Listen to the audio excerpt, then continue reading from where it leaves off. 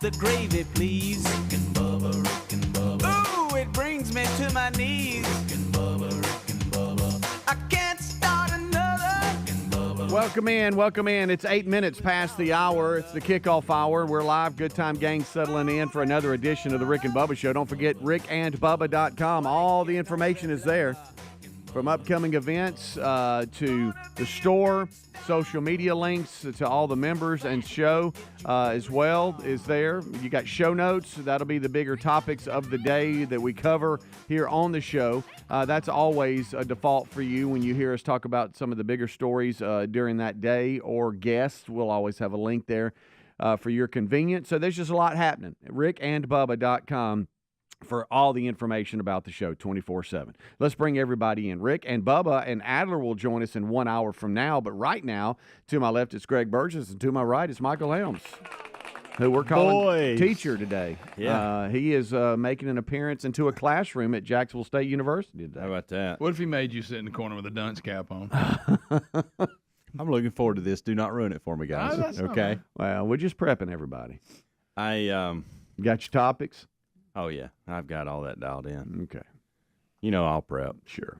You've been asked to speak to a class today, and I'm not saying Jack State now because it's a classroom, so I'm saying Jacksonville State University. You can just always say you can. It doesn't matter. It's interchangeable. It's fine. It can get confusing. Yeah, it can. It can. But he's making an appearance today. So Coach Bullethead headed to the classroom. Yep. Little molds minds this afternoon. I would like to find what's the teacher's name that's asked you to do this? The professor? I'm not giving her name on the air I because I know what y'all will do. Well, no, I'd like with to it. just maybe send her the introduction that she could This is print why out. I'm not gonna. Huh? This is why I'm not gonna give Don't you. you think we could help with that? No. Yeah. No. Can anybody come to the class? I will let y'all. Would you jump in What there? if you look, I sit in the back. I wish you would. I got Greg. a question, Taking sir. notes. I got a question. Well, good luck today. Oh, it'll be fine. I'm looking forward to it. My problem is I got 4 hours worth of stuff to discuss, and I got to get it in 45 minutes. Okay. That'll be my biggest problem. All right. Highlighted a little. There Which you is go. not bad because it could be the other way where I've got 10 minutes and I need to kill 45. I've So done that. I've got to really watch my time and be respectful of that and make sure I get everything in that I want to get in. And you said you have actually a player that's in this class. I do, which will be interesting. Well, I and think. you'll look at her a lot. I will. Yeah, focus in on I her. think you gotta let her Hope she cut. gets some good sleep today. Yeah, So- like she had a good night's sleep, so that when she gets there, she's really paying attention. She came up to me a couple days ago and she goes, "Are you teaching our class on Wednesday?" And I said, "I am." I said, "Thank you for that reminder. I kind of forgot I'm about going it." to give you a lot of homework. So, yeah, So we got it ready. I'm looking forward to Yeah, that. I'll figure it out. So what is the name of the class? I don't know. Okay. I have no idea. If you I know, that's most my of way. them- That's my way around of trying to Well, find the I can- professor. I I think will- it's questions from the audience. I can tell you this: Okay. most of them are pursuing a sports management degree. Mm-hmm. I can tell you that. Okay, I was just going to look up. But I don't. I would tell you, like I don't know. I don't know what the exact Okay, class that's is. fine. So, Well, good luck today, buddy. but, yeah, I'll give you more details as I get. Listen. They just asked me to come do it, and I've got a ton of content that I'm going to share, and hopefully they'll learn something. Yeah. Watched a movie yesterday that I didn't know it was out there. Caught off guard by the actors, the story. It's based off a true story, Greg. Oh, boy. And it was in 2018. Have y'all ever heard of The Catcher Was a Spy? Yes. I haven't No. watched it, but it's got Catcher Was a it's Spy. got Paul Rudd. Paul Rudd, and it was a guy that was a baseball player that was also in the CIA or something. So I have not. this is based on true story. Paul I think Rudd, we talked about this. Paul Giamatti. think I so, too. haven't. I've I got don't flickers know. of memory Maybe here. y'all have.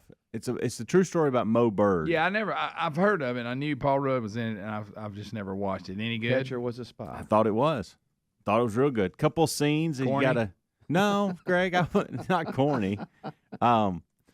But That just seems like a weird movie. That Yeah, no, Paul I have Rudd not would seen be in. this. well, I sat down yesterday and I thought The Catcher was. I'm just flipping through Netflix and I saw it and I thought, what is this? And you know how when you land on Netflix, it starts previewing whatever, and I'm like, oh, this is about a baseball guy who turns, CIA operative. Not sure how that happened, but Well, it tells you. Yeah, It I'm goes through the whole thing. let me ask you this: do they show a lot of baseball scenes? Because I'm trying to picture Paul Rudd. I don't picture him being athletic. Here's right? what's funny.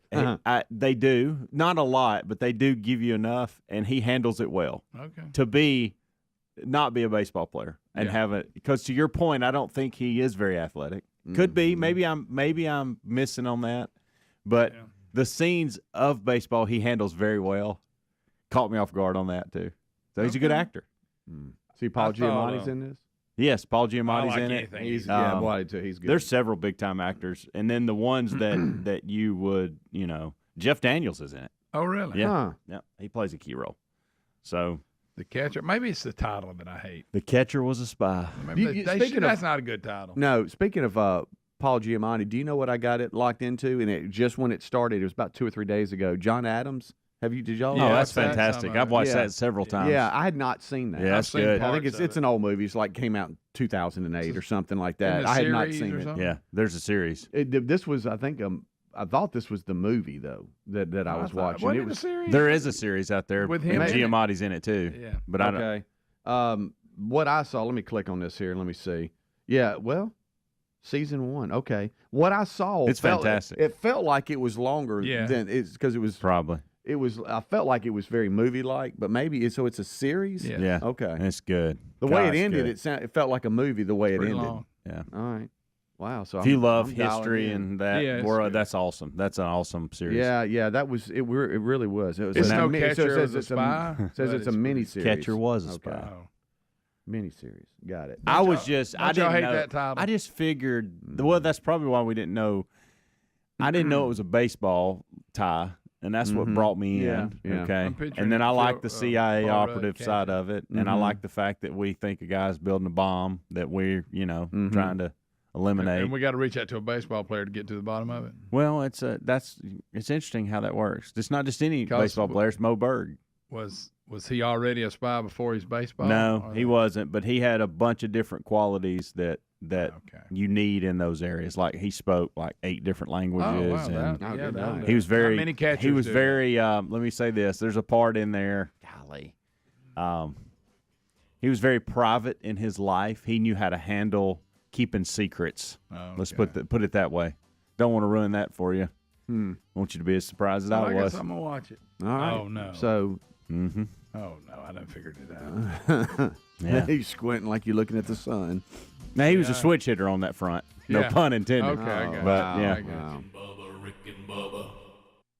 Winter weather has a way of making you crave comfort food, so HelloFresh is here to help you do the chili season right. Check out their largest menu yet that has something for everyone, including meals that are quicker than restaurant delivery and 25% cheaper than takeout. Join today and get free breakfast for the life with the code BUBBA at HelloFresh.com/Bubba. That's one free breakfast item per box with active subscription with the code BUBBA at HelloFresh.com/Bubba or find a link at rickandbubba.com under the sponsors button. If you owe back taxes, fair warning, the IRS is mailing millions of pay-up letters. Then it's up to the new IRS enforcement agents to find you. Tax Network USA has war room strategies to solve your IRS problems quickly, like a preferred direct line to the IRS. Tax Network USA learned of a limited-time offer, an IRS offer. Schedule your free confidential consultation to see if you qualify for this limited-time IRS penalty canceling offer. Call 1-800-245-6000 or visit tnusa.com/Bubba. Helix Sleep does it again with an innovative kids mattress made to flip. Why? Well, the firmer side is great for younger kids when they need more spinal support to aid proper development of their growing bodies. You simply flip it over when they're a little older, around 8 to 12 years old, when they want the softer side for sleep. Handcrafted and assembled right here in the USA, Helix is offering 20% off all mattress orders, including the kids mattress. Go to helixsleep.com/Bubba. helixsleep.com/Bubba. Resolving to eat healthier this year was easy. Actually doing it, not so easy. Well, Field of Green Greens is our healthy superfruit and vegetable habit in my house. Each superfruit and vegetable in Field of Greens was doctor selected for a specific health benefit. Some support your heart, lungs, and kidneys. Others support metabolism for healthy energy and weight loss. If you resolve to get healthier in 2024, it starts with Field of Greens. Get 15% off your first order with free rush shipping at fieldofgreens.com. Use the promo code Bubba or go to rickandbubba.com. There's a popular saying out there, health is wealth. And folks, I couldn't agree more. If you're dealing with everyday aches and pains, I want to tell you about Relief Factor, a daily drug-free supplement developed by doctors. It's not just a pill that masks pain. Relief Factor uses a unique formula of natural ingredients that work together to help reduce or eliminate pain. Try their 3-week quick start kit for only $19.95.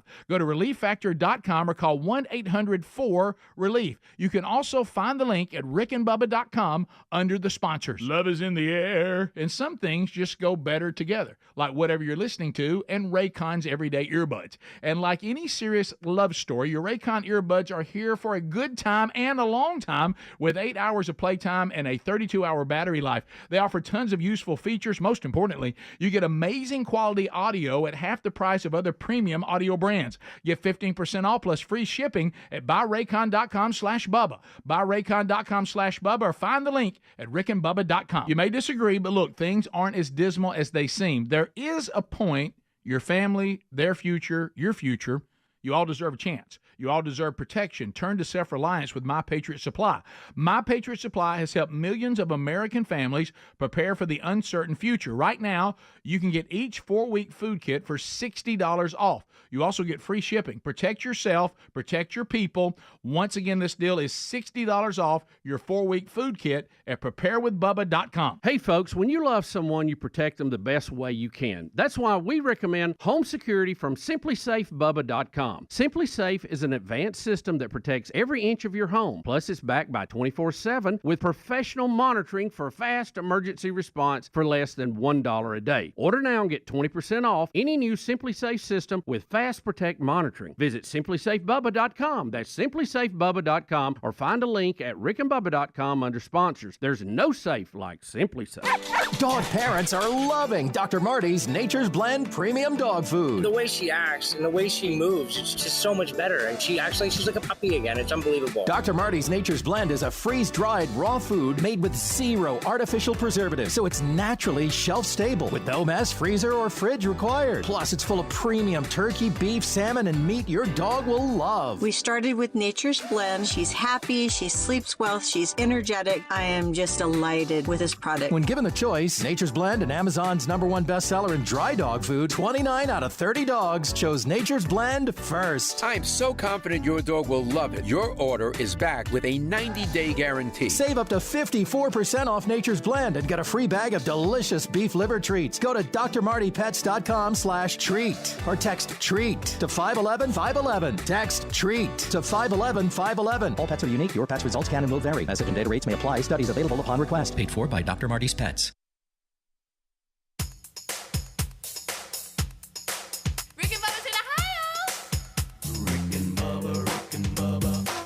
The gravy, please. Rick and Bubba. Ooh, it brings me to my knees. Rick and Bubba. I can't start another Rick and Bubba. Day without 'em, brother. Rick and Bubba.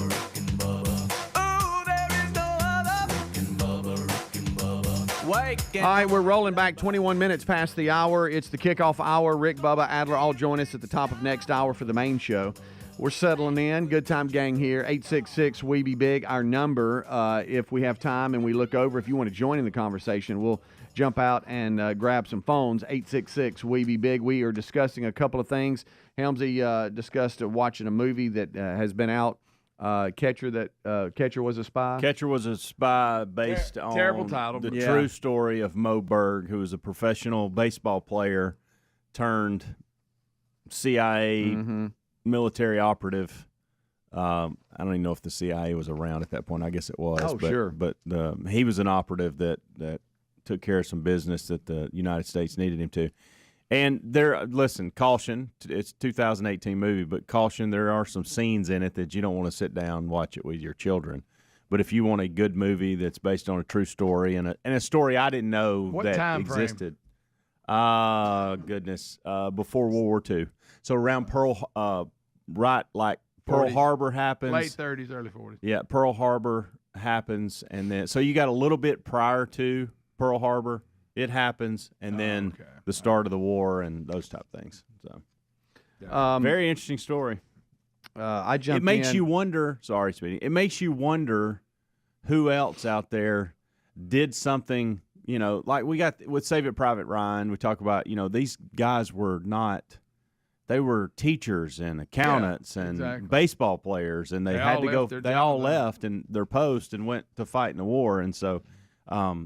This one's a little different because he was kind of looking for something after baseball, and he was so smart about the different languages and different things that he did that they kind of recruited him, but he was kind of leaning in too, going, I need to figure out what I'm gonna do, what next chapter of my life is. But good movie. Well, it was the Spies all along. Yeah. He said it was a lion. I was able to watch 2 episodes of the NASCAR Netflix deal, Pretty and good. I've got to confess, this is how out of the loop I've been with NASCAR. I'm committed now to being a little bit more dialed in. Had no idea Denny Hamlin was so cocky. Yeah. Had no idea. I just didn't know. He's an egomaniac. Now I will tell you this: he's done well for himself. Yeah. And so I think at the second episode they just finished Bristol, and Joey Logano didn't make it. Neither did Bubba. The cut. Yeah, they were the first 4 out, I think. I don't remember. I can't remember, but I anyway, can't it is understand how pretty. that It point is pretty system interesting. works I anyway. love Michael Jordan being around. That's funny. And at the end of this episode, they're like, he's like, man, because he was getting booed, and Denny Hamlin was. Oh yeah, and it might have been. I can't remember what race it was, but. And Jordan goes, man, they hate him, but I love him, or what? Is that when Hamlin on the microphone tells them, "Well, you're mad because I just beat your favorite driver." Yeah, it's pretty good. Also, this Kansas City Chiefs Super Bowl shooting, more is out now. Well, I tell you, it's really come down to the cause of it, and wow. It's the story that has gone away because it didn't fit the narrative of the national media, which is really sad because it's tragic no matter what color the shooter is. But apparently that's a big deal to the national media. So this one, because it was 2 black men that did the shooting, it has gone away. And it is a 23-year-old, Lindell Mays, and Dominic Miller, an 18-year-old. They're facing charges including murder in second degree, in the second degree, armed criminal action, and unlawful use of a weapon. The court documents has revealed that Lindell Mays, the 23-year-old, said, man, this was, I think his exact quote was, "This is stupid. I just pulled a gun out and started shooting." And he's confessed to doing it. But, Greg, what started this is... According to this article here, that it was started because someone was looking at the other person. Basically, Mays, 4 males approached Lindell Mays, and one of the males asked him what he was looking at because they didn't know him. Mm-hmm. And that began the argument, and that's why the people got shot.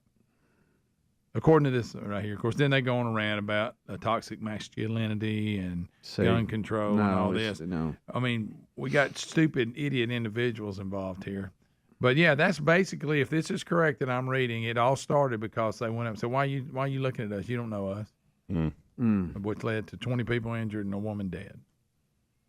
I mean, yeah, it's all about look, I mean, a lot of looking here. I just don't. It's so sad. It really is because you had a loss of life, 20-something injured, and now these two young men have thrown their life away. Why are you looking at me? What does that even mean? Okay, it's sad. It really is sad. But that's the you won't. I mean, you won't find many giving updates and continuing to talk about this story. It's gone away, and it's sad because that's just the way it is, and it's not a surprise, and it's not new. It's just another example. But there's your update on the Kansas City parade shooting that killed one, and I think was it 20-something were injured. Yeah. He said he just started turning and shooting. Because these guys. Because let me ask you this: so if you're worried about them, they're not any of the people who were killed. Were they even injured? The ones who come up and supposedly said, "Why are you looking at us?" I don't know, but it looked so like innocent people that had nothing to do with it. You just start shooting. Mm-hmm. He said we didn't walk up to them; they walked up to us. One boy, I asked how old he was, and he said he was 15. I tried to say we're here to celebrate. We're not here to fight or start violence. But yet I shot into a crowd of people. Mm-hmm. That's what I'm saying. I'm wondering why didn't you shoot the people you were mad at? Why did you just spray the crowd with bullets? It says his sister added, they had been looking at him, and they approached us. They walked closer. They had been staring at him when we can see that they had guns in their pockets. So anyway, that's what it. Everybody had all, the first narrative. I mean, when it first broke, it was white supremacists that had opened it up. That's not a lie. That's not a lie. Okay, that really did happen. And that was based on what? I don't know, Greg. I have no idea. Okay. Because that's just, that's what the media loves to push. And then it went from, oh my gosh, it was a terrorist. And then, the media doesn't just go, whoa, and then figure it out first. And now it's come down to, we were just staring at each other, and I felt, Who are you looking at? Yeah. Okay. And so I'm just going to turn and just start shooting. Yeah. Good night. Well, all right, so there's your update. Pay the price, They have had a press conference and some other things, and apparently Lindell Mays previously was convicted of flashing a gun during a dispute at a basketball court, too. So he was known to have some issues there when it came to flashing guns, and this time he unfortunately used it. There's your update for the Kansas City Chiefs Super Bowl shooting that had. So that's all it was about. Left everybody running. Yeah. And one. Why are you looking at me? Yep. Speedy, I caught you looking at me a few minutes ago. I'm not happy about it. Good gracious. We'll be right back. Rick and Bubba, Rick and Bubba.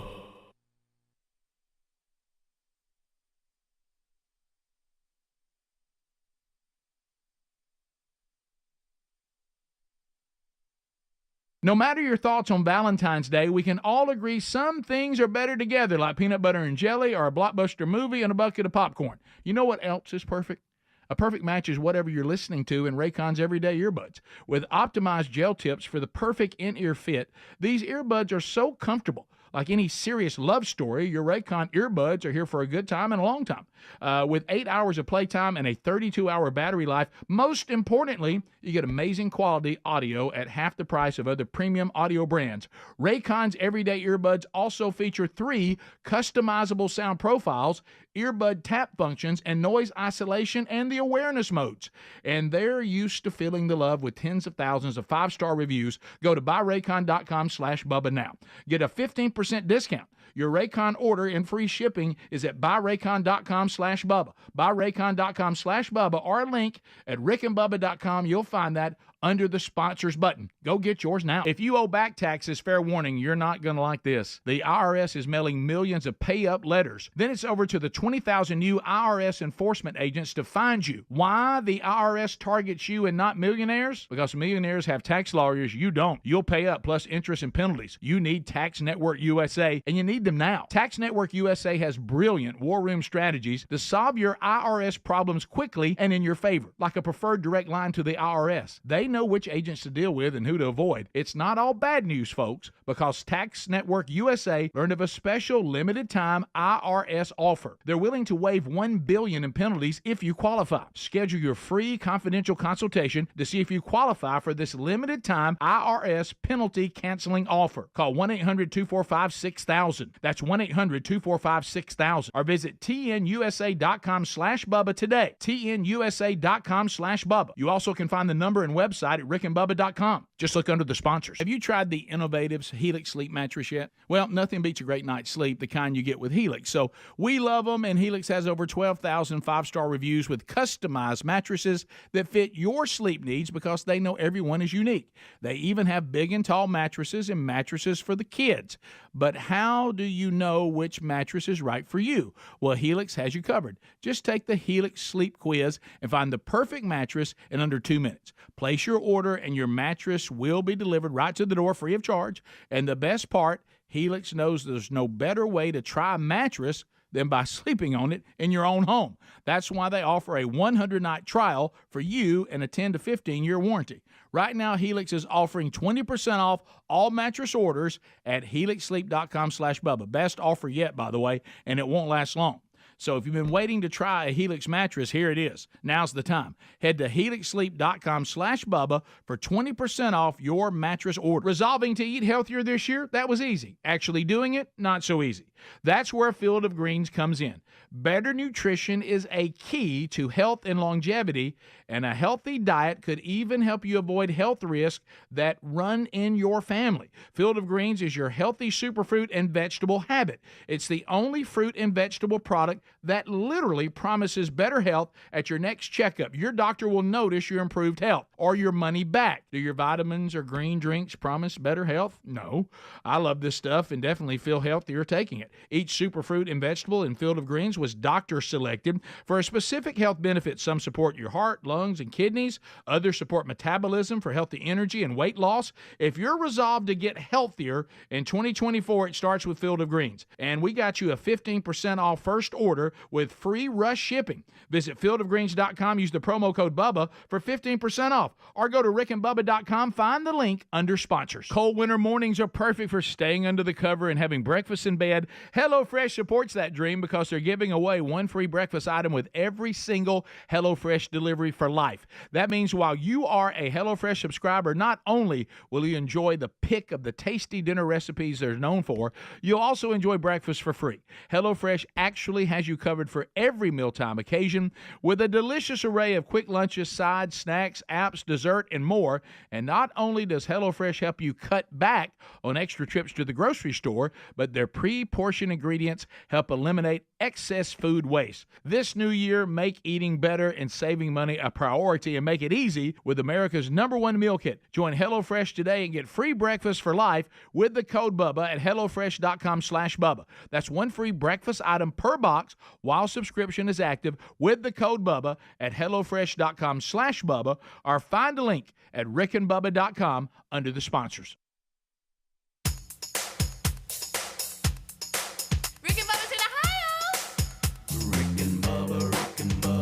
Pass the gravy, please. Rick and Bubba.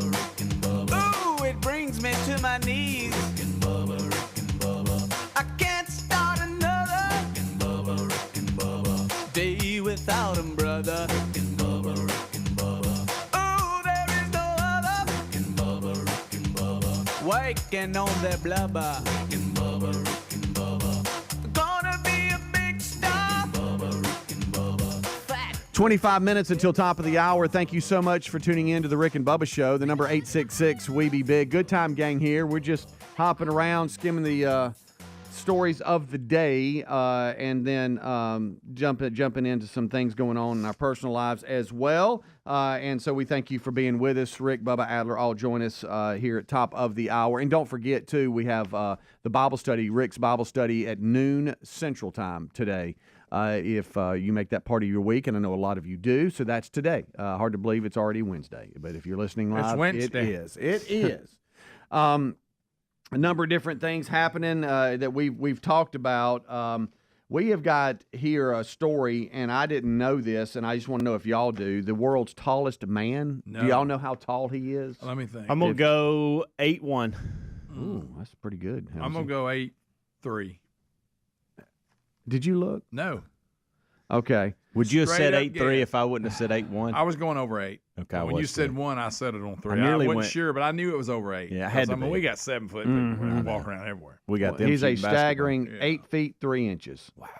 Guys, I bet he looks like Yeah. There's a story here. Daily Mail Don't picture did. an NBA athletic guy like the big 7-footers. Right. That can run.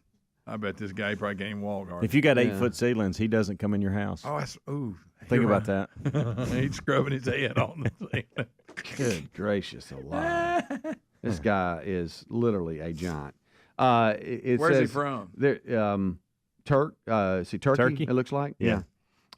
He's a That Turkish. They call him the giant. the Turkish giant.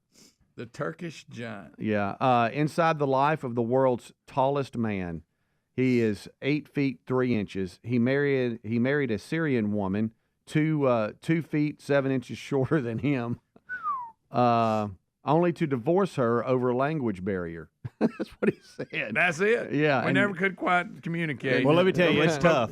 It's tough out there in the Okay, international you can world. relate. Yeah. Yeah. It'd be tough to Yeah. be married to somebody you can't talk to. Right, absolutely. right. Yeah. Even with the technology. Yeah, of course he has a cane that's as tall as a tree. Told you. Um, How old is he?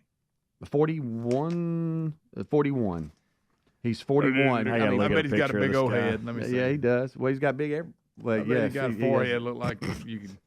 Speedy. Well, so no, I'm glad Greg didn't I hear stopped it. hear I that. stopped. What'd you say? You did. Nothing. Oh, no. Nothing. I didn't You say didn't it. say I didn't that. say a word. Well, No, he I didn't cut- say he didn't that. say it. Well, I mean, I would just He think went everything's there. big. You know, I mean, my gosh, he's 8. Said it he's again. He's 8. Well, he's 8. My gosh, he's 8'3". Let me see. Let me see. Look how big that hand is. The hand's as big as your head. Good Big night. fella right there. Oh, Turkish gracious. giant. Big feller. Right. Anyway, Pretty big fella, the huh? question was, and we could go. I mean, he talks about different things, and his rare condition about his, and Doesn't all have that. as big a but- forehead as I Oh, thought I've he seen would. this guy before. Yeah, but I have seen the him. biggest story is that it's. I just want to see if y'all knew how tall the tallest man in the world was, and Daily Mail has done Inside the Life of him. So he's one of only 10 people to ever top 8 feet. Oh, wow, in history. Mm-hmm. And he was awarded the Guinness World Record for the tallest man alive in 2009. He's here in this photo. He's with the world's smallest woman. I was And- wondering who that was. Yeah, not his wife, but just the smallest woman. And she didn't even come up to his knees. She's so tiny. According to what I just. Please look at her sitting there. She looks like a little baby. That's terrible. I know. I just looked up the shortest man. He's How only tall is he? 2'1". Did you see what?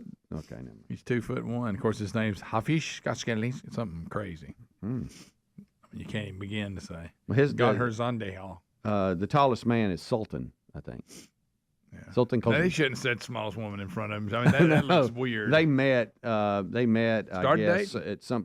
at some point in Cairo and took a picture together. But there you go.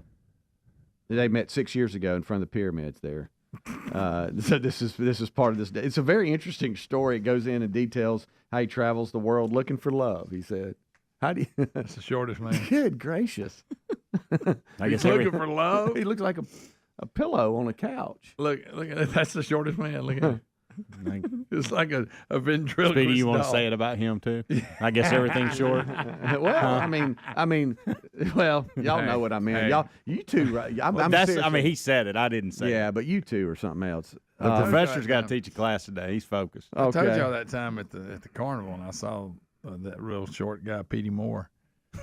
Wow, he was little. I love that you remember his name. Oh, Petey Moore, yeah. He had a big sign up. World's at the time, I think he was one. He was. You think he just said that and there he really was a wasn't? show? Because how are you going to confirm that back then, especially? On the carnival tour, you got to beef it up. Yeah. But there was a show back then called Real People. And it was a real popular show. It would come on in prime time, and they would do stories on unique people, and he was on it. And on his trailer at the carnival, it said, "Seen on Real People, Petey Moore." And you got to go back there, and there was Petey. There he was. There he was. He was really short. Basically, was a talking head. Mm-hmm. How about Sultan? Back to the tallest man. He said he began shooting up at the age of 10. So I guess at a very young age, he didn't even realize. And then all of a sudden, he just started shooting up in height and became the tallest man in the world in 2009, as we talked about, and finally stopped growing in 2011. I don't want to be the tallest man in the world. How tall do you want to be, though? You could. I go 6'4". Yeah, I think 6'4" is the magic. Maybe number. even 6'3". Yeah. He's one of 5 siblings. Once you get above and that, it gets kind of. It does. he said everybody else in the family is normal size. Really? Yes. He signed up That to is play strange. basketball when he was a teenager, but he was told he was too tall to play. Kept hitting his head on the rim. Yeah. He said his height, he got so large, it forced him to quit school and become just a part-time He couldn't sit farmer. in a desk. Yeah. They could've got Wow. him something. That's good. That's interesting stuff How there. about that? Very tall man. You're so tall that you had to quit school. Yeah, the school looked at him and said, "We can't accommodate you. There's too much of you here." You're so tall that a sport that where height is an advantage, he was too big to play. He was too tall to play. You can't play. You can't play. You're too tall. Unless we move the goal up 4 feet for you. That's an issue. God. That is an issue. Cannot imagine 8 feet 3 inches. Is that what we said? Yeah, and we've all seen the stories on Andre the Giant, and he was 7 foot something. But how trying to travel, him being in the business he was in, he had to travel a lot and trying to travel, staying in places. And we've heard about his experience going to the bathroom in like a tub. Yeah. I mean, just his whole life, and boy, the number of beers he could drink was incredible. Right. I mean, they say it was unbelievable.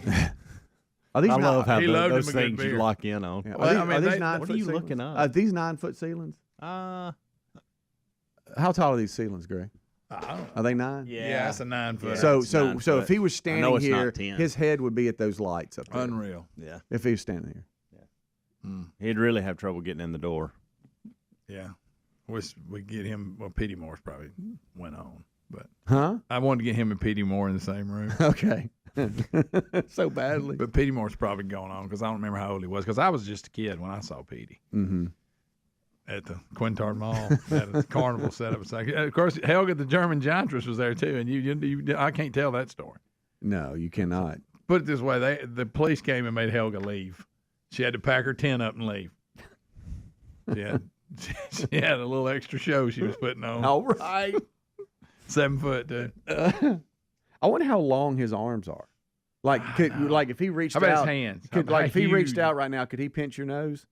Right where I am. Say, Probably. huh? Like right here. Yeah. The wit. Imagine There boxing. you go, got your nose. You You talking about ever do it to your grandkids? Got your nose. Got your nose. And they fall for it. They actually Yeah. think you have their nose. Makes me wonder about them. So y'all really think it's your nose? All right, 8-3. Sorry, that one just jumped out. I want to know if y'all knew it. And y'all were did. good. Hey, very well done. I knew it had to be over 8. I think you looked. I promise I didn't. I really didn't. Something all right? You okay, buddy? I got something on my hand. I don't know where I got it. Is it sticky? I don't know what it is. Oh, what is that? I have no idea. Grease? I don't know. Grabbed it maybe on the microphone? Maybe. I don't know. You okay, buddy? I got to go. Rick and Bubba.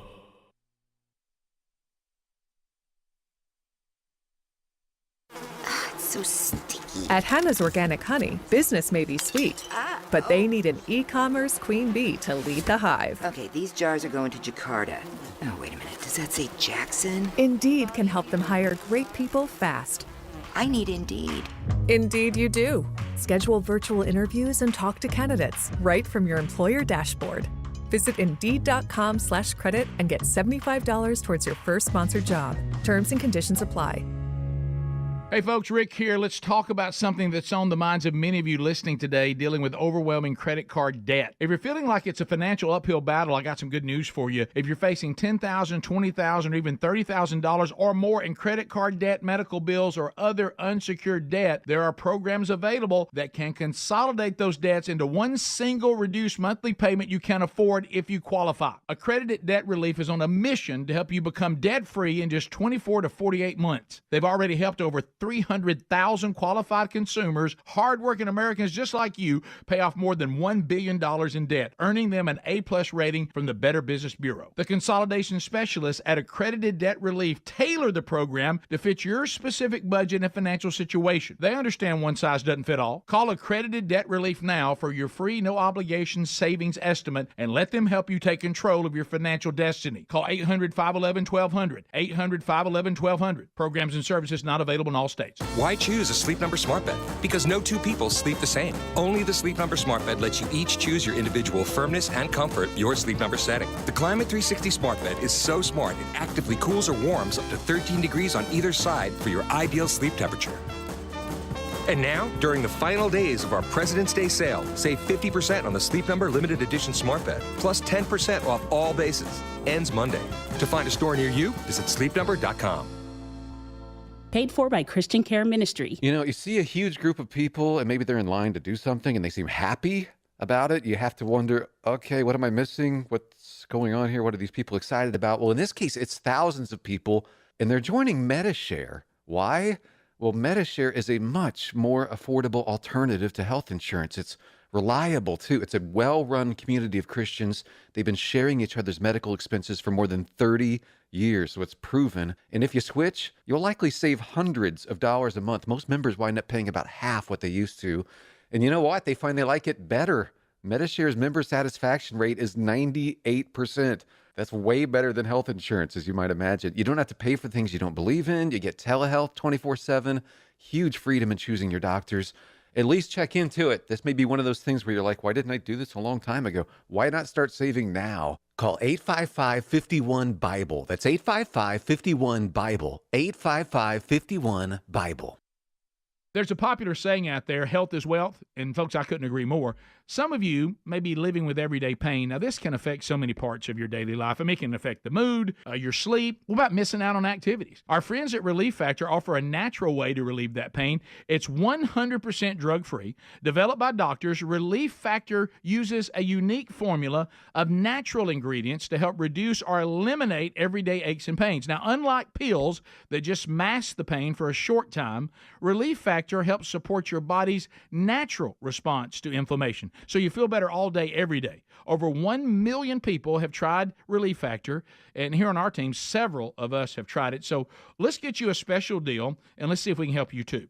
Go right now and see if Relief Factor can work with you with their 3-week quick start kit that's only $19.95. Now, this is a great price to try it out for 3 weeks. You'll know in 3 weeks. You will feel the difference and know it works. You can also find the link at rickandbubba.com under the sponsors. Have you tried the Innovatives Helix Sleep Mattress yet? Well, nothing beats a great night's sleep, the kind you get with Helix. So we love them, and Helix has over 12,000 5-star reviews with customized mattresses that fit your sleep needs because they know everyone is unique. They even have big and tall mattresses and mattresses for the kids. But how do you know which mattress is right for you? Well, Helix has you covered. Just take the Helix Sleep Quiz and find the perfect mattress in under 2 minutes. Place your order and your mattress will be delivered right to the door free of charge. And the best part, Helix knows there's no better way to try a mattress than by sleeping on it in your own home. That's why they offer a 100-night trial for you and a 10 to 15-year warranty. Right now, Helix is offering 20% off all mattress orders at helixsleep.com/Bubba. Best offer yet, by the way, and it won't last long. So if you've been waiting to try a Helix mattress, here it is. Now's the time. Head to helixsleep.com/Bubba for 20% off your mattress order.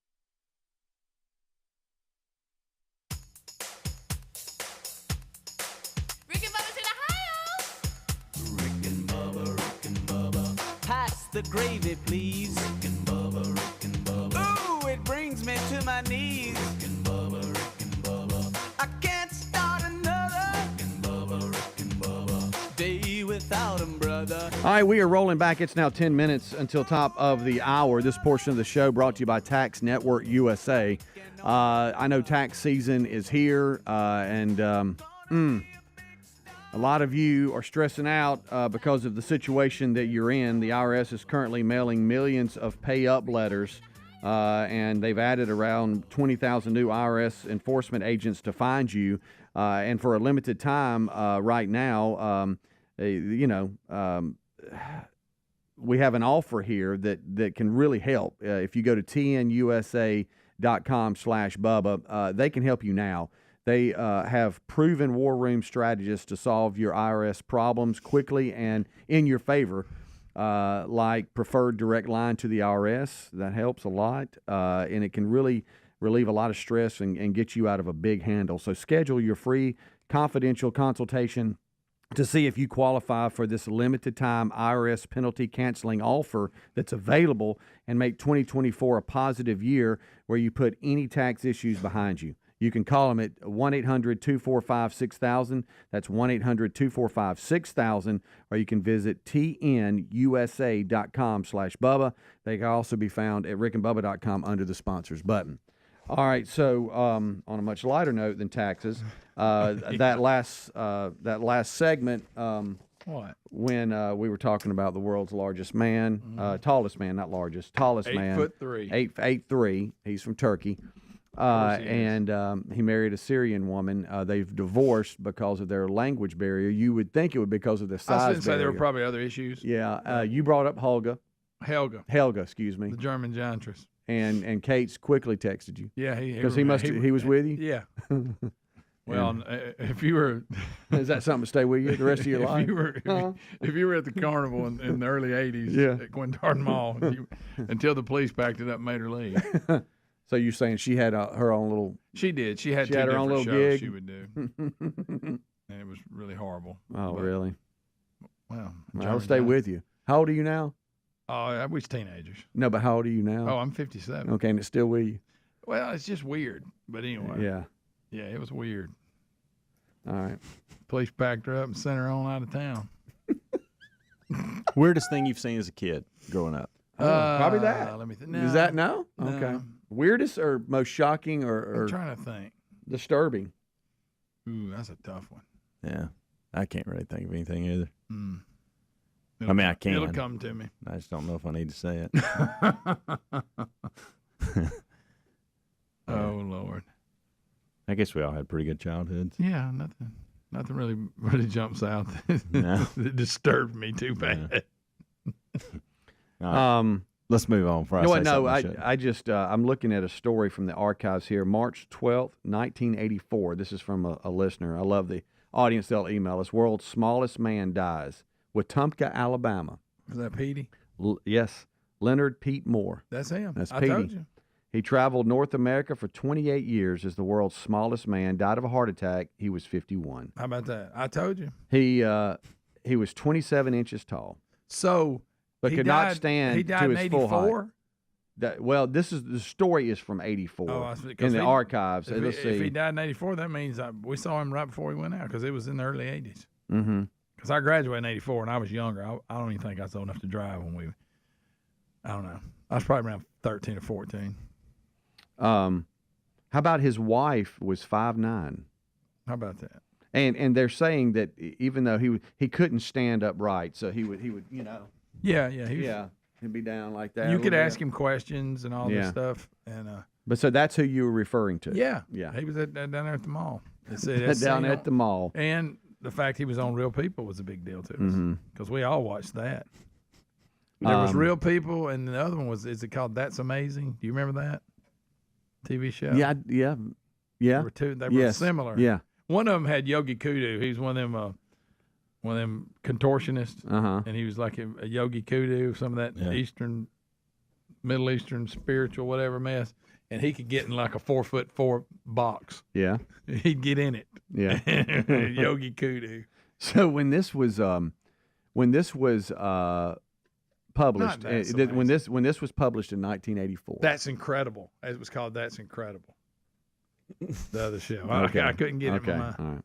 All right. Your little buddy. But Petey was on Real People. Yeah, Petey said he had failing health that forced him to abandon his traveling show carnival, Glass House. And listen, he had it was an awesome rig. I mean, it was a nice. Don't picture some tent like Helga would have had.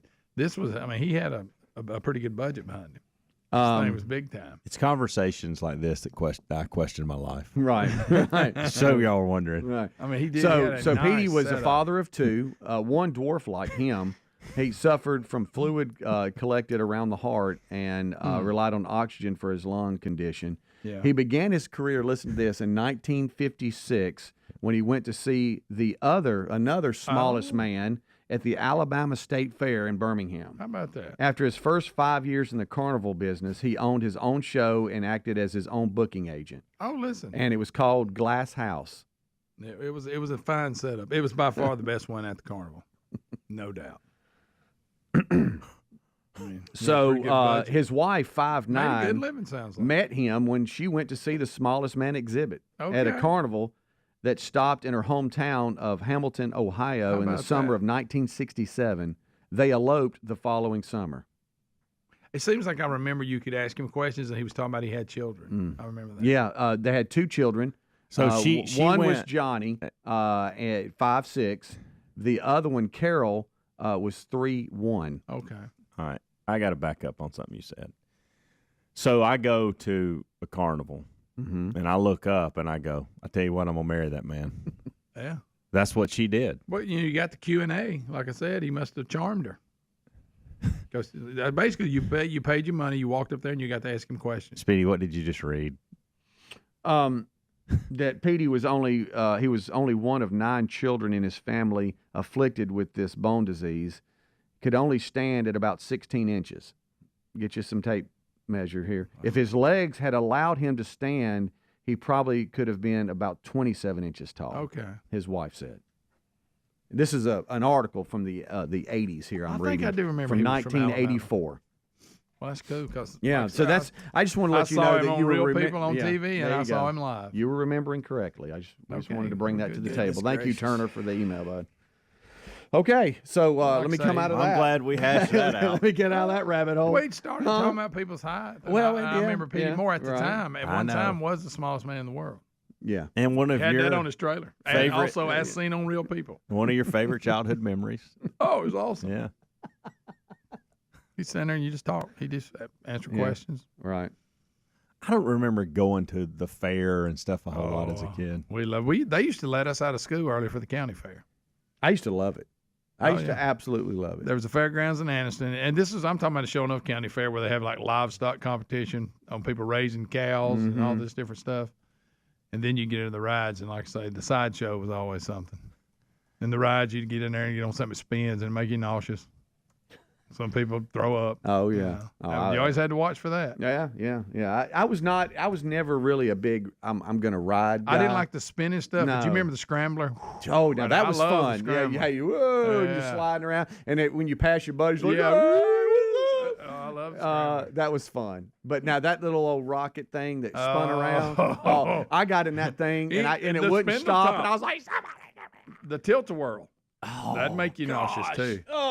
The tilt-a-whirl would get you. Walking around all dizzy. So and that rocket took you out. I didn't like it at all. And some of my buddies did. They talked me into getting in it. And once it stops, you got to let it go. I know. And, man, I just closed my eyes and just tried to get through it. It's horrible. Yeah, a lot of my memories of the county fair, I was nauseous. Yeah, the whole time. The whole time. All right, we'll take a break. We'll be right back. Rick, Bubba, Adler, all join us. Rick and Bubba, Rick and Bubba.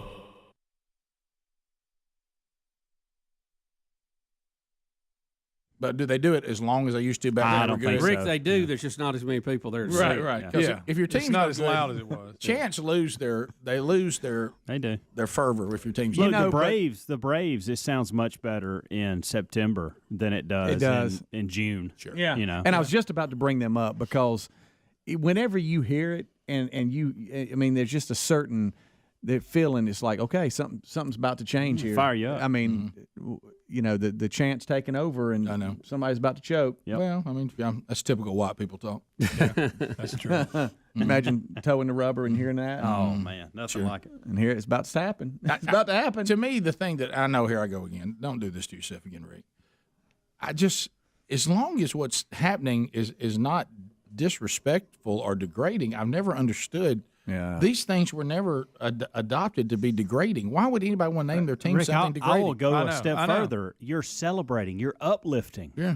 None of these things are horrible. They're awesome. You're transferring your identity to Right. them. You Right. want to be them. You've said we're together. We're going to be them. Yes. It's honoring somebody. It is. Hey guys, what's a I never got that. What's a mascot that we can come up with and make us look like that we're a force to be reckoned with? I tell you one thing's impressive is an Indian brave. Ooh, Braves. That's a good one. Yeah. And then somebody said, "How's that offensive?" I'll tell you what's intimidating when you see the big chief with his headdress on. Yeah. and he means business. Yeah. Let's be the Chiefs. And look at it this way. How you feel about an Arrowhead? Let's call the stadium. How many pro teams have you seen that call themselves the Cavalry? We don't have many. Mm-hmm. Think about that. Well, you'd probably get up. There'd be some pushback against you that the Cavalry's evil because at one time they fought Indians. You can't. You got to. But okay, we'll accept that. But now we're going to call ourselves the Indian side of it. I know. And that's bad. Cavalry's a good So one. I like Cavalry. Yeah. I mean, well, how can you not? You got to look at this thing on both sides. What's the chances that Trump will do the chant while the Chiefs are at the White House? Very high. Oh yeah. You think? Oh yeah. Very. And if I know him like I think I do, may get it slightly wrong. Well, if I know him like I think I do, but he'll also he'll also say, "Hey, let's get this right. Somebody let Elizabeth Warren come lead us." Yeah. Oh. If he will work Elizabeth Warren into it. Okay. Somehow Elizabeth Warren is going to be worked into it. He will say I love Kansas City. He said we got somebody else that loves Kansas City, Elizabeth Warren. Yeah. Okay, She loves the we're Chiefs. going to do that chant. Elizabeth Warren, you come help us. You probably know this better than the rest of us. Pocahontas, come lead us. So anyway, but he brought that up again. Look, see that right there. What's offensive about that? Yeah, we're getting a lot of calls on the Chiefs getting a pass. So yeah, well, I guess that's real. So here's the answer. Jim thinks he knows it. Go ahead. Hey, bud, how y'all doing? Good. We're great, Good. Jim. How about you? Welcome. The reason they're getting a pass on it is because there's not actually a tribe's name in it. What about Braves? There's no tribe name in Braves, and they get flack. Well, back in the day, though, they used to be, what was it? They called them something before, back in the day that had a name. Okay, you're rambling. All right, I thought Jim knew. Jim, now you're rambling. Jim doesn't know. Jim, There's not a tribe. There's not a tribe named Redskins either. No, Jim. I'm sorry, Jim. That's just not it. Yep, you're incorrect. Jim thought he had something, but he Jim had a point that he didn't quite think through. Hey, I'll tell you why. Once I said Braves, Jim was struggling. And he started Couldn't stand up, just looking a little deeper. Bubba, Rick and Bubba. No. Okay, as we make our way back, it was James out of Colorado. Was that right? James out of Colorado. Got an email, James. I know that these programs are available now, and we've had some people that have emailed and said that because of your heart problem and the fact that it is your transplant and it's ongoing, that you may qualify for state disability. And if no one's discussed this with you, you probably qualify for the current programs we have through Medicare and Medicaid. So they're saying if no one has discussed that with you, you might want to have that discussion because that may be the answer to getting your prescriptions right now. And we were talking about families are important, but faith families are so important. Sure. Your small groups, you get involved, plugged in with those folks, and I have seen time and time again they are just so willing to help folks out. Because everybody's in the bucket at some point and needs help. I saw a Sunday school class not this past Sunday, but the Sunday before. I watched. I happened to just be a guest there and watched what they were doing, and it was just an inner city ministry that they were supporting, and of course it had launched out of that class. And I mean, this was just a class that might have as many people maybe as we have in this room right now, counting the golden ticket seats and everything. Maybe a little bit bigger, maybe 2 or 3 more people, and you know what they gave them? $12,000. I mean, it is a good connection to have. It is. But anyway, so but check on that, James. Some people are saying because of the transplant, you may qualify for the Medicare and Medicaid that's already available to you. Yeah. All right, so and let us know how it's going. Yeah, and if we can help you, buddy, we will. Let's. But at $1,000 a pill, we got to come up with a plan more than just a GoFundMe, probably. Yeah. You put it? Okay. Somebody has a solution for him. I don't know. Mark, have we already answered your question? Is that what you were going to say? No, sir. I was going to tell you that he can go directly to the drug company, and they can set. 6 minutes now past the hour. The Rick and Bubba Show. Thank you for being with us. A brand new hour beginning now from the Big Boy Studio. Here's a national anthem.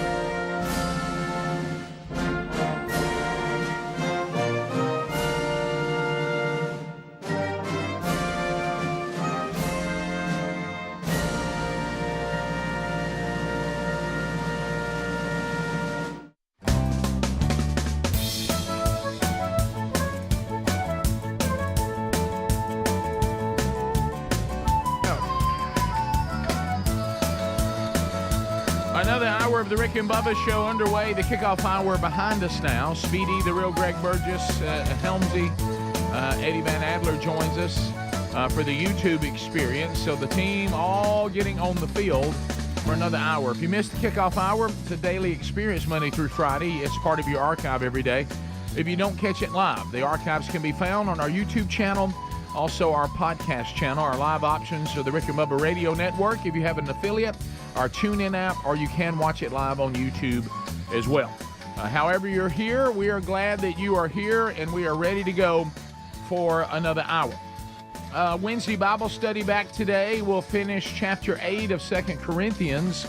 Catch that at noon Central, 1 o'clock Eastern on the YouTube channel, or you can catch the archive later in the day, either on our YouTube channel or our podcast channel. And if you're one of the men that join us for that here in the Big Boy Studio, we'll see you, Lord willing, later today. We are missing one, the silver-tongued one, the man with a golden voice, professional lunch eaters man of the year, the inventor of pizza and a cup, Shakespeare's worst nightmare, and the master of the King's English. Ladies and gentlemen, put your hands together for Bill Bubba Bussey!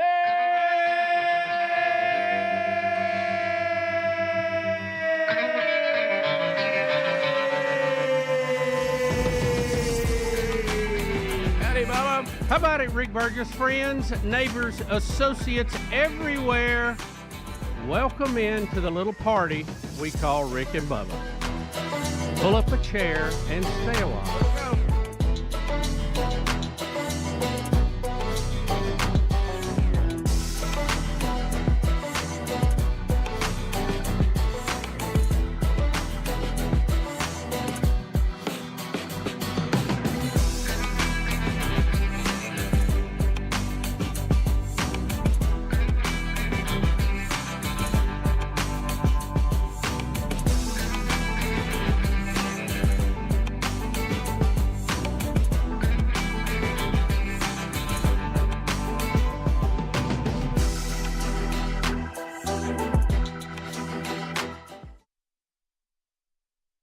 But I must let the show go on. There it is. I got in kind of a carnival spirit when I heard the kickoff hour. We're talking about the world's tallest man now, 8'3". Wow. Good gracious. Big Has man. the NBA drafted him yet? No, I don't know. We got inside the life of the tallest man. And of course, I heard you, Speedy. The minute you brought that up, I thought, well, Greg, that's going to open Greg's door to all the various side shows he's been to, and Petey Moore, Helga the German Giantess. He had help from Cates on that one. Okay, yeah, the human blockhead. He just once you open that, he goes right down that road. This is wheelhouse. You know how all of us have our little. If you open a door, we're gonna take you down the hall till we're done. Yep. So anyway, we hear about Helga quite a bit. Oh my goodness! But look, he's 8'3". He's got to walk with walking canes. I mean, and the cane's as tall as we are. Oh yeah, I've seen this guy before. Yeah. This is not new. He's held this this tallest man in the world, I think, since 2009. Right. But there's a story today just inside his life of what it's like. And we brought that up, and it was the first question was, how tall do you think the tallest man in the world is? Right. And that led to a number of other things. Well, I mean, you think, Bubba, you get 8'3", and I know there's debate about this in Scripture. I mean, you're getting close to Goliath right there. I mean, that's you're getting in Nephilim. Yeah. Wasn't he? Didn't we think he's about 9? I forgot exactly what I've heard different people say it was supposed to be. It's a pretty big guy. Yes, pretty big guy. So anyway, that's out there. The guys kind of covered that in the kickoff hour, and we got a lot to cover on the program today, no doubt about it. And, how about I don't know if you saw Chip and Joanna Gaines. They're in a little bit of they're getting a little blowback about a picture they made. All right, let me ask you this, 'cause I want to be sure I have that right, because there's a lot of them. These home decorating people? Yes. I mean, a ton of them. I'm going to run the list. Tell me which one they are. Are they the ones? Baylor, Texas. Thank you. They're the one. Okay, so they're not the ones over in Laurel, Mississippi. No. That's another. I know who you're talking That's about. a different bunch. Okay. And they're the ones in out there Waco. Yes. Right? Yeah. Waco. Okay. Yeah. Yeah. They have the little place you can go to and all that. Yeah. They were on one of the networks. Magnolia. And then they left and started their own network. Is that the Magnolia bunch? Yeah. Okay. Yeah. I got you. I know exactly who you're talking about. We've got another study out today with COVID, the vaccines. Oh boy. Some numbers on that. Did you happen to see the big debut this weekend of Rob Reiner's movie God and Country? Did not. Neither did many other people. It only made $38,000. Yeah. Now this was when he was going to lecture us about our country and how evil we were and all that kind of stuff. Didn't really play. Didn't play. New study out on cereal could be causing dementia. Cereal? Yep, cereal. Mm-hmm. Talk about that. I did have a Lenny Kravitz moment yesterday. Oh, really? I can tell you about. Interesting. And according to NBC, Joe Biden's latest polling numbers are the lowest they have been, 37%. Good. Nice. And he is trailing Donald Trump on most of the key domestic issues by 20 to 30%. And in a general election, it looks like Trump by a nose right now, which if Trump can run, tends to ask the question, why is it so close? Right. If everything is so bad. I don't want to throw this because it could get complicated. Maybe its own segment when we recap what you're talking about there. Maybe we just save it till then, but I'll just kind of do a teaser. Because with these two, you don't know. If we ended up with a candidate for the Democrats that was finally declared mentally incompetent to run, and Donald Trump is not able to run because he's in jail, what happens then? Well, it's what we call a wide open field. Roger Stone said back almost, I guess it was 6 months, a year ago, right, that Michelle Obama will be the nominee. You think that's going to happen? And everybody kind of tilted their head and laughed at him, but you kind of see some of that coming into focus now. A lot of people think Obama's been calling the shots for Joe for a long time anyway. Right. And that almost, we're in bad shape, so I guess it's still bad. But when I see Joe Biden, I don't want to think that people I don't want to really be either A, have to face the fact he is running the country, or B, that people think I'm dumb enough to think he's running the country. Yeah, it's a little scary. For a long time, it was kind of outed that Susan Rice was the contact person, and she had an office in the White House. Since then, she's moved out. Right. So the minute it got named, they changed that. So that may show you that there was something there they didn't want looked at any closer. We have a court ruling in Alabama that is going to become a national issue. It's the frozen embryo law, and The View tied up on it yesterday. Did they? Oh, yeah. I bet that was pleasant. Yeah. So we'll jump into all that today. And you may be surprised who's on what side. There seems to be some confusion with this ruling and what it could mean for a lot of clinics and things that provide those services. So it's a little confusing. We'll try to break it down. Well, there you go. That and your phone calls at 866-WE-BE-BIG as the Rick and Bubba Show continues. Rick and Bubba. His financial situation, work through his doctor, and actually get the medicine for low or no cost. Okay, so he needs to get with his doctor to be an advocate for him directly to the drug company, or does he need to contact the drug company himself first? He can connect with the drug company first via their website. Got it. Okay, and there should be a spot on there where, low or no cost drugs, and work through them, and then they will most likely contact his doctor. Okay. James, there are a couple of solutions, man, that that have come up here right on the show. Thank you for that, Mark. Appreciate it, buddy. Yes. I've heard of that too. So James, I think we can get this done even in our current state. It's just going to require some you kind of knowing where to go. Let's see if I got another one here. Yep, I got another one here because we got a lot. Let me tell you one thing we're number one on, and that is on the road drug salesman. Yep, we are number one. Yes, it said every drug company has a patient assistance program, and they say it. And he said we're right, by the way, saying that our research and development is more than the rest of the world combined. Oh yeah. So anyway, but to James again, everybody's saying there are programs available to you.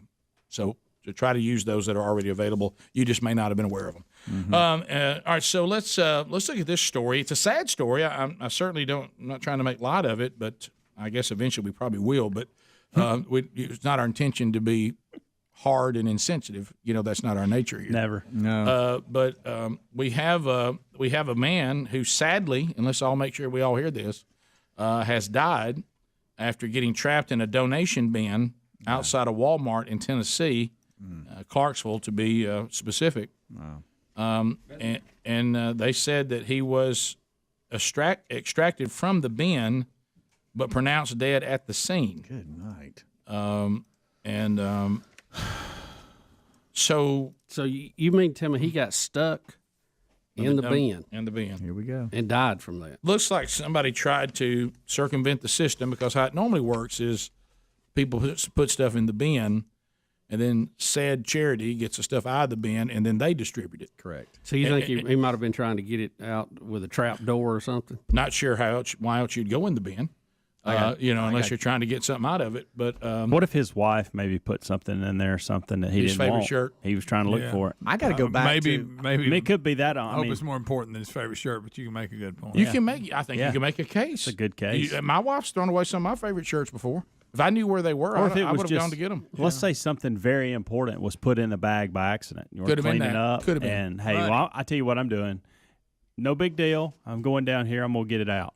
Okay. And So then you're it goes saying bad. beyond it may favorite- not be that he was trying to steal something out of the bin. Right. It Let's go. We've to already made him a thief. No, I didn't say that, Greg. I'm just saying that. Well, you do have to look at that. There's That's very an few option. reasons. All right, we look over here. It's multiple choice. Man found dead in charity bin. Number one, A, trying to take something out of it. Yes. Right? Yeah. B, wife threw away something of his that he wanted. C, something valuable accidentally was thrown in there. Okay, guys? I mean, I'm trying to picture how he was trapped that it killed him. Well, that me too, because All I right, think I so can get out of it. This is a sure enough bin here. It is. I've been looking at this thing to see Was it how completely in the world in the bin? how in the world this could happen. And it looks my like goodness, maybe that's a storage building. It is. That's not a bin. And it looked like maybe that door can't. Do people not donate to this charity? Because I'd be screaming and, did you see banging him for the hanging next halfway person. Was it Walmart, right? You said Walmart. There's Yeah, a lot in of the folks. Walmart There's parking a lot. lot He was of just folks that inside. go I through got another Walmart. question. Do you think when he fell in, he hurt himself and he was not able? I have to an get up? important line in here. Okay, let's do it. Listen to this important line. Where they found the lower part of the unidentified 48-year-old's body protruding from it. That's what I asked. Meaning So he's hung. Yeah. Oh no! I don't know. He's upside. Well, He's who got to see upside that? down. He's hung in there. I He's guess hung. the middle of the night and time. Maybe I don't know what happened to him. All right, now we're at middle Maybe of the had a night. heart Let's go back to attack. A. We don't have enough information. Maybe he got in a bind and he had a heart attack or something. They said they don't know how long the man was in the bin or the cause of death, but there's an ongoing investigation. Or he was dead. Somebody stuffed him in it. Greg. D. Oh no! I think Greg may be on to something. D. Well, you might be. They were trying to hide him and it wouldn't go all the way in. They said, let's just leave. That's what. We they can't said. get him in here. Let's leave. Oh, we don't I have don't time. I think I got a package on this. Well, but, this is not as deep as I thought. Yeah, let's go. The bin's fuller than we anticipated. A, stealing something. B, something your wife threw away you wanted. C, something valuable. D, I was already dead.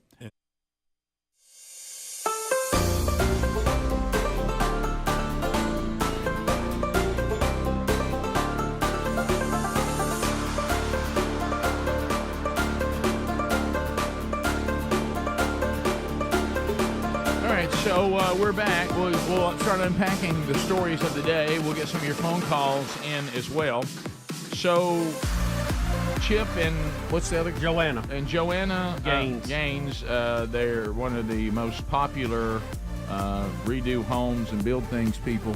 As a matter of fact, it was a few years ago. I was in Waco, Texas, speaking at an event out there, a men's deal, and they drove me past the property. Mm-hmm. And I saw all that, and I think at one time, am I crazy? There was a discussion on the show about would you take your wife and go there? Oh yeah, And, they have I that know thing. several. Yeah, I know right, yeah. several families that have gone. Right. and it was on Betty's list of things to do. It's in Waco, Texas, Yep. and they're big Baylor fans. That's where Waco is. Right. Yep. But they are accused now in the media of being woke, Right. going woke. And why would that be? That would not traditionally fit the mold that you get from them. Now, is that accurate? I don't know much about them politically or their worldview. Are they conservative people? I don't really know. I think most people consider them to be conservative. Right. They talk a lot about God and country and all of that stuff. Chip alone, I was just looking at his X here. It looks like he's got 5.1 million followers. Well, God love him. So that's So they are at a Baylor basketball game where Brittany Griner is being honored and her jersey being retired. First time she's been back since she left Baylor, went to the WNBA, was a prisoner in Russia, got released, all that. Okay, you remember the Brittany Griner I was about to say, on her story. list now, former Russian prisoner. Right. Yeah. Okay.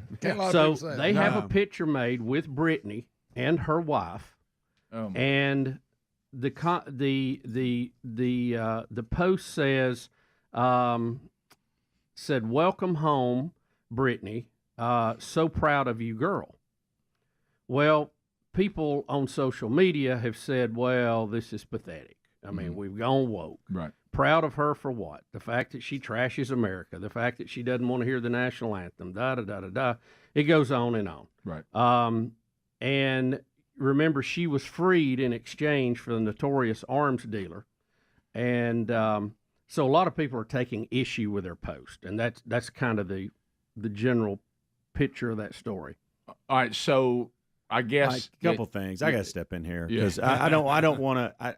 Let's not rush to judgment on Chip and Joanna on this. I want to give them the benefit of the doubt because they're huge Baylor supporters and fans, and probably knew Brittany back in the day. I also want to say I think Brittany's standing for the national anthem now and has a different perspective on America in general after we saved her. Mm-hmm. So she's changed it. Now I can't do anything about her marriage, but we don't know what Chip and Joanna may be walking through something with her and trying to help her and all this. And so for her to say I'm proud of her may mean that we've just been supporting this female basketball player for years, down the road. And we just don't know the ins and outs of this. And to say that they're woke because she put that on Twitter, that's a little much. Maybe they are. Maybe they're going there. I don't know. Yeah. But to slam them over a picture and a proud of you, come on. Yeah. Well, but now I do want to say you're not surprised by this, are you? I mean, not one bit. The times we're living I'd in, be actually shocked if it went the other way. Yeah, I thought people were going to run me on a rail because I had my picture made with Mike Pence and made a joke about he's my new perfect friend. example. And suddenly I was against Trump. Yeah. And I want to be clear. I'm not a proponent of Brittany Griner by any stretch of the imagination, but I think them saying they're going woke because of this instance is maybe a little ridiculous. And maybe they are going woke. I don't know, but I wouldn't base it off that. Well, I got to tell you, I was more surprised about the video, and I think Adler is funny. He's pulling this up here. Her first time back, and she's looking around at the upgrades of the facility and stuff, and just listen to her voice. I thought this was a guy. I did when too. I first watched this. I did too. No, I did too. I saw this, and straight up. I thought, who is this guy coming back to Baylor? I really did. Yeah, just listen. Well, I'm sorry. Yeah, that's on me. Go ahead. I wish we had this when I was here. Boy, we would have blew the roof off this thing. But at national championship up there at Denver, that's what's standing out to me, 40-0 right now. I really did. Now, I saw this a couple of days ago or yesterday, and I thought that was a guy. I didn't know that was Brittany Griner. I saw the same thing. Yeah. I think she looks different. I think, and I'm not sure, I don't know Joanna and Chip personally, but just I have watched their show because Betty watches it. Yep. They are, I would consider very conservative, very family oriented. I think this is probably a case of, I doubt they approve of their lifestyle. I doubt they approve of some of the things going on, but this is just typical college fandom. Yep. That they're proud of her because she won a national championship. She wore our colors.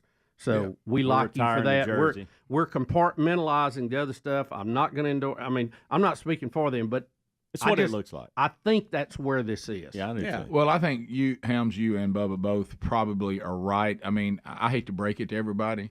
There's a lot of college athletes that all of y'all out there that are conservative and even strong people of faith, that you would have your picture made because of fandom, that if you knew the way they lived their life, you don't realize that this is probably not a good picture to take. Right.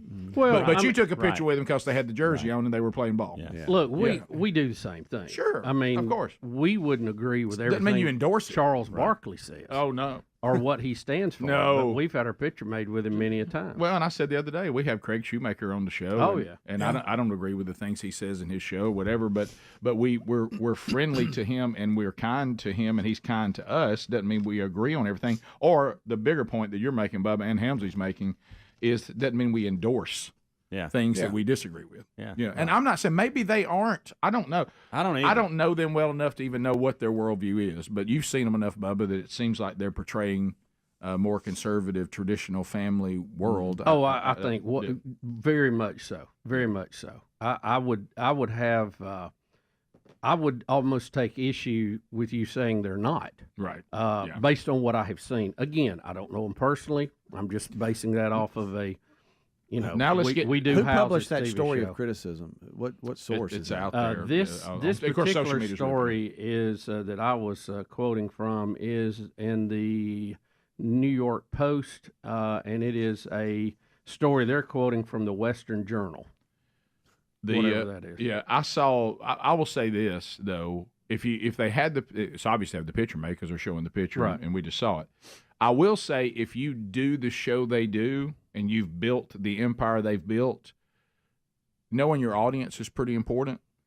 I will say it lacked wisdom because we're not just talking about a college athlete that may live a lifestyle of that is a little bit of party and wild, and you're trying not to endorse that. This whole thing with her being in Russia and some of the things she said prior to Russia, she's a little more controversial than the run-of-the-mill college athlete, and I do think it might lack wisdom to have that picture made and posted, just considering your audience. It really goes back to the Baylor thing. It really does. Y'all Yeah. I don't think y'all realize the support they give Baylor and the fandom they have when it comes to Baylor. Somebody commented that she has higher testosterone than most men in the United States. Now that is true. That is true. Probably. Bottom of the hour. We'll be right back. Rick and Bubba, Rick and Bubba. He I was had trying to to be. hide He had me. to be. Right? Mm-hmm. It's just I don't very, know. very because strange. I mean you're screaming. You know, you're screaming. I think I can find my way back out of that window. So but you know, if it's like a trap door, you know, you get pinned. You can't. could. Yeah. I mean, we've had people die in the back seat of a car. You know, Yeah, get I trapped. remember that. The kid you know, called between 911. the back seat and the That's door. true. It could be Look, that situation. look, and- That's E. Hey, and sadly, sadly, the we've had people that have been in harnesses. Yeah. that's Yeah, broke sitting their there. fall. Yeah. But the way they were hanging, You're cut right. off the circulation. True. So I don't know which one of these it's going to turn out to be, but What if somebody in the email said, what if he was homeless and cold and tried to get in to stay warm? Could have. Wow. We got a lot of them. because I think I could get out of the bin if I was in it. He's hung. We'll be back. Rick and Bubba, Rick and Bubba. Rick and Bubba, Rick and Bubba.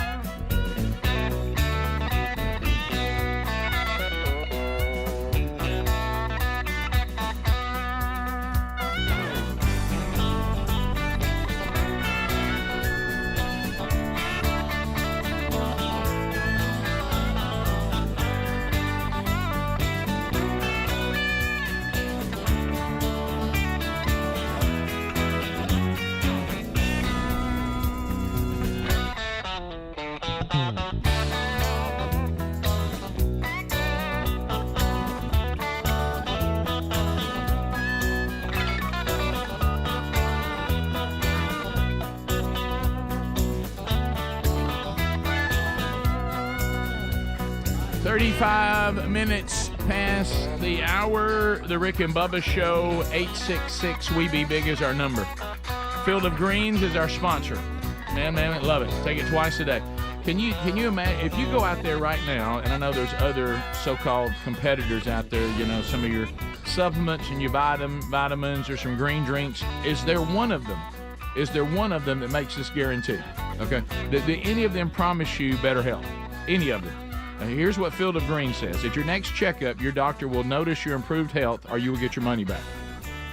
Well, why would they say that, Rick? Well, it's pretty simple. I mean, these scientifically hand-picked fruits and vegetables, we already know the way our body is designed. This is the fuel that it needs. But most of us, absolutely, all of us included, have a pretty hard time making that happen for our body just with us going out and putting it in our diet every day. It's really hard to do, but Field of Greens does it for you. So fieldofgreens.com, go there right now. Better nutrition is key to health and longevity. So one way you can do that is have Field of Greens providing the fuel that all the science that we've ever studied and the things we know about the body, these are the ones they need. And these fruits and these vegetables, they're super fruits and vegetables. They support heart, lungs, kidneys. Others will help you with your immune system now more than ever. We're in the cold and flu season. Some of you are probably having a much easier time with that than maybe you've had in the past if you started on Field of Greens when we talked about it, a year ago. So go right now to get started. Fieldofgreens.com. Use the promo code Bubba. I love this product. 15% off. Fieldofgreens.com with the promo code Bubba. 15% off. If your doctor doesn't notice your improved health after you have been taking Field of Greens, they'll refund your money. Also, there's a sponsor at rickandbubba.com. You see that sponsor button, it's right there too. All right, so I will say this, moving off the Gaines story with Brittany Griner and all that, I'm with y'all. Maybe the most shocking thing of that whole deal is the video of Brittany Griner at Baylor with the new facilities. If no one tells me that's her, I think it's some guy on the basketball team. Listen, I'm not exaggerating this by any stretch of the imagination, but I was scrolling through Instagram or TikTok, one of the two yesterday, and saw that video and did not know until Speedy said this morning that was Brittany Griner. Yeah, I thought that was a guy. I saw the same thing. Looks a lot different. I saw the same thing. I almost sent it to Adler Sunday night, and I'm like, well, no, I don't know if this is worthy or not. And then now that this has come out, it all fits together. But, yeah, this is bizarre as far as just the way she carries herself and when she speaks, how much of her voice is so deep. Bubba, also, we just got this in. Now, what's their names, the Gaines people? Chip and Joanna. Chip and Joanna. It's official now. Also nobody likes them. Yesterday had their picture made with Donald Trump. So now they've got both. So now it's really official that nobody likes Chip and Joanna. Not one person. Not one person. Everybody. And they did the show Fixer Upper. That was their big main show. Yes. Still going. Yeah. Okay. Oh, okay. Yeah. Wow. Oh, yeah. They own their own network. Yep. And their own castle. So if I have this right, and I know who you're talking about now, if I have this right. With a moat. They have their own network, the Magnolia, right? Yes. With all their shows and other shows on it that they help produce or whatever. They have you can come visit our farm and stay here, and they get you there. Well, they have a bed and breakfast and some other. I don't know if you go to their farm. Well, they have some something. things you stay okay. at. You have their experience that you pay for, right? Yeah. And then they have all kinds of merch and stuff like that. Rick, yes. And I think, if I'm right, they have their own magazine. Right? No, they have it all. Yeah, they have it all. They have a little empire there. They do have an empire for sure. Well, you know what? Good for them. So we mentioned Donald Trump, Bubba. Yeah, baby,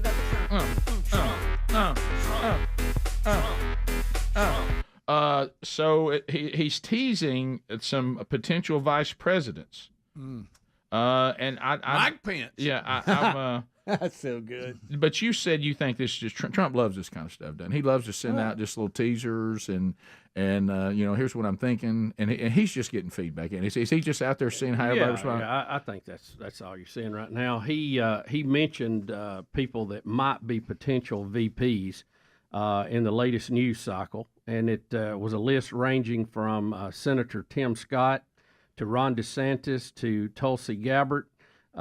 He also mentioned Ramaswamy. Vivek Ramaswamy. Florida Representative Byron Donalds, who we've seen on the show before. South Dakota Governor Kristi Noem. So he's basically run a list of everybody that's a face in the Republican Party. So really, he's just throwing it out there, seeing what the response is. So Team Rick and Bubba, Top right 5. now, Donald Trump. Let's pretend that he's coachable because we know he's not. Okay, I mean, Vote Trump. Yeah, baby, vote Trump. so we know he's not coachable, but let's say he was. And he was sitting with us, and he sat down right there, and he has that because he seems to kind of like us every time we've met him, and he says, guys, what do y'all think? Who should be my VP? What would we tell him? That's tough one, isn't it? I don't know. Well, I think whoever it is, really, you're picking the president after him. Right.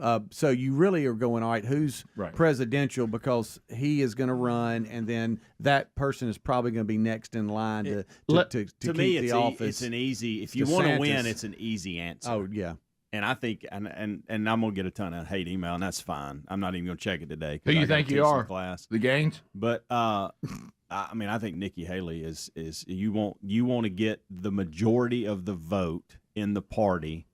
That them two have to come together. Well, I think there's a problem there because I think Nikki Haley has been kind of exposed as not being as conservative as what a lot of people thought she was. That's the point I'm making, though. And I think that might wane off some people that they need to support them. Well, it doesn't if the two will come together and go, guys, if we want to win this election, you're going to have to swallow your pride on whatever issue we've decided to come together. We're going to be a team, and we're going to win this election.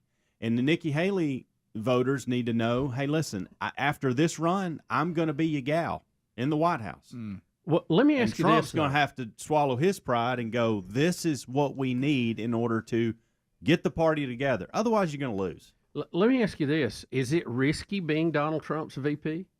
And the reason I say that, we know Trump is going to be controversial. Mm-hmm. He is going to have people who love him and people who hate him. Mm-hmm. If his presidency, however it goes, there'll be controversy. There'll be accusations. The same old stuff.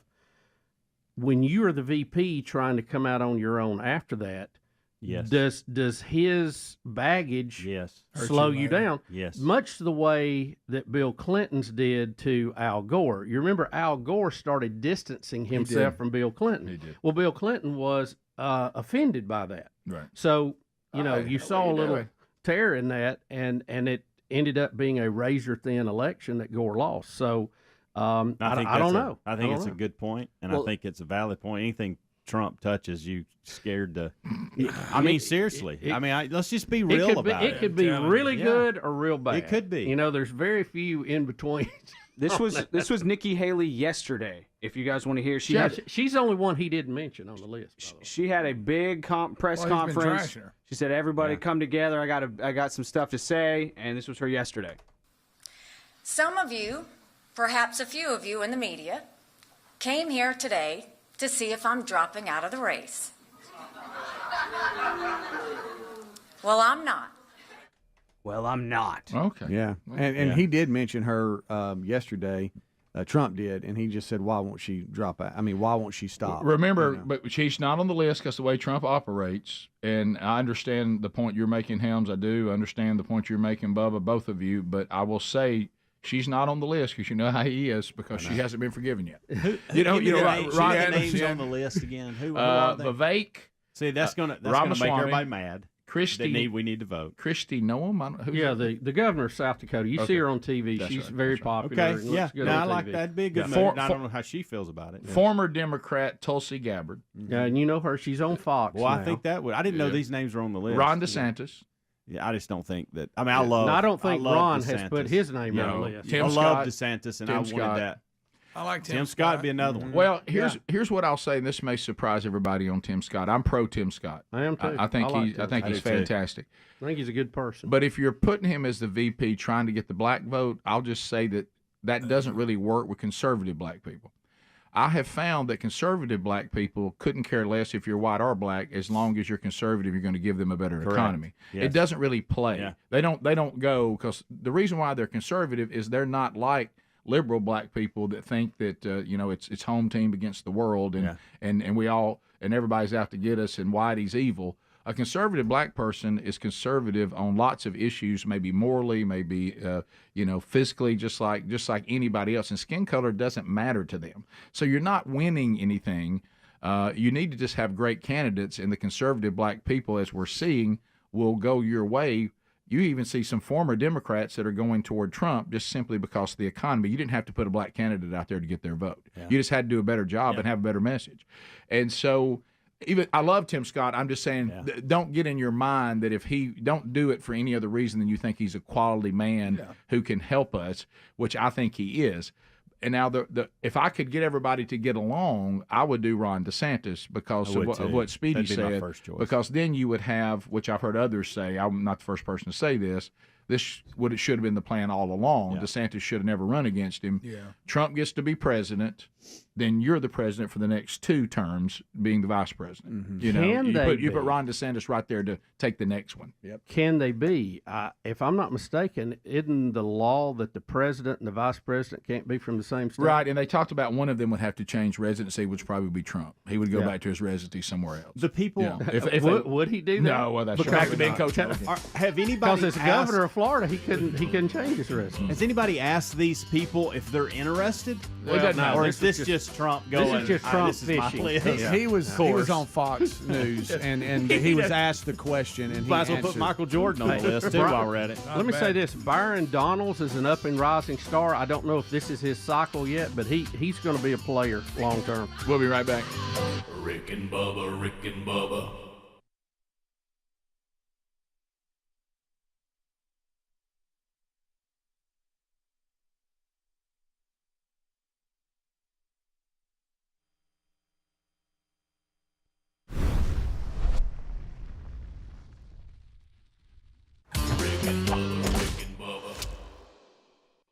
Hands together for Bill, Bubba, Bussy!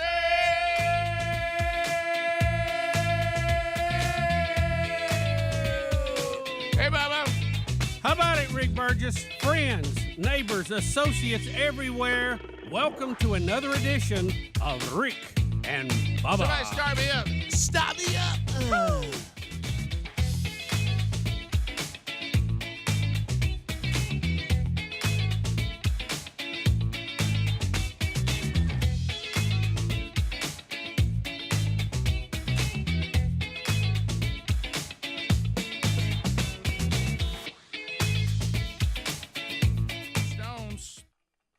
So we got much to do. Is there a signal coming from alien beings? We promoted that yesterday. We have that today. Team chaplain for the Dallas Cowboys, Jonathan Evans. He and his dad, Tony Evans, are out and about on a tour involving men's ministry, which, of course, we're all in. And these are 2 incredible men that are out there advancing the kingdom. They've been through a lot lately as a family, and we'll talk to him about that coming up and a couple opportunities for you to see father and son together, which is cool. The Bachelor, there's a connection to The Bachelor, Bubba and some friends, and we'll get an update on that today because I heard I know Madison P. I know that you don't watch it, Bubba, but you had all the details of last night's program, and undoubtedly there's something there's a clip you want us to look at today.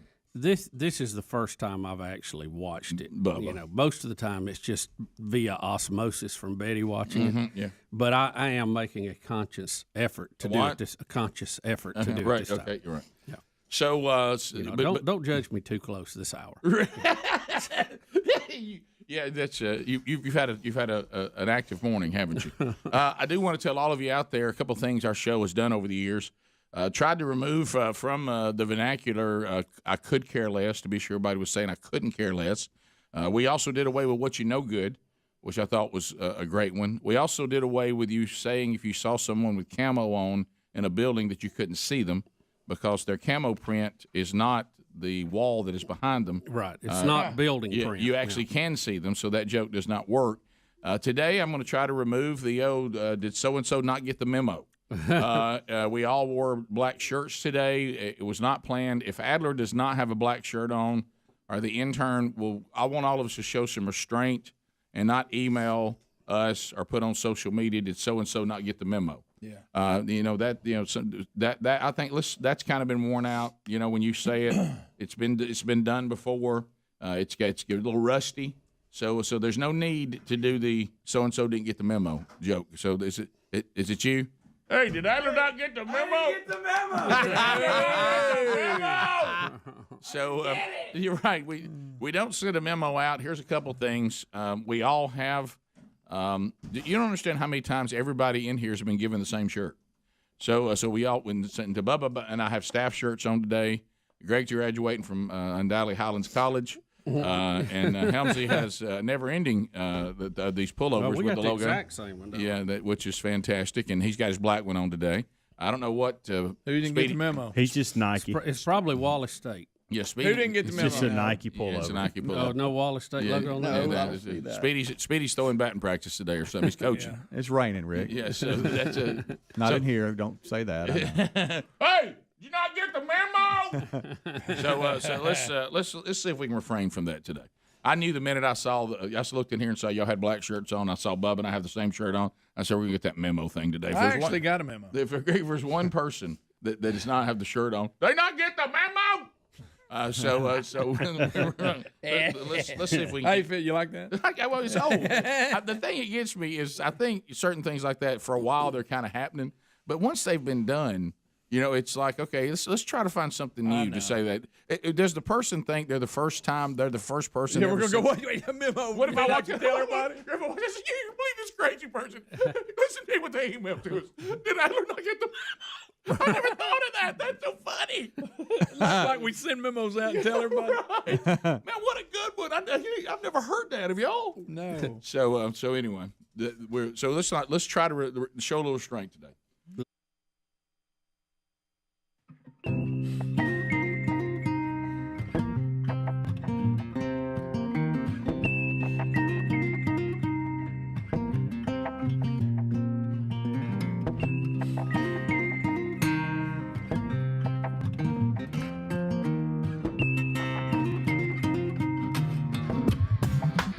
Yes, sir. 8 minutes to the top of the hour. Thank you for being with us today. And we'll get to some of your phone calls coming up before the show is over.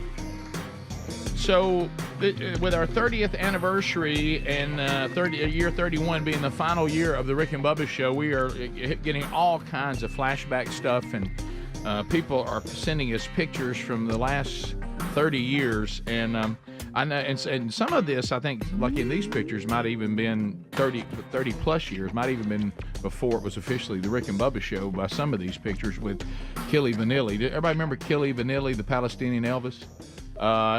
So he sent us a group of pictures yesterday.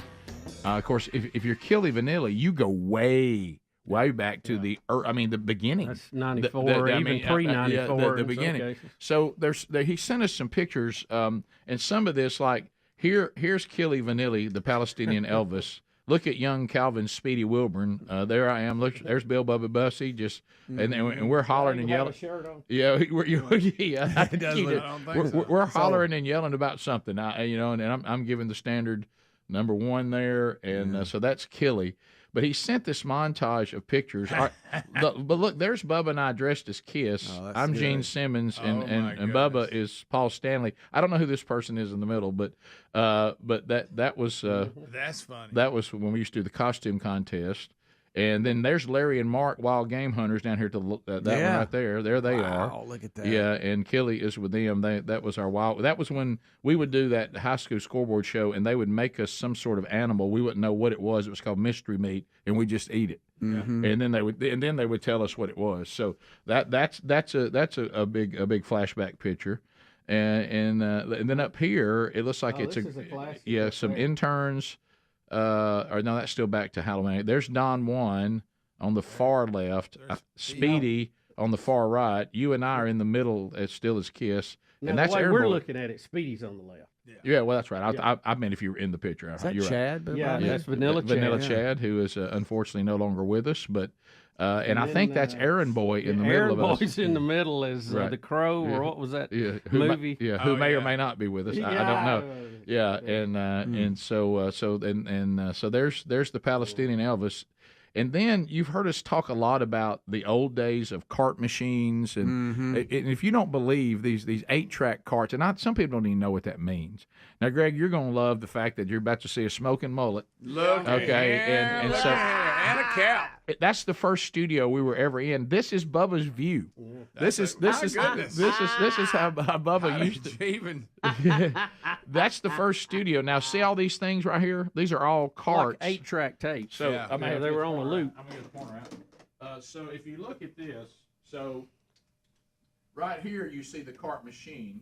You had to stick these. There's one in there. I think Yeah, that's the triple decks. Triple deck right here. And every one of these over here on the sides, all of these are either commercials or music, and you had to play them in these on every commercial break. So and that was my view when we started. We ended up Right. moving the cart rack out of the way so I could see. Yeah, that's the very first studio. So if the fact the cart rack is still there, that may be 93. That might be before we started doing it full time together because we haven't moved the cart rack yet. Yeah. Rick, it looks like you dressed up and came on. Yeah, that's probably. I probably have.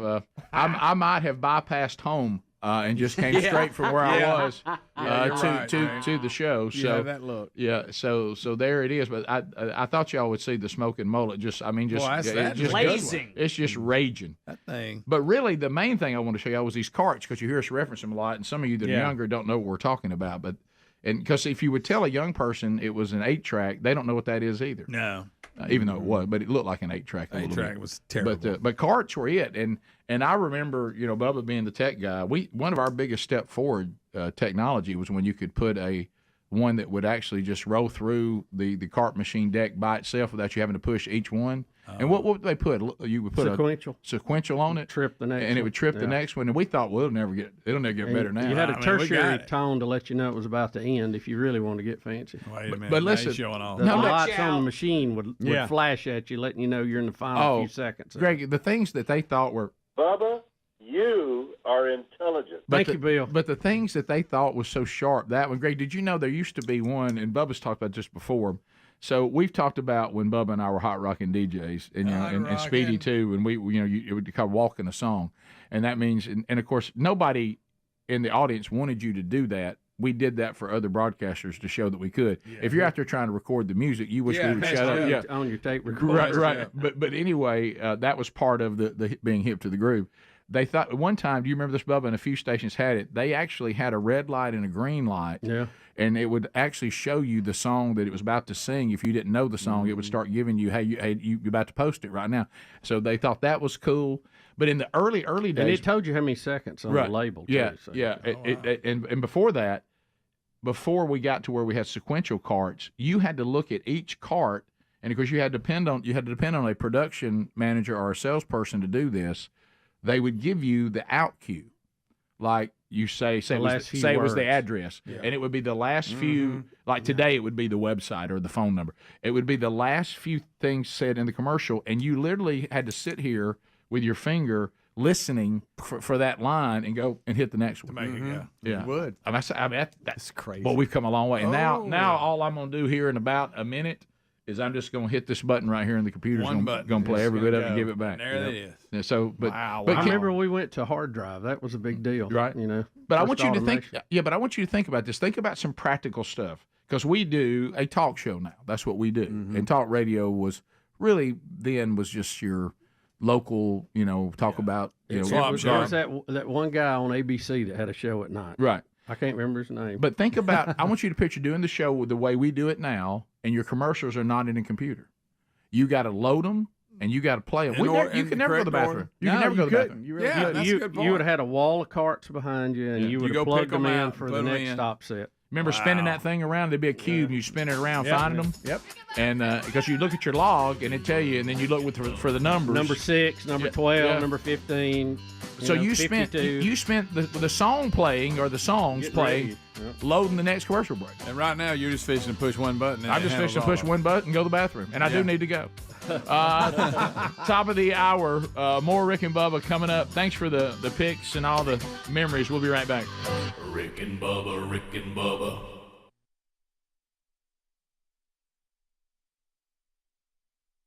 Little bit. All right, so we'll jump right into it, and then still you have to keep asking the question: does the personal ad show make it? I mean, it's this. I know. Yeah. We need to have that out today. If we go to, the last time we did it, which some people are saying it was like a decade ago, it would have been. We usually did it on Wednesday. Is Greenwood going to be on it or not? Did you talk to him? Well, he sent me some anonymous person, and it looked like Greenwood's contact sent me all of his information about how to get in touch with him and all that. Testing number one. Yeah. First question: what kind of glove you got? Did Greenwood not get the memo? So we'll. Wait a minute, is there a memo? We'll be back. 866 We Be Big is our number. Much to jump into today. Excited about it. And we thank you for being here with us. Don't forget our website, rickandbubba.com. Rick and Bubba, Rick and Bubba. Rick and Bubba, Rick and Bubba. Pass the gravy, please. Rick and Bubba. We're back 21 minutes past the hour. Thanks for being with us today. 866 We Be Big is the number. All right, so Bubba, you sent me a text today that you're running behind this morning coming in. Yeah, I was. Do you want to do the radio thing, then I'll tell you what happened on the way in? Okay, fine. Yeah, I thought you were saying, well, yeah, I'll tell them how I'm coming in, then radio thing, but that's fine. Look, and I don't think there is a. Yeah, that's correct. No? That's correct. So we'll go to the radio signal then, and undoubtedly we get this headline, which is very gripping. Who is sending radio signals to Earth from deep space like clockwork? That's an intriguing headline right there, my friend. What movie was it we saw? Was it Contact? Jodie Foster, when they started sending our TV signals back to us from the 1930s? Yes. Yeah, with some plans on the interlaced part that you can't see. Yeah. Mm-hmm. Yep, that's it. Yeah, they showed them how to build this big thing. Yep, and they had to build it. Well, Rick, this comes from true story. The signals have been monitored at the CHIME telescope in Canada, and CHIME stands for Canadian Hydrogen Intensity Mapping Experiment. It's a revolutionary new design that is going to give us the ability to look and listen rather further into the galaxies than we've ever done before. And they look for these things they call radio burst. Well, they have documented like 200 of them so far, but they've turned out to be, either local interference or something naturally occurring in the galaxy. There's a lot of things that transmit radio waves naturally, and we know that. Right. But what is strange about this one they're getting now is it appears to be coming on a very distinct pattern. We hear it every 16 days. It transmits for 4 days, then stops, then starts again 12 days later. So every 16th day, we're getting this signal. And their theories about what it could be, naturally occurring. Is it something that's there all the time and it's orbiting around a black hole, or it's orbiting around a star? Thus, the signal is being distorted or blocked out from getting to Earth.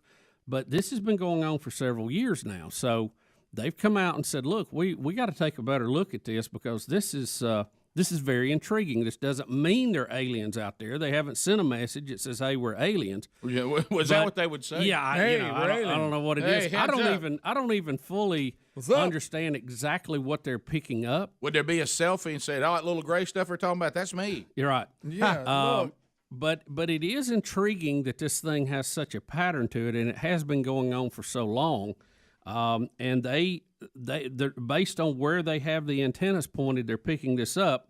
They think it's about 500 million light years away. Oh, almost here. So that means that this signal was being sent a long, long time ago if it's coming to us conventionally and not going through some kind of time warp to get here. 500 million years ago, as a matter of fact. That is intriguing, though, isn't it? Well, yeah. Where's that baby coming from? They said there's still, as you said, there's still a lot of research to be done on it, but it's isn't that crazy? Mm-hmm. Said, they call it fast radio burst, FRBs.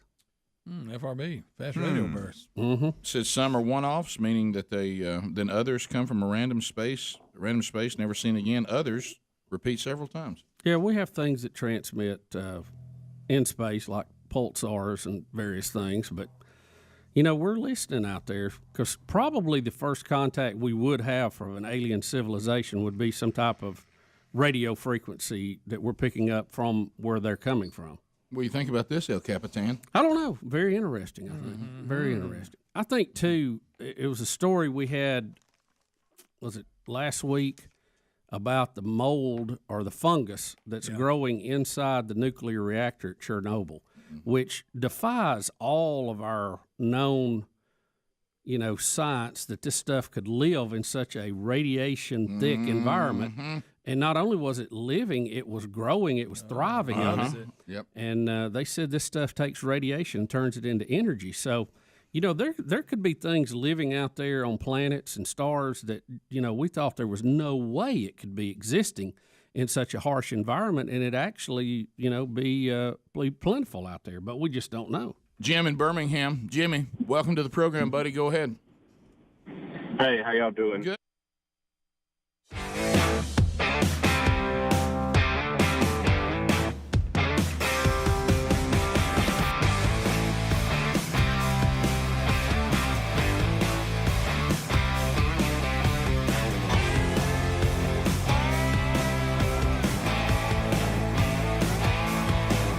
6 minutes past. Let's go phone calls. We hit a lot of topics on the kickoff hour and on the first Team Rick and Bubba hour. So if you got some comments on any of that, 866-WE-BE-BIG. Bring up your own topic if you want to as well. The real Greg Burgess is standing by taking those phone calls to start the hour here from the Big Boy studio. Speedy, the real Greg Burgess, Helmsy, Eddie Van Adler, all here. Wednesday Bible study back today on the YouTube channel. Adler's got that for you. We'll finish up 2 Corinthians chapter 8 today. Watch it live or catch the archive later. Welcome back. There's Bill, Bubba, Bussy right there. My pleasure to be here. Thank all of you for letting us into your life for 30-plus years. We do appreciate it. Yes, we do. Phone calls coming in. Greg will be handling those at 866-WE-BE-BIG. We'll try to get those set up and ready to go. But before we do that, Bubba, you were telling me that you got to hear some of Lenny Kravitz's Essentials yesterday. Was it? Yeah, I had a little windshield time. Because I know he's the coolest person on the planet. And I do. I like several Lenny songs. I'd never just popped in Essentials and let it roll. Mm-hmm. And man, I forgot how many hits he has. Well, he's got some good ones. Where we live yesterday gave us cobalt blue skies and temperatures warmed up into the mid 60s, and it turned out to be a really nice afternoon. Yeah, really, really nice. Did you and Lenny? We jammed, man. We brought it back on the way home. We were rocking it. Mm-hmm. And you said you found a few pearls you didn't even know about. Yeah, there's one or two in there I don't think I'd ever heard, and I was like, how did I miss that? Mm-hmm. But I mean, Lenny's an 11 on the 10 scale of cool, no doubt. Yeah. So. Did you see yourself on stage singing? Maybe as a backup singer. Yeah. I wouldn't dare go up to the mic with Lenny. It's just too far. Did you have your sunglasses on? Oh yeah, Lenny? We had to. It was sunny out. Right. I mean, I don't think we've seen cool like this since Rick James. Only person close. So phone calls coming in, 866-WE-BE-BIG. Eric is out of the great state of Florida. Eric, welcome to Rick and Bubba. Go ahead. Just two quick questions, if I can. Will Roger Lewis report on the end of the Rick and Bubba show? And second, will Nope find resolution? I mean, he can't stay lost forever. Boy, Thank you. That's two good ones, Eric. I don't know. Great questions. Of those two, I'm not so sure that Roger Lewis isn't the tougher one. Might be. We'll continue. Brett is out of Sweet Home, Alabama. Brett, go ahead. Not 30 seconds. I'm sorry, it's not a show. Go ahead. Hey, did y'all know that Canada's building a wall? Do you know this, Bubba? No, I did not. No, tell us about it, Brett. They are when Trump gets elected, they want to make sure they're keeping all the Democrats from running up there into Canada. Oh, I thought that was hilarious when I saw that. I don't blame it. Thank you, Brett. That's a good one. I like when Brett kind of tickled himself. Yeah. I like that a lot. That's funny. Let's go to Jim in Atlanta. There it is. Jim, welcome to Rick and Bubba. Go ahead. Hey, how you doing? I'm Rick and Joanne Gaines. My daughter put a picture of her daughter fixing up her playhouse and said, "Move over, Rick and Joanna Gaines." And he saw it, and she's an elementary school teacher, and she had a wish list for supplies, and he ended up paying off her entire wish list of over $1,000. Okay, the first part of that got a little tricky. Are you saying your granddaughter posted something like she wanted to be the next Joanna Gaines, and they saw it, and they ended up paying?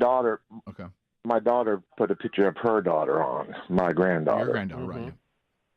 And he saw it and saw on her Instagram that she had a wish list for her elementary school, the supplies. Oh, I see. Okay. And Took care of it. he ended up paying off the entire thing. Oh, wow. Well, how about that? Yeah, I think that's great. They're very good and charitable. Seem to be.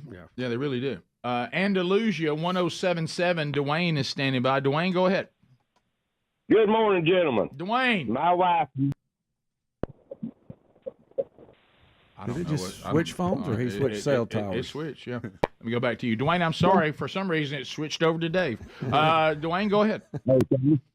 My wife and I have been together since 1992, and somewhere around 95 or 96, y'all made an appearance at Bobby's Guns in Bruton, Alabama. I bought her a Hunter Orange cap, and you and Bubba both autographed it.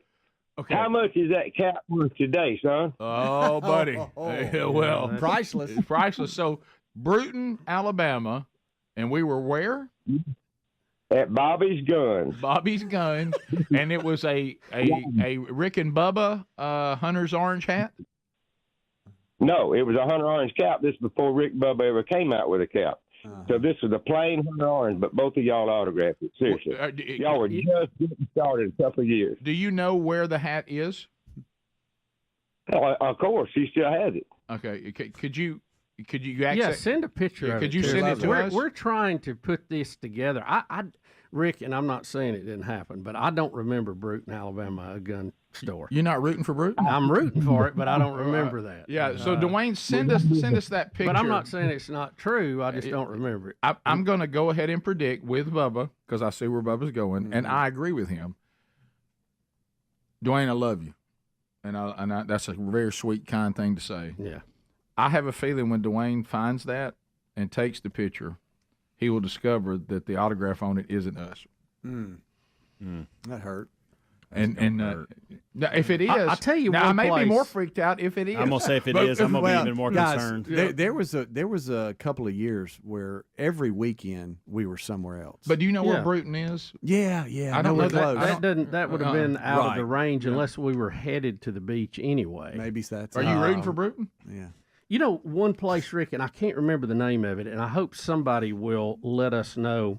It was one of the first remotes we did together, and it was in Fort Payne, Alabama. Yeah. It's when the sock mill women turned out, and it absolutely blew our mind. Sure did. But we were there doing a remote. Was it a record shop or was it what? It was something there downtown. Yeah. Mm-hmm. I can't remember the name, but I wish I could remember the name of the place. If anybody remembers that, or maybe the owners are still around, they can tell us. Yeah, that was a bizarre day.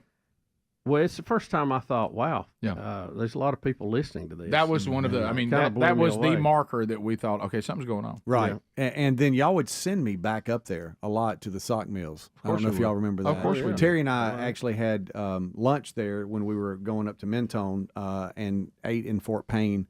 Nice restaurant, and I was going down memory lane with her about what all we did in that town. This show, sock mill women didn't know what to do. Mm-hmm. Sylvia in Starkville, Mississippi. First time I've ever felt like Elvis. Yeah. It really was. It was incredible, by the way. Yeah, it really felt like him. Yeah. Sylvia, go ahead. Hey, buddy. I just wanted to say, listening to the Brittany Griner thing reminded me of a photo I came across, and it's been several years ago before people were doctoring photos. And it was taken on an outing out in the country. She was on a four-wheeler without a shirt. And, guys, you can make your own opinion, but that's a boy. And she's a male playing in women's sports.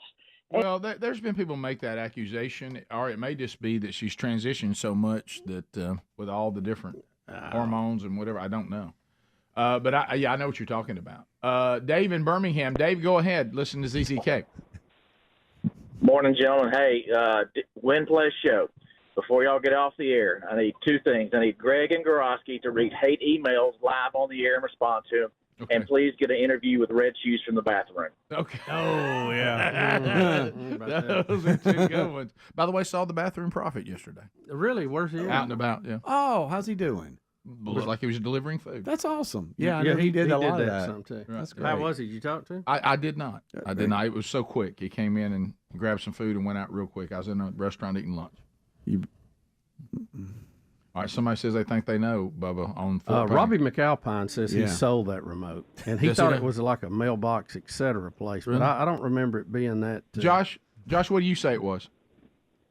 It's Rogers Pawn Shop, the music store up there. Had a music store on one side and a gun and pawn shop on the other. And I don't know if the gun part was there when y'all were there, but the music store is still there. So, do you think that's where we were? That's the only music store. If Bubba thinks it's a music store, that's the only one downtown that I am aware of. Okay, it may be. You may be right. McAlpine says he thought it was something else. He thought it was like a post office, like a private post office, like post office, etc. type thing. Like Post Malone. But in my mind, I definitely remember records being involved in music. He went on to say the streets were lined with socks. Robin, go ahead. Do you know Robin? I remember we pulled up. We thought, man, what's going on up here? Had to send for more shirts. I'm the same. I thought it was Rogers Pawn Shop because did it have stairs where you could go up? Because it used to be like a department store, black department store. I don't know. I'm still wondering if I was ever in Brewton. If I could see the place and walk in it, I'd know it. Right. Does anybody remember being there? I remember we came up there. We had maybe a dozen shirts, maybe a dozen to 15 shirts. Yeah. And we had to call. It was 45 minutes away to the studio. Yeah. And 34 if you're doing good. Yeah, you got to send more shirts. Yeah. Yeah. And we didn't know what was going on. We'll be back. More Rick and Bubba right after this. Rick and Bubba, Rick and Bubba. My comment was, if there is something orbiting a sun, anything like that, it would make sense that it takes 6 days to get around the sun, and anything with vibrations or anything like that can be sent, and that's why it's repetitive. So, so 6 days it would be in front of the sun, and then 6 days it'd be behind it, and it would be blocking the whatever you want to call it, vibrations coming to Earth. Yeah, it's They had another one they had received before, and it was one of the first ones that they could tell actually had a polarized signal to it, which would also indicate some intention of intelligence. And what I mean by that, and we deal with that on radio waves on Earth all the time. When I say polarization, you have some signals that are, for lack of a better term, look like waves on the ocean. They're vertically polarized. Right. You have some that are horizontally polarized. It looks like a snake crawling. And there's quite a bit of separation. If you're on a vertical antenna getting a horizontal polarized signal, you have a lot of degradation in the signal. We also have what's called circular polarized. It's going like a corkscrew. And then you even have left hand, right hand, that primarily deals with space because there is no up and down in space. So, and a lot of these satellites are spinning in orbit, so it gives it a corkscrew type pattern. And you normally don't see that in natural occurring transmissions, but we have picked up one in the past that was definitely polarized, and they thought, this could be some intelligent intent also. Of course, it went away, and they so we don't really know what happened to that. But this one is staying constant for a long period of time. So it is very interesting as to what could be doing this. I mean, but you're taking our Huntsville numbers through the roof. I'm telling you. Well, it's just, that's a wasted staff shirt right there. No need for Slimming Black today. You're not going to be cast as a fine one today. And how about this? How about let's look at it from the other side. Rick, we've been doing this show now 26 years. Do you know how many star systems they are within 26 light years of Earth? I do not, Bubba. Strangely enough, I don't. There's quite a few of them. Right. I can give you the exact number. I'm looking at them here. It looks like it's about 20 to 30. I was thinking about 27. Jason. So the signals of the very first Rick and Bubba show are out there deep in space, 25 light years out. I have a story in it. Wow. And hey, look, it may Good be old boy it may be wrong. Or 25 years, not light years. It may be wrong, and this Well, it is light years. It travels speed. This of is light. from a somewhat credible source. It says some of the stuff, the signals, they have actually found out what some of them are. One of them said it appears to be share if I could turn back time in a loop.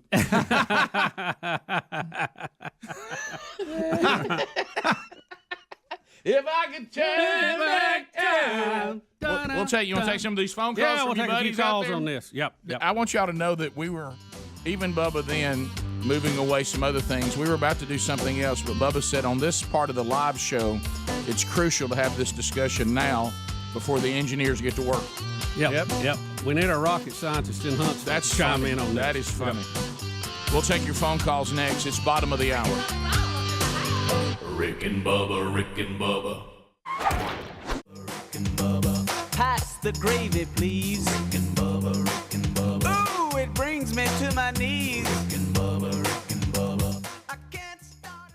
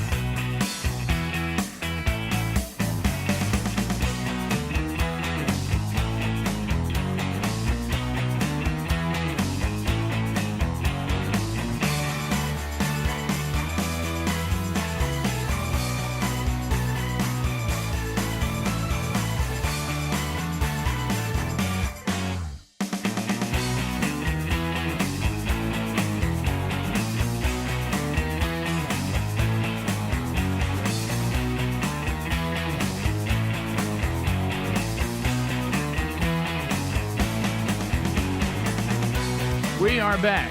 22 minutes past the hour. Thank you for being with us. There'll be other opportunities before the show is done for you to get on the program via phone. Right now, a couple of things involving the medical world. People are still trying to help us on the first appearance we ever made when we knew the show was had something going, was in Fort Payne. Everybody really locking in on that music shop, aren't they? Rogers. I'm getting pictures of Patterson music and jewelry too. Right. I don't know if that's what it is now or close to it. That's quite a combo, music and jewelry. Yeah, well, you have to go back, Greg. You have to understand, we talked about this before, radio is different than a lot of entertainment. You know, when you're on a stage, say you're in a band or you're a stand-up comedian or whatever the case may be, you get instant feedback. True. In radio, we're just hanging out in here, other than, of course, we didn't have email then, but other than a phone call or here or there, you don't really have any idea how it's going. Yeah. And then this was the first time that we went somewhere to make an appearance, and we were completely surprised at the response and how many people were there, and how many people were trying to buy shirts and all that. And we were like, what in the world is going on here? So we're trying to remember where that was. But so Fort Payne, Alabama was probably the first little hot spot for Rick and Bubba when you knew that that's where the first Rick and Bubba Mania. Really, the foundation of this 31st year is built on sock women in Fort Payne. Absolutely. Male women, Yes, number one. So a couple of things we can look at medically today, Bubba. We're trying. I know I'm about to split some hairs here, and I don't mean to. It is, and pardon my ignorance, is dementia and Alzheimer's the same thing? I get confused on that myself. Well, gosh, we had this definition before. I know.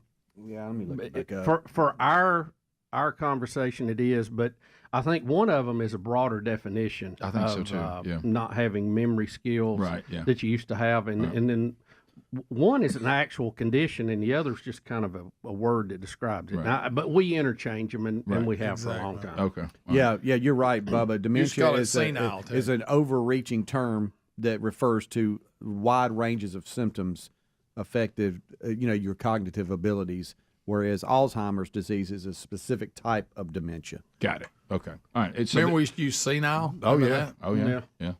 So, Bubba, a bowl of Old cereal? timers? Yeah, A bowl of cereal? There's a study out today that says a bowl of cereal may be adding to the risk of dementia. We all have fond memories growing up of cereal, watching love TV cereal. on Saturday morning, all that stuff. I used to eat a lot of it back then. Mm-hmm. A study published in the Journal of General Psychiatry found a link between thiamine, and I hope I'm saying that right, also known as B1. Okay. It's commonly found in most cereals, and it's tied to the decline of your cognitive skills in otherwise healthy people of age. Now, there are many sources of this vitamin, including whole grains, liver, salmon, fortified breakfast cereals. And where it's not found, it's usually added in cereal brands like Kellogg's and General Mills. However, research found that a strong association between too little or too much of the vitamin consumed can add to your cognitive decline. The sweet spot in the amount of B1 to consume, according to the research, is about 0.68 milligrams per day.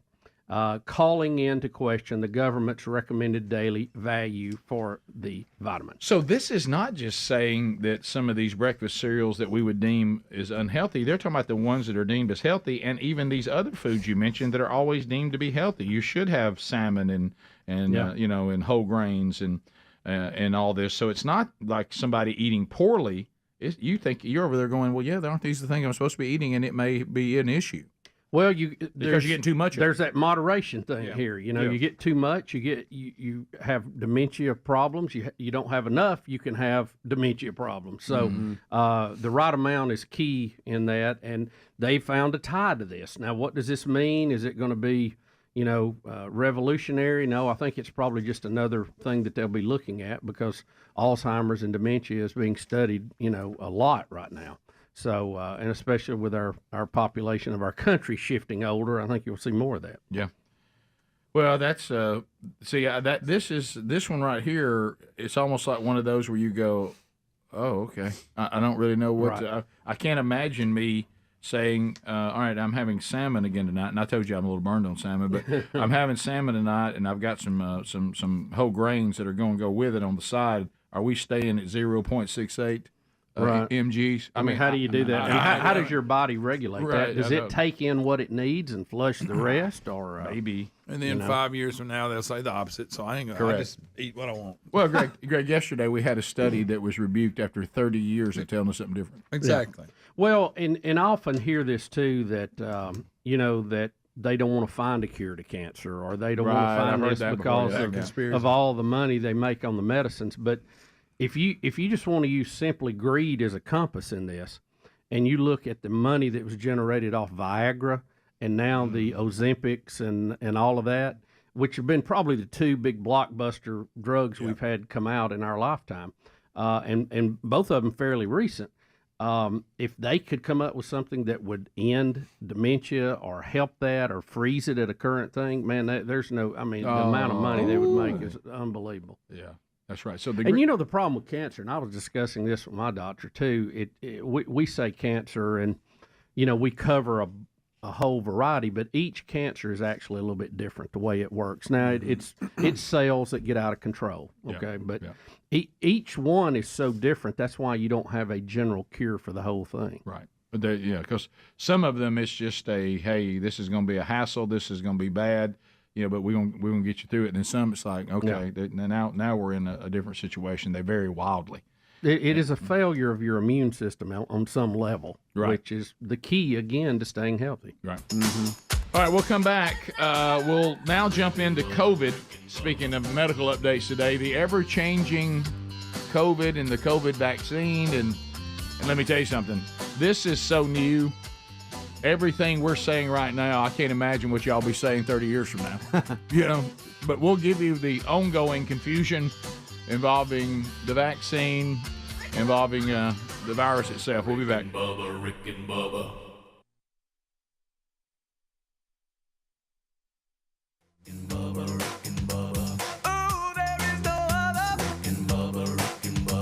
Waking on that blubber. Rick and Bubba, Rick and Bubba. Gonna be a big star. Bubba, Rick and Bubba. Fat will get you very far. 35 minutes past the hour. The Rick and Bubba Show.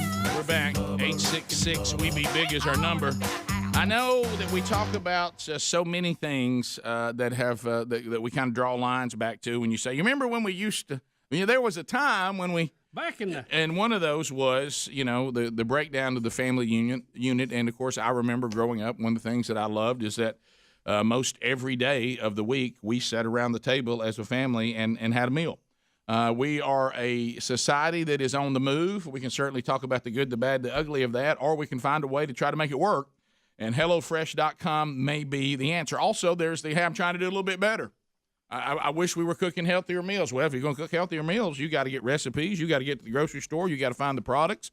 Well, at HelloFresh.com, they send you meals to your door, and all you have to do is prepare them. They have the recipes. They have the ingredients, and they have everything you need to prepare the meal. All you do is prepare it. And you got a meal on the table in about 20 minutes or so. No grocery store run required. And people are loving this. HelloFresh.com, America's #1 meal kit, and nobody panic because if there's a week that you normally don't, hey, we're not going to be in town this week, or we're going to be in town part of the time. Hey, we got a tournament coming up this weekend, or hey, my kids got this, or hey, we're going to do that. Well, that's fine. On those weeks, you just get with HelloFresh.com and say we don't need any meals this week, or we only need them half the time. That's fine. You can do all that. So if you would like to find out more, right now you can get 10 free meals. 10 of them be free. And free shipping. If you go to HelloFresh.com and use the promo code Bubba. So you can do that right now. Also, there's a link at rickandbubba.com under the sponsors button. We are talking about who is sending radio signals to Earth from deep space. Deep space. Yes. Deep space. Like clockwork. We go to Perry in Huntsville, 100.3 The River. Perry, go ahead. Hey, guys. How you doing? Green Acre C. Great. I'm glad you called, buddy. Glad you also are working. What's on your mind? All right. So I'm a telegraphy engineer from Huntsville up here, and that's basically all I do is study your radio waves, right? Mm-hmm. Well, see, what y'all are talking about, a polarized signal, okay, the corkscrew effect coming from space, it does actually make sense to what you were talking about, it orbiting something. Now, what that means, as we're receiving it, with the signal coming from 500,000, or what did you say, 500 million light years away? Correct. Yeah, that's what they were saying. That's what they're saying. I don't know how they come up with that number, but that's Perry, what they're saying. I want to be clear. We're talking about two different things. The polarized signal they were getting was another signal that they had gotten for a while. It was not this latest one that was on the clockwork. Oh, okay. Well, what I was going to say into that was if we were getting more recent polarized signals coming from deep space, from the distance that they actually have to travel, it does get stagnated between, certain points of time.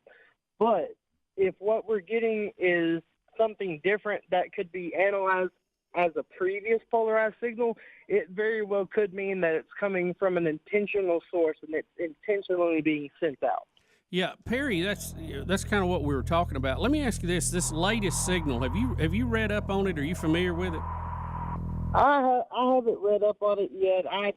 What I've heard about it, it's coming from a couple different sources, and what I've understood is that it's being distorted about halfway through, which meaning by the time we receive it, it could be picking up a bunch of interference. There's different electromagnetic fields out in space all over the place. Right. So, there's a chance it could get caught up in one of those. But the fact that we're even receiving one means that, the fact that it's in a pattern means that it's being directly sent out. It very well could mean that there's another intelligent life on another planet sending it out. But what it could also mean is the fact that these electromagnetic bursts that are happening, meaning, there could be a natural effect happening to this. Right.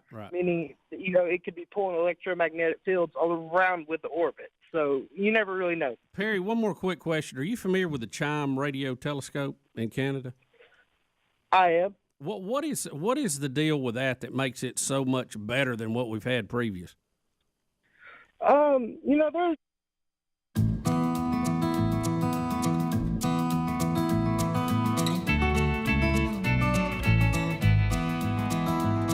We're back. 35 minutes past the hour. If you are out there in Rick and Bubba land today and you are burdened by debt, may we introduce you to zapmydebt.com. Look, it can keep you tossing and turning all night, can't get away from it. And a lot of the system's designed, by the way, on a lot of these to keep you in debt. And the hole just keeps getting deeper. Insanely high interest credit cards and loans make it nearly impossible to pay off your debt. And that's why we want to point you to zapmydebt.com. Now, that's not like the old school stuff where they try to spread it over many years and try to get a payment lower, but it's still, drags on. This is a new aggressive strategy that can end your debt faster and easier than you ever thought possible. You can even eliminate interest, find programs to write off balances, and so you owe less, stop those threatening phone calls, and you can do it all without bankruptcy or a loan. In short, they'll find every solution possible to end this debt and to end it, say it with me, permanently. There you go. So go to zapmydebt.com and talk to them for free. Find out how fast they can help you get out of debt. You'll thank us for it. zapmydebt.com. There's always that link at rickandbubba.com under the sponsors button. All right, so we mentioned the dementia study involving cereals and B1, I guess is what it was, and some of the fortified stuff. And now the ongoing, ever-changing COVID. Now, I think we can say this with zero hesitation. There was quite a bit of propaganda with COVID that we have all agreed was incorrect and unfounded. And the reason that happened, and I know this is not a new statement, but we have to remember this.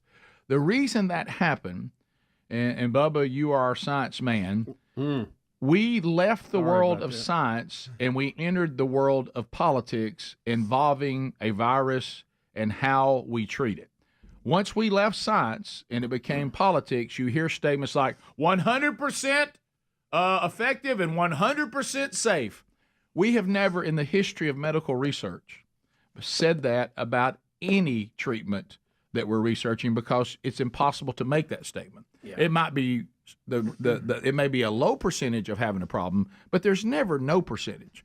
And I mean, if you don't believe that, if you've ever been with a loved one or you yourself have had surgery, you remember that speech when they come in and give you all the percentages about what, and then when you take a drug, I mean, just like because human beings are so complex, and we don't test on human beings, we test on animals, and there's a lot of similarities, but it's not a human being. Well, then they have some tests on humans as they get ready to roll it out. Sure, of course. But you don't know, the sample is so small compared to the general population of the world, which a lot of these drugs go to. And what we're going to try to do, if we can, because it's hard to get clean information that does not have some sort of agenda, we're going to try to report on this and have tried to as balanced as we possibly can. And we do something else that's kind of odd. And hang on for this. We may have said something that we thought was right, and we found that it wasn't right. We don't say it anymore, and we admit that at one time we thought that, but now we realize that wasn't so. And because sometimes you're just making statements based on the information you have at the time, but that information may change over time. Right.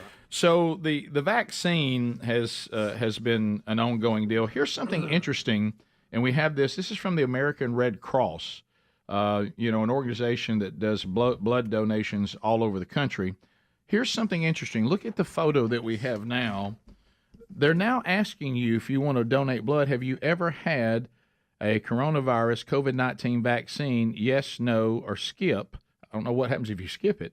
If you answer yes to this question, please call us before coming in to donate to determine if this will affect your eligibility. Is this real? Is that real?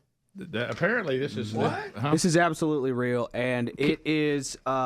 If it's important enough to ask the question, why is Skip? I don't know why Skip is there. Yeah, I mean, that's the politics. Yeah. Say, oh, well, you don't want to tell us. No, don't worry about it. Yeah. And there are a few stipulations to this. Most of the time, they will turn you down if you got the COVID vaccine within the last 2 weeks. Right. So that is part of it. Okay. So that does that helps a little bit because they're not saying ever in the history you're not allowed to give a donation. But did y'all see this study that just came out, the largest vaccine study ever? That's kind of in the wake of all this happening. Researchers from the Global Vaccine Data Network analyzed 99 million people who received the jabs, 8 countries, and they monitored them for different medical conditions. And this was published in the journal Vaccine, and this was the largest study yet. And it's not good. I've got some numbers if you guys want it, or we can hear from Bloomberg News, who is going to say, for some reason, they're going to say, we knew all this from the beginning. Yeah, but no, they didn't tell us this from the beginning. No, they didn't. Let's hear that first. All right, here's Bloomberg News. Now, think about what we were told way back, okay? Because they're going to try to convince you that you didn't hear what you heard way back. All right, so here we go. In terms of how widespread the adverse event reporting has been, talk us through what the findings were.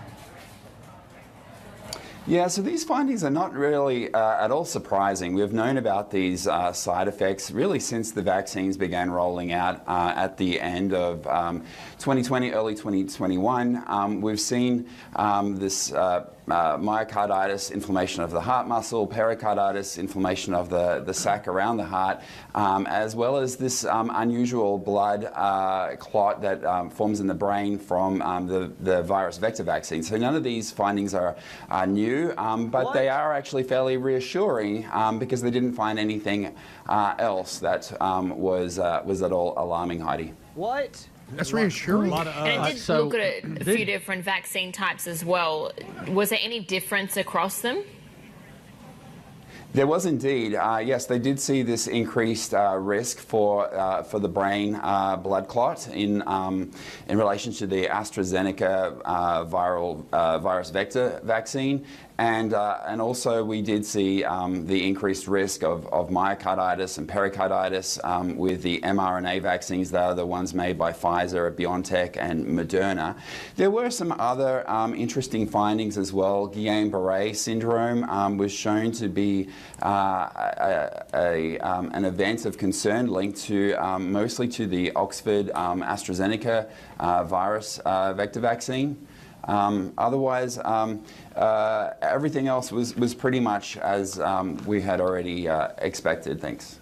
What? Yeah, but that is not what you told us. No. So here's the deal. And here's the story I had on it too. It said COVID vaccines linked to slight increase in heart, brain, and blood disorders, according to the study. And this is the same one, the 99 million that Adler referred to. So I think you'll see both sides will claim that they are vindicated in this because the people who are giving it say, yeah, there were side effects. We knew that. Everybody knows there's side effects, but it wasn't as widespread as what some people are saying. And the other side's going to say, well, see, there was side effects, and there was more than they were telling us because they were telling us there was none. Yeah, which they should have done. Which we all should have known. Yep. Our own inner voice should have said there's going to be side effects. There is from every medicine. Yep. So I think you'll see both sides jumping on that. And he pointed out, and there's a lot of minutia in the numbers, and that's hard to quote over the radio. It gets confusing. But he did point out that there was different side effect spikes that you saw with the AstraZeneca jab, like that in Adler. That's the one you had, which was the old school. I had no. AstraZeneca, I did not have. I had the Johnson & Johnson. Okay, yeah, but it was which is we had what's his name, the doctor who's been on twice, right? Jordan Vaughn. He actually said to me that the Johnson & Johnson was a more traditional type and the least dangerous. I'm still worried, frankly. I really am. But he did say that Johnson & Johnson was the least dangerous of all of these. Because that was kind of an old school. Yeah, right? It was more traditional, but so was AstraZeneca. I think theirs was too. Viral vector. Yeah, it wasn't RNA technology, which seemed to affect the heart muscles more than the other ones. But they use the term slight increase, but when you dive into the numbers, pericarditis had a 6.9-fold increase, so almost 7 times with AstraZeneca. With Moderna's jab, they found a almost twofold and almost threefold increase with the first and fourth doses, respectively. Also, an increased risk of identified blood clots in the brain. Clots in the brain. Say that 3 times. And you can't speak. That's right. It's the Johnson & Johnson. 2.5 times greater risk of developing Guillain-Barre, or however you say that syndrome. Guillain-Barre syndrome. Guillain-Barre, however you say it. But when they say slight increase, but these are 7-fold, 2-fold, 3-fold increases. So that to me doesn't seem that slight. Well, keep in mind. Well, here's the problem. You got to look at the numbers, and it gets very confusing. That's why it's hard to go in this and debate it. If you're talking about people who are affected by this, who are a tenth of 1%, you 7-fold that up, you're still at a few percent. And most people would say, well, that's just expected in something you roll out this big. Now, if you're talking about 5% and you roll it up to that, then you got a big number. So it's again, it's very complicated, a lot of numbers, but there is a difference, and this is coming out more and more now. Yeah, and we have a military, one of our veterans from the Iraq War, saying that the Guillain-Barre syndrome that he got, full body paralysis, and of course we know someone who we knew very well that died of this from a flu shot. He said the COVID-19 vaccine is definitely what was tied to him getting it, but again, the flu vaccine can give you that too. Yeah, GBS, you can get that from anything right. that you inject into your body almost. Yeah. So, and but again, they were telling us this one wouldn't do those things that others had done, or they, they should have never said that it was 100% effective and 100% safe. That was a foolish thing to ever say, and that came from politics, not from science. Yeah. But based on the vaccines we were used to taking, like polio, they were highly effective, and these were partly effective. Yeah, we'll be back. Rick and Bubba, Rick and Bubba.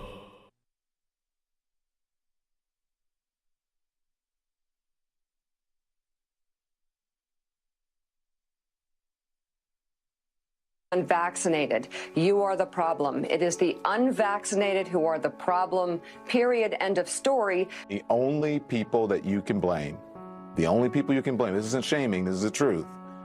Maybe they should be shamed, but the unvaccinated. It's time to start blaming the unvaccinated folks, not the regular folks. Anyone you came into contact with will blame you, as will the rest of us who have done the right thing by getting vaccinated. Because frankly, we know that we can't trust the unvaccinated. I think it's time to get our moral house in order, Anderson. It's the unvaccinated who are the threat. All of us vaccinated folks are going to start wearing masks to protect the unvaccinated folks. It's called a Christian value. You're basically punishing the vaccinated for the sins of the unvaccinated. People are not behaving honorably. The unvaccinated are basically saying, well, it's open season for me. I can do whatever I want as well. The unvaccinated are basically beating their breasts and running around the country saying, we don't care, we're living free, and so forth. We've been patient, but our patience is wearing thin. Unvaccinated, a group that includes children and people acting like children. And the rest of us are... There's a lot of great engineers that have been working on that, and really what it is the fact that, all the money that's getting dumped into that, it's not going for nothing. That it's got a multifunction purpose. You know what I mean? So what's different about that one than what we previously had is basically the technology. We developed as a species, and we're trying to elevate ourselves to a point to where we believe that we might actually be able to connect with someone out there. Yeah, well, it's part of human nature. I mean, it goes back to Christopher Columbus and everybody else. We've always asked, "Hey, what's out there over the horizon?" I want to give you. It's a great human trait, I think. I want to give you props as the Bill Dance of Tech Talk. You know where to fish, and you know when to throw, and you know what lure to throw, and we caught one. I mean, and it was a good one too. We got him in the boat. Yeah. And now I stopped listening about 30% in, and because it became I didn't know what we are even talking about. And right. That's but maybe more of a podcast deal. But. right, but I mean, you called it, didn't you? You said, guys, if we want to catch one, we better. Well, I know that. We better fish right now, and I mean right here. Yeah. I talk to a lot of them. I know when they're out there. Bubba, here's a guy that sounds more like maybe me talking about it. Looks like on 5. Hey, because that says on his phone call, 5 million light years is far. Yes, it is. All right, so Matt, go ahead. Also from Rick, Huntsville. maybe I can put this more in your vernacular. Yes. So we got one of 3 things going on. No one with a biblical worldview who believes in the time scale that the Bible lays out can believe that it's coming from this distance. 500 million light years is a distance, not a time. Correct. Time is the distance that light travels in 500 million years. Right.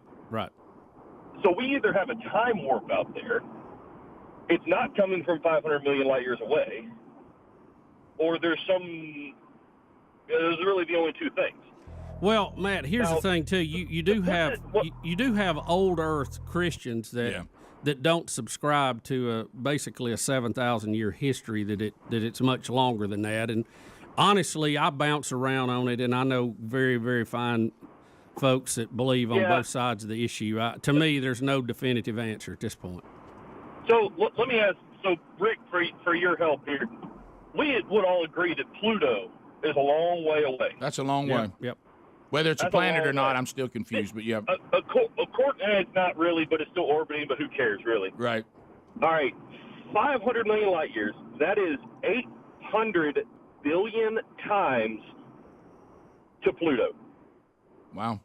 Yeah, basically, Good gracious. you know what we would be hearing, Matt, is somebody who is the Marconi of a distant civilization when they first start playing with a spark gap.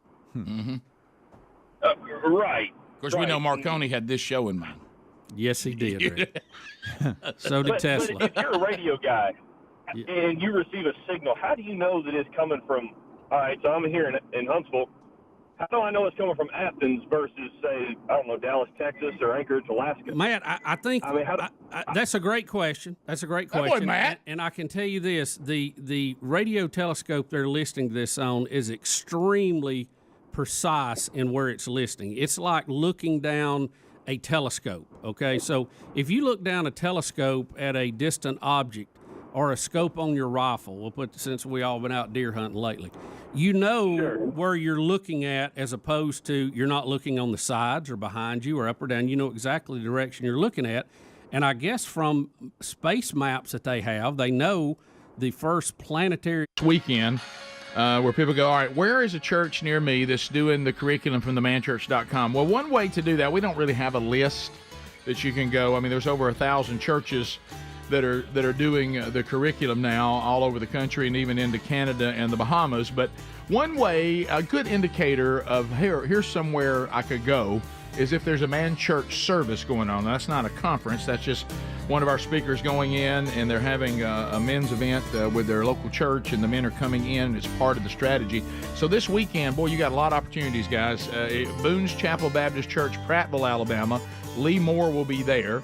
And then on the 25th, there's 4 man churches. Webster, Florida, you have Blake Prime at First Baptist Webster on Sunday. Twickenham Church, Huntsville, Alabama, you got Brian Gunn. First Baptist Church, Tallahassee, Alabama, you got Tony Cooper. And then First Baptist Church, Tuscaloosa, you have Scott Dawson. So that's all happening this weekend. If you want to go find out more, you can go to themanchurch.com. And I do want to mention something that is on the Rick and Bubba upcoming events. I have an opportunity a week from Friday, March the 1st, to go and try to encourage pastors and their wives, part of the Shelby Baptist Association there in Alabama. It's going to be at Meadowbrook Church, and I've been asked to let all of you know that if you are part of that association and you have not registered to be part of that, inviting you to be there with me. And Sherry's going to come with me too. We're going to be with you guys and see if we can encourage you and your wives for the work you continue to do at this the banquet put on by the Shelby Baptist Association. I'm honored to be speaking there on March 1st. Check that at rickandbubba.com or burgessministries.com under upcoming events. All right, so a couple of things here to touch on. These are videos, Bubba. One of them looks like it's. Is this some sort of device that, when you say keep you fresh during heat when the summer comes? I haven't seen this. This is news to me too. Adler, I know that you sweat. You profusely sweat. Yeah. Is that what this is about? Yeah, this is this cool new device that I thought you guys would get a kick out of. Okay, And it's pretty cool. Greg could probably use it. You know? No. So it's a device that you put on your belt buckle. It attaches to your shirt. It puffs your shirt out for a nice cool breeze. No, there's no way you ain't gonna wear that device. Look at the smile on his face. Boy, this guy's excited about the beach. What a talent. Oh my What a God. talent. Hey, now. I mean, Look at the smile. Look Look at the smile. You're terrible. No way. No way. Okay, well, no way. It looks like it has. about that. It looks like it has an adjustment for the speed too. Yes, it I does. want it on fast. Have you ever setting it up looks uncomfortable. I see. Right now, we're very comfortable sitting in room, climate controlled room here. Yeah, yeah. But have you ever been slightly cold. so Yeah, hot? have you sitting over Have here? you ever been so hot that you go, I might have taken that? No. Yeah. I don't say that's gonna be No I way. could just do Ain't it. never I been can do hot. that with my hand. Yeah. I hate to be hot, but I ain't never been that hot.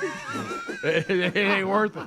It's just not worth it. No. I thought it was a cool invention. I want you to imagine our wives. I wish you'd walk in with that. Everybody, imagine our wives right now. Everybody think about it.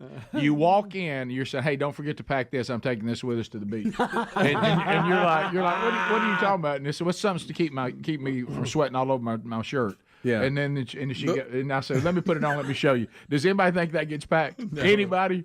Ain't The no look way. on his face doesn't help. Well, like Bubba said, that's The future is now, gentlemen. What a Wait, futuristic. so I'm so lazy Right. that I can't just, flap my shirt to cool off. Unbelievable. I think it's a great invention. It looks good. I think somebody's pulled a joke on the whole wide world. All right, this next one, if you're a parent, you got little kids, and you know how they'll pretend to be asleep, but they're really not.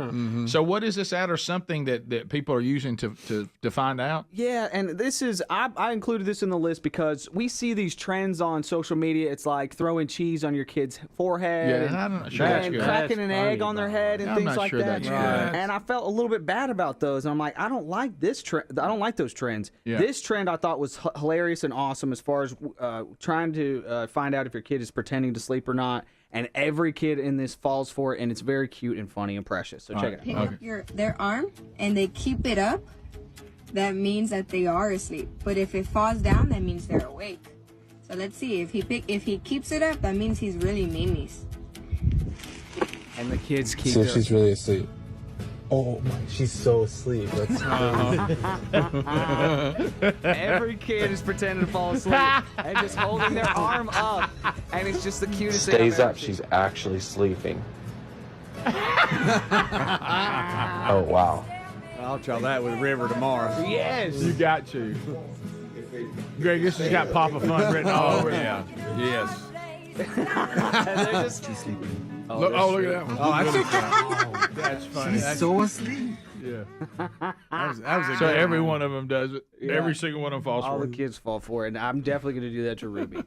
Yeah, I love it. I think that should be a must. So yeah, it is. The deal when they're supposed what is this thing? Because I can remember when I was a kid pretending to be asleep. I know. Me too. I remember pretending to be asleep so I could get carried into the house. Yes, me too. And you were wide awake. And I was wide awake. Why did I do that to my parents?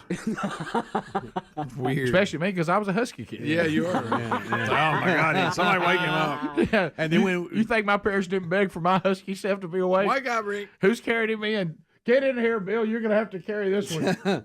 And then I remember being a little older where you'd go over and spend the night with a buddy, and you never wanted to be the first one to sleep. No. Ever. No. Toothpaste is coming out, or whipped cream and Bucket of warm water. Yeah. bucket of warm water, feather And on the your drawings face. on your face. Good night. Oh no. You did not want to be. Well, all that trauma, I think that may be why I love having a great day. You can really all kinds of things, but when it's time to go to bed, I don't want to be in some strange place. No. I want to. Yeah, I hate camping. I don't want to be in the woods. I don't want to be on the ground. Oh, I want to be in a room that's just that. I don't want to be in there with other people. Right. No.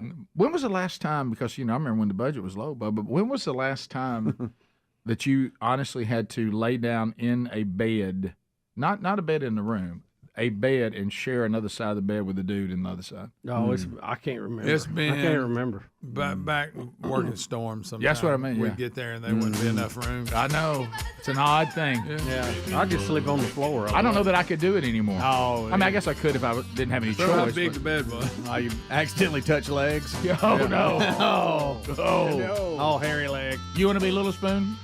Yeah. Well, sometimes it's rough times.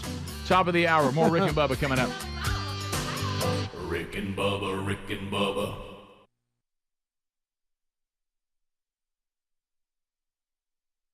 System that that they're looking at in this particular direction, how far it is away based on based on the layout and the star charts and how fast it's accelerating away from us, I guess. Wow. All right, I'm struggling to breathe at this point. Yeah. I'm in a lecture class. I'm in that little chair, the one that has they claim they gave you enough room to ride on, but Yeah. there's not enough Right, room. right. You remember that thing? And I'm Rick, listening. go to 8 right And the quick before you go to the break. professor is like womp womp womp womp womp womp, and I'm getting to where I'm struggling to breathe. Yeah. I'm having that attack I have where I'm struggling to even grab a breath. Rick, go to 8 before you go to break. Now we may have to come back and pick up a couple Well, now- of these. now Some look- of these are really Oh, good. okay, here. so that's a pretty funny one there. All right, go ahead, Greg. Columbus, Mississippi. Hey, it's pretty obvious that with the cycle that it is, it's got to be future Bubba because that's about you guys' work schedule and off schedule anyway.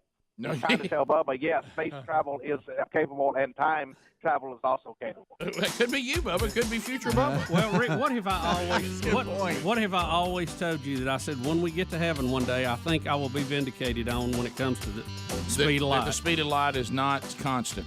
It It's has a variable. varied over time. Yeah. Oh Yep, boy. yep. And that'll fix some of these problems too. Yeah, yeah. You've been saying that for years. Yep. We'll be back. 15 minutes. Y'all hang on. There's a couple more of these I think Bubba. we need to address. Bubba, I can't Rick, even breathe. A couple more right there, Rick good and ones. Bubba, Rick and Bubba. 6 minutes now past the hour. Rick and Bubba's show. Speedy, the real Greg Burgess, Helmsy, Eddie Van Adler, all here with us today. Team Rick and Bubba on the field. There's Stretch Armstrong, Rick and Bubba University student, taking your phone calls right now, earning his degree in common sense. Common sense now has become a superpower. The wonderful Wheel of Meat is in play. Could spin at any time this week. Also, still to come later in the program, we'll interview Jonathan Evans, a chaplain for the Dallas Cowboys, about some events in the Rick and Bubba audience involving Jonathan and Tony Evans. So we'll talk more about that coming up a little bit later on in the program. Welcome back. There's Bill Bubba Bussy. Hey, Bubs. Rick, glad to be here and glad to be on planet Earth where we're receiving signals from a foreign galaxy. Right. Now, we know that over the years, you and Greg have made it clear that y'all do not watch The Bachelor or The Bachelorette, but your wives do, so then you get pulled into it. Yeah, there's some osmosis there. Now, this year, though, I have changed. I'm actually making an effort to watch this year because I'm on team Maddie P. Right. So, tell everybody about that. Yeah. Yeah. You're on team Coach Pruitt. Yeah. So, Rick, the Bachelor this year is Peter Weber. He's a pilot, and he's known now as Pilot Pete on the show. Madison Pruitt, who is from Auburn. Her dad is an assistant basketball coach at Auburn. Coach! Actually met their family through our son Hunter, who they all attended church at the same place, at Church of the Highlands down there. So they came over and spent a day with us this summer at the lake. Nice, just super nice folks. Very impressed with them. And we didn't know Maddie was going to be on The Bachelor at the time. And but now that she has been on it and she's back, we've got to see her. Of course, I can't discuss any of this, but it's Right. It's crazy to see somebody actually on the show, and they're down actually to the Final Four now. So they'll do hometown visits next week. Betty's very excited about that. She's already making plans for her party to watch. Now, do y'all have a viewing party every Monday? No, not every. It's just certain ones. Just when it works out. Last night it was just me and Betty. And anyway, there was a scene last night, and we're going to try to play part of it here, where Madison, who is a very strong believer, is talking to Peter and telling him about some of her concerns, faith, and the fact that she's looking for a husband that's a lot like her dad. And, man, I'm sitting there watching it last night, and I get all teared up. You know, I almost took to squalling. And I thought, man, I had to call my daughter for a minute, you know. Did you ask her if she's looking for a man like you? I told her, I said, I hope one day you'll say that. I hope I have been worthy of that. Right. But I still... or, let's face it, there's some things about us we hope they don't pick. Well, that's right. I mean, it's good and bad. So I think we got it here, Rick. Yeah, this is courtesy of ABC.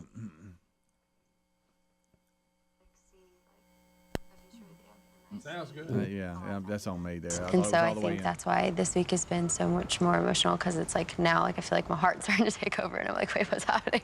That's good. I know. That's good. I know. And yeah, I know with like hometowns coming up, you know how much family means to me.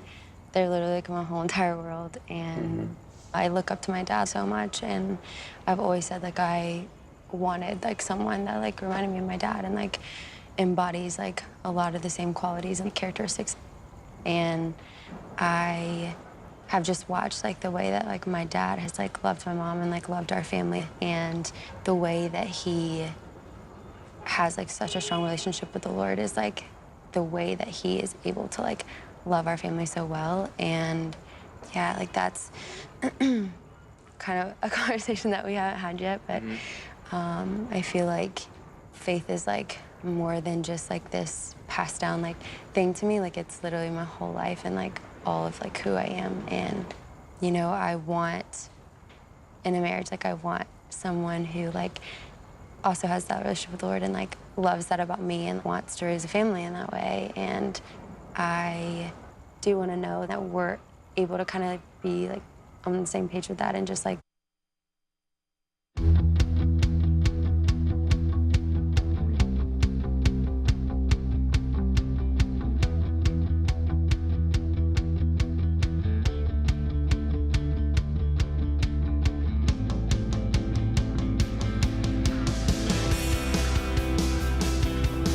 It is 6 minutes past the hour.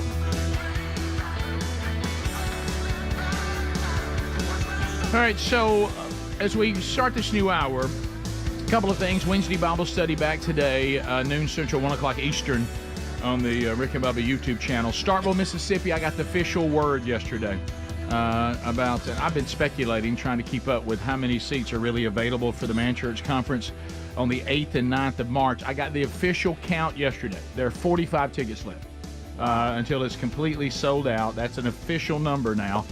Granger Smith will be there, James Spann, Scott Dawson, Andy Blanks, and I'll be speaking, Chuck Hooten doing worship. If you want to come to Starkville, Mississippi on the campus of Mississippi State University at the Bettersworth Theater, 45 tickets are left, and then they will all be gone. So grab those, and we'll see y'all in Starkville in a couple of weeks. So, Bubba, I think you told me that, have you lived your marriage almost completely exempt from having to go to the grocery store? I think know what you were going to say there. No. I remember we've talked about these grocery store trips, and I've heard you a few times saying, well, I don't really ever have to do that. No, I don't much. I don't much. Yeah, we have, fairly regimented setup of what we're responsible for. Yeah. And groceries usually don't fall under me, except when we're having a party. Okay. Then it's you. Then you're in. I'm the party buyer. Okay, well, you'll still be able to weigh in on this a little bit. So we all know there's the grocery trip where you get a list that is, in the old days, would be handed to you. Now they'll text it to you. Or then there's the trip that you go with them because you're with them out somewhere and they want to go by the grocery store before you get home. This has become, back to Bubba talking about the regiment, unfortunately, this has become pretty normal now on Sunday afternoons. After we go to church, we go to eat lunch, and then it'll be, we need to get supplies for the week. And I'm like, so, but the thing that I've tried to talk to my wife about this is, and some of this is my quirk, and we've talked about this before, is I'm addicted to efficiency. If something's not efficient, it drives me crazy. because I think, well, why don't we do this the most efficient way? Mm-hmm. And Sherry does not seem concerned about that at all. Is this pretty much a female thing? Some are efficient, I guess, but Sherry has no concern about whether it's efficient or not. She just says, let's just do it any way you want to.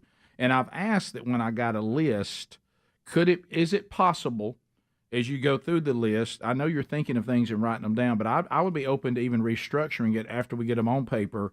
I'd like for the list to work through the grocery store in an efficient way. I want to start over at the deli and produce, and I want to work down the aisles in order of where the things are on the list. Because it was something I called the spinach incident, and that is that spinach was at the end of the list, and I'm trying to scan and check things as I find them, but if you don't have a pen, you can't do that. So you're trying to remember what you have, and I get all the way to the end. I'm coming around.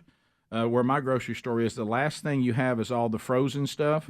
I'm coming out of frozen, which leads to a point I made a minute ago that I don't think it's accurate, but I thought I was being sharp, and I ask y'all if y'all think I was right. And then I remembered I didn't have spinach, which was way back at the beginning, back over in produce. I've done that. Other side. And it just drives me insane. And so we went together this past Sunday. And we jump in, and she just starts heading down the middle of the grocery store. And I said, baby, let's start over here in the deli and produce, and let's work our way through the store efficiently. And she goes, we don't have to do that. I said, we're going to bounce around in here from one aisle to another. And well, I mean, I'm just going to get things as I know we need them. I said, but can't we, please, can't we start over here? Now, then I said something I want to get y'all's feedback on to see if I just made I've this got several up. things I want to weigh in at some point, but I'm letting you get to a stopping This point. may be one of them. So I said, baby, the grocery store means for you to do it this way. And she goes, no, where in the world did you come up with that? And I threw this out. I said, why do you think ice creams last? So it's not melting. I said, I think that's right. I said, that's why ice creams last. I said, so it won't melt. They're even telling us. The frozen section is down there. Don't you agree? Yeah, it's on the left. Is that why, though? And that's why. Is it why? Because I just threw that But out. why do we go right to left and we read left to right? That is strange. That's true. And the clock goes that way too. It seemed like it'd go left to right. Any help here? I mean, it's you said you wanted to weigh in. Well, first of all, let's go back to the list. I think it's probably asking too much to be efficient with the list. Okay. We just need to be thankful there's a list at all. Okay. Okay. That's a good word. And what I do is I take the list that they, goodness gracious, they have these phones that they stay on, but yet we can't type that up in a text and give it to us, so we can copy and paste it in notes and then remove it when we don't have a pen, to your point. I know. So a lot of times what I'll do is I'll just get this scraggly paper that I have no idea where it came from. Didn't even know we had that paper. Sometimes it's on a coffee filter. I didn't even know where that came from. Right, yeah. And it's, and I just, what we need, and then I remove it as I go. I would like to have a map, like a tracing map of my wife when she goes in a grocery store, to your point. Just right down the Because middle. it would probably look like the craziest maze. Exactly. You would I don't understand it. I think they put the doors when you walk in, enter and exit. They put the cash registers next to the exit door. Okay? Meaning on that side of the store is when you're ending and coming this way. Where you grab your buggies are on the right side. That's where they want you to start. Thank you. Okay? And Preach. The ultimate thing is the frozen section. They didn't just say, you know what, I tell you, we got a bunch of frozen things here. Let's put them randomly in the store. Right. They put it in a particular place so that, to your point, where the popsicles and ice cream, Can we please frozen pizzas don't go bad. Can we It's please work there it? for a reason. Can we please work it that way? Yes. Grocery stores are pretty efficient. Yeah. If we'll work it. Yes. Yes. But you got to work it. Yeah. And I'm just focused on what to do with the buggy because she Right. keeps stopping and starting, and I'm bumping into her and everybody else. I got the answer for all this. what's that? Pickup, Walmart pickup. Really? Yes, Oh, sir. yeah. You love it? I resisted it, but it's great. Well, now when it's How an far e- ahead you Hey, got to be planning? Can I just say this, Rick? This is one of those things that 6 years ago, Speedy and I brought to the table, Yeah. and he's acting like he's just now getting it, and it's a new thing, and he needs to tell us about it. It's new to me. It is. It's new to me. I didn't believe in it because I thought they weren't very efficient, that I would have to wait They a long sold you time. on it. I know. But they But got even if better. you have to wait, it's better than getting out of your car and you having go to ahead go and- in and grab a buggy and all You go ahead that. and signal that you're coming. Oh yeah, you pick a time slot. Look, Yeah. I did that the other night, and here's And what you'll I say get on from the my way and wife. have track. Here's what I get from my wife, Greg. We do that a lot of the times, but I get this. No, we need to go in on this one. I'm like, Yeah. what do you mean we need to go in on this Well, one? I would like No, it- we need to go in on this one. There's some things I got to get, and it's a little bit more detailed. But now, if it's we just need this, this, and this, less than 20 items maybe, we're picking But up if there's constantly. fruit involved, I like to go in and pick my own fruit. Yeah, maybe, yes. There's Yeah, you some like that to just pick gotta that get fruit. in. I That's couldn't right. believe. Everybody I knows couldn't that. believe we started on That the low-hanging water. fruit. I couldn't believe we started on the water row. I couldn't believe it. I said, "We're starting Yeah. at water. Water?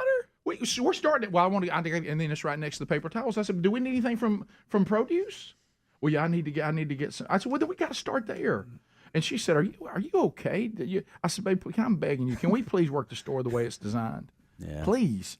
See, and she was I've like, "I got can't believe you're making such a big deal out of If this." not, just split the items and go, give me 10. I'll be back. I've got the perfect route at the store I go to. I break too. right, go I by love it. if you got deodorant or I Tylenol. love it. Take a left, get your dog food, keep going. You're gonna run into like the washing powders, paper I towels, love all it. this. Suddenly, now here you are on yogurt and milk and all that. Let me tell you something. And you Bubba. start winding your way through it, and like you say, end up on the frozen line. Love it. Last thing I go to is produce because it's just past it. But So your produce. We start with produce. I start produce on the other end. You're going backwards if you do. Now, where are the spirits at?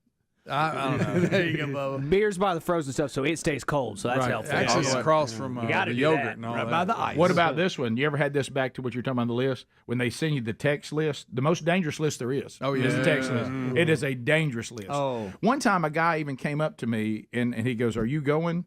Like it was time to go to the restaurant. I said, "No, I'm going to hold right here a minute." He goes, "Okay." And I said, waiting on that text that's going to come in right when I get in line. Yeah. Oh, yeah. I said, I'm going to try to see if I can outguess her this time because I know it's coming. And then also you look, there's those little circles. Here they go. And you realize if I'd have been in line, because I have been in line. Oh, by the way, we also need this. I'm like, baby, I'm in the line. And I did this. I haven't checked my phone, and she sent me something while I was in the store, and I don't see it till I'm loading up the car. Do you go back? No.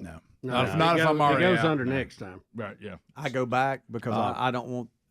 Going back is less Depends of on a what it handle is. than having to get back out or hear about not having it. Kind of it's depends something- on. It depends on what it is. That's Yeah. it. If And it's how far something away I'm at. we have If to. it's Pop Tarts, I go back. if it's something you need for with you. dinner that night, Yeah. then yes. Yeah. If it's something you might need in a couple days, absolutely not. See, I See what would- you're missing, All Bob? right, so emailers are saying that most of these grocery stores have an app now that you can go in and put your grocery list and it'll put them in order by the aisles. Yeah. What? Some of them do. Now Are you that would be serious? life changing. I think Publix does. Bubba, that's a game changer. Yeah, Publix is one of them they list. That is. a That's good my one. store. That's a good one. That's your store. I wouldn't I've go. noticed that they've moved some of the Shopping's a frozen pleasure. to the middle. Wouldn't go back to your point. I wouldn't go back in for mixed frozen berries for smoothies. And she said, "How did you miss that?" I said, "Because it wasn't where it should have been on the list." I said, if I've that done that. list had been right, you'd have those berries." Yeah, absolutely. We'll be back. Your phone calls are next. Rick and Bubba. Push each other in that way and like grow in that way together. Yeah.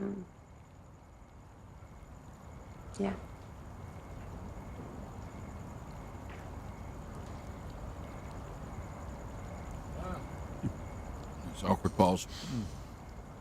I totally hear that. And I want a family one day, more than anything. Being that role model for your children, that's one of the most beautiful things.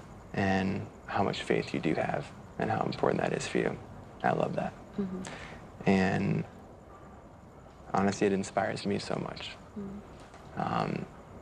And I'll always be extremely honest with you. And I've been raised, in a Christian household, and I definitely have faith. Mm-hmm. And a lot of times, I do feel like my faith could be stronger. Mm-hmm. And I do struggle with that sometimes.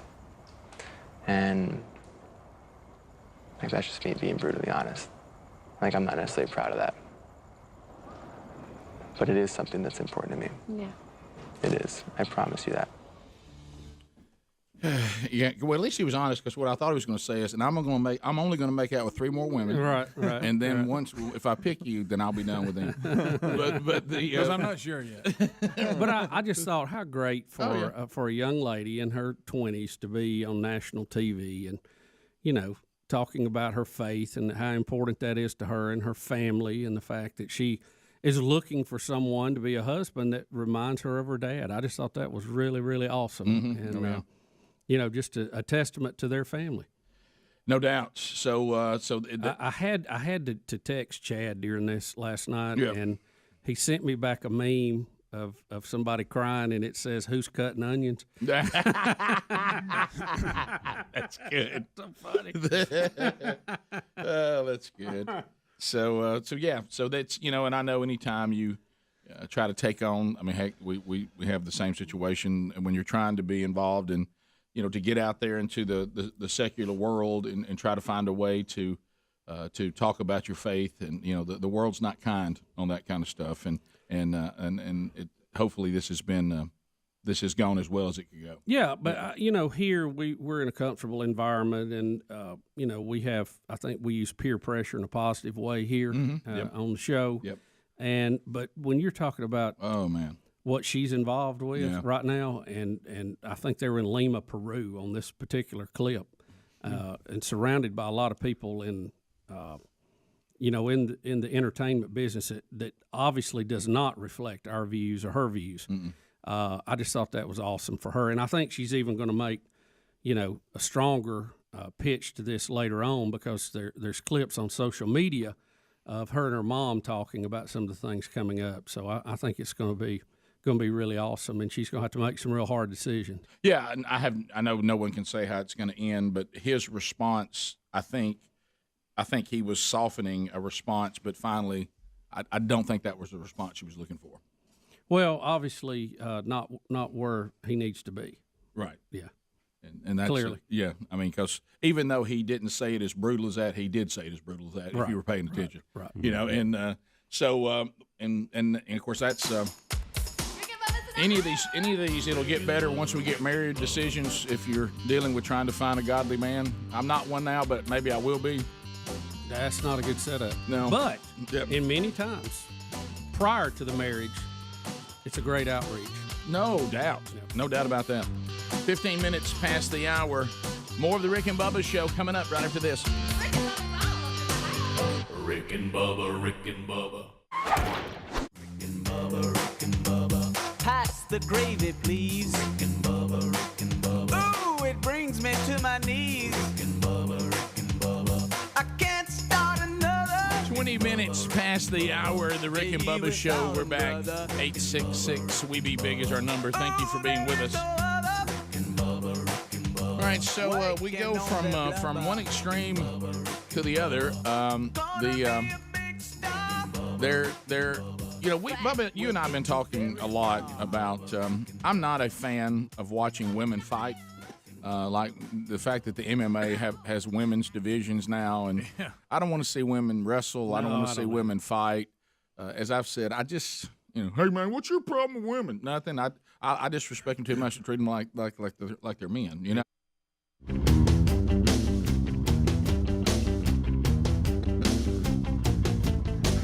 22 minutes now past the hour. Phone trolling time at 866 We Be Big. 30 seconds a pop. The old buzzer gets you.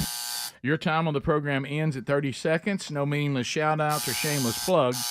It's all topics and topics only. Chad is in Huntsville. Chad on 100.3 The River. Chad, you got 30 seconds, buddy. Go ahead. Good morning, guys. Hey, buddy. Totally agree with what Rick and Helms have said on the grocery shopping. I would like to add to that. I want the grocery stores to implement some yellow or white lines down the middle of the aisle so people can stay on their side. Put in maybe some rest areas. So if you want to stop and talk like they do and block the aisle, go to the rest area over on the other side of aisle 20. Those are also great ideas. That's another thing that's been an issue. I also would like to talk to our grocery store friends. Love y'all. Glad you're there. But there's only so many extra displays you can put down the aisles. It's going to get to the point you got so many of them we can't get down the aisle. Yes. Can we minimize those? They're turning what should be a 2-lane into a 1-lane. Thank you. You got to wait for the other person. What's going on? Craig is in Camden. Craig, 30 seconds, go. Good morning, Green Acres and Monkey Grass. Oh, thank you, buddy. What's on your mind? I went to school to be an engineer, so I like specifics and numbers. and my wife cannot be specific whether it's a written list or text list. She has on there hamburger meat. How much hamburger meat? A pound? 5 pounds? She has on there tea. What kind of tea? Powdered tea? Tea bags? Red Diamond? Lipton?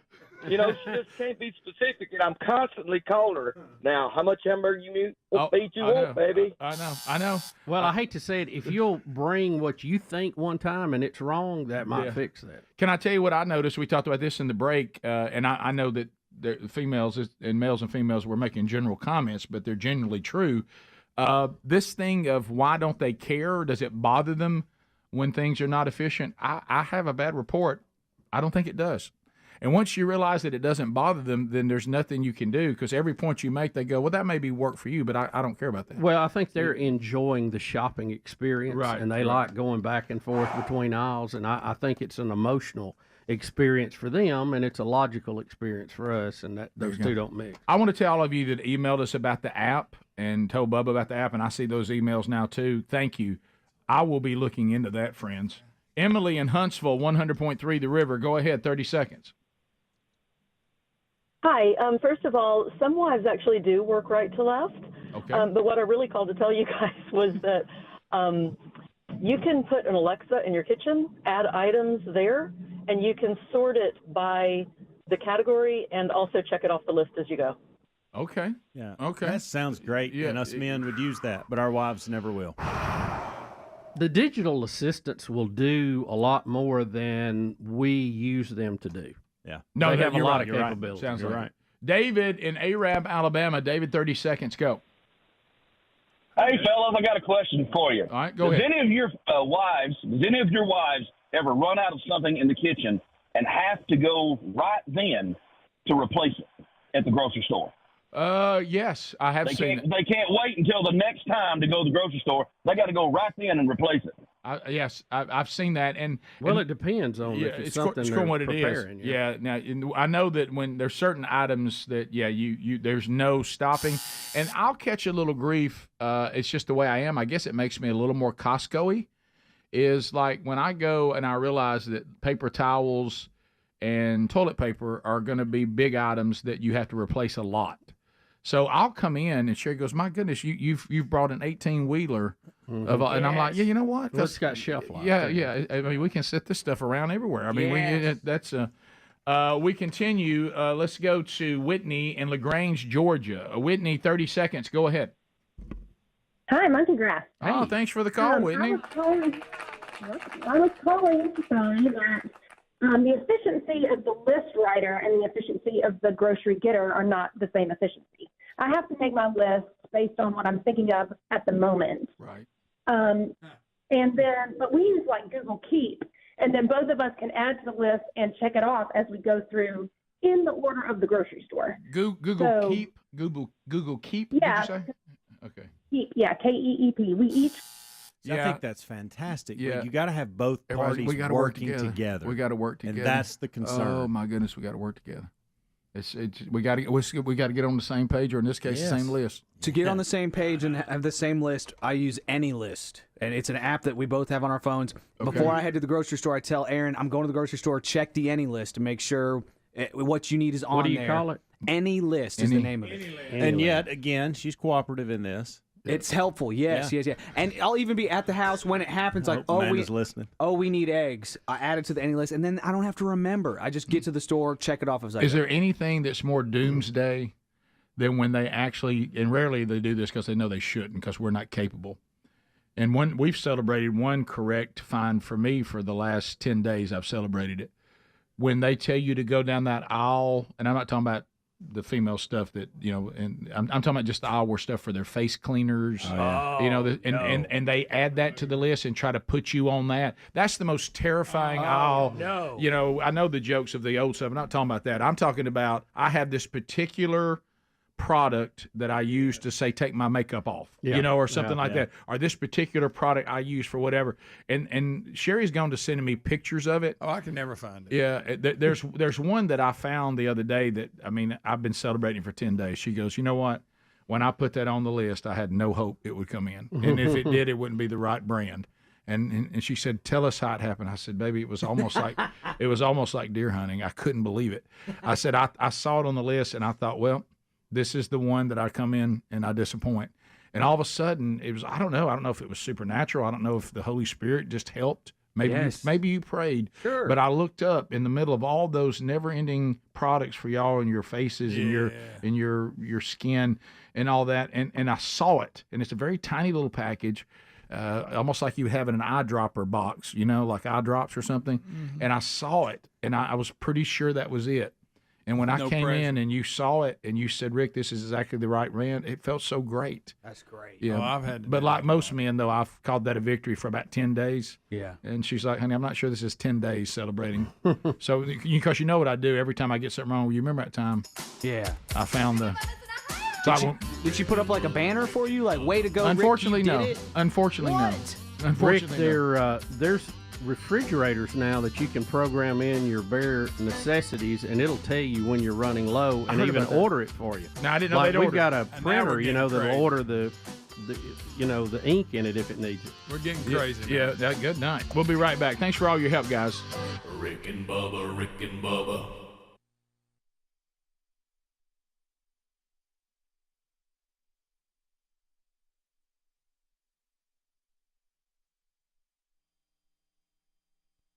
So, but you've seen these dance-off things where I'm going to dance real hard in your face, and Oh yeah, we have movies about you. it. Yeah, We have movies about it. I'm gonna serve you, and I'm gonna dance real hard in your face, and undoubtedly we have Match that. Yeah, Rick, it's a battle. We've had a cheerleader dance battle that turned into an all-out brawl. Show enough battle. And if you want to have some fun with it, one of the cheerleading squads, the name of the high school, Trinity Catholic School. Yes, it's Trinity Catholic cheerleaders versus East St. Louis Flyers cheerleaders. The event happened in early February. Now it's hitting social media. It was at Alton High School on a Saturday, February the 1st. It was a kind of a dueling cheerleaders type deal where they were going at each other there mid-court, and they now, because of this, have both canceled the season for the cheerleading squad. So they're done. East St. Louis High School was first. They canceled the entire season for the cheerleaders. Now Trinity Catholic High School has canceled the rest of their season for the cheerleaders. They've been served. And it's gonna start. The audio and video is gonna start with them doing like what I call a step-off cheerleading type deal, where one side waits for the other one to finish and then the other one responds. So I'm serving you, and then it turns into a fight. Yes, All right, it so does. they're all looking real. I mean, it's like one group versus the other. So they got audio. on this? Yeah. I'm gonna hit it real quick. There we go. And so here we go. So they're on two different ends of the court, and they're cheering toward each other. Right. Yeah. The cheerleaders on the right they've gone. Now this is the retaliation to it. This is the retaliation cheer. Yeah.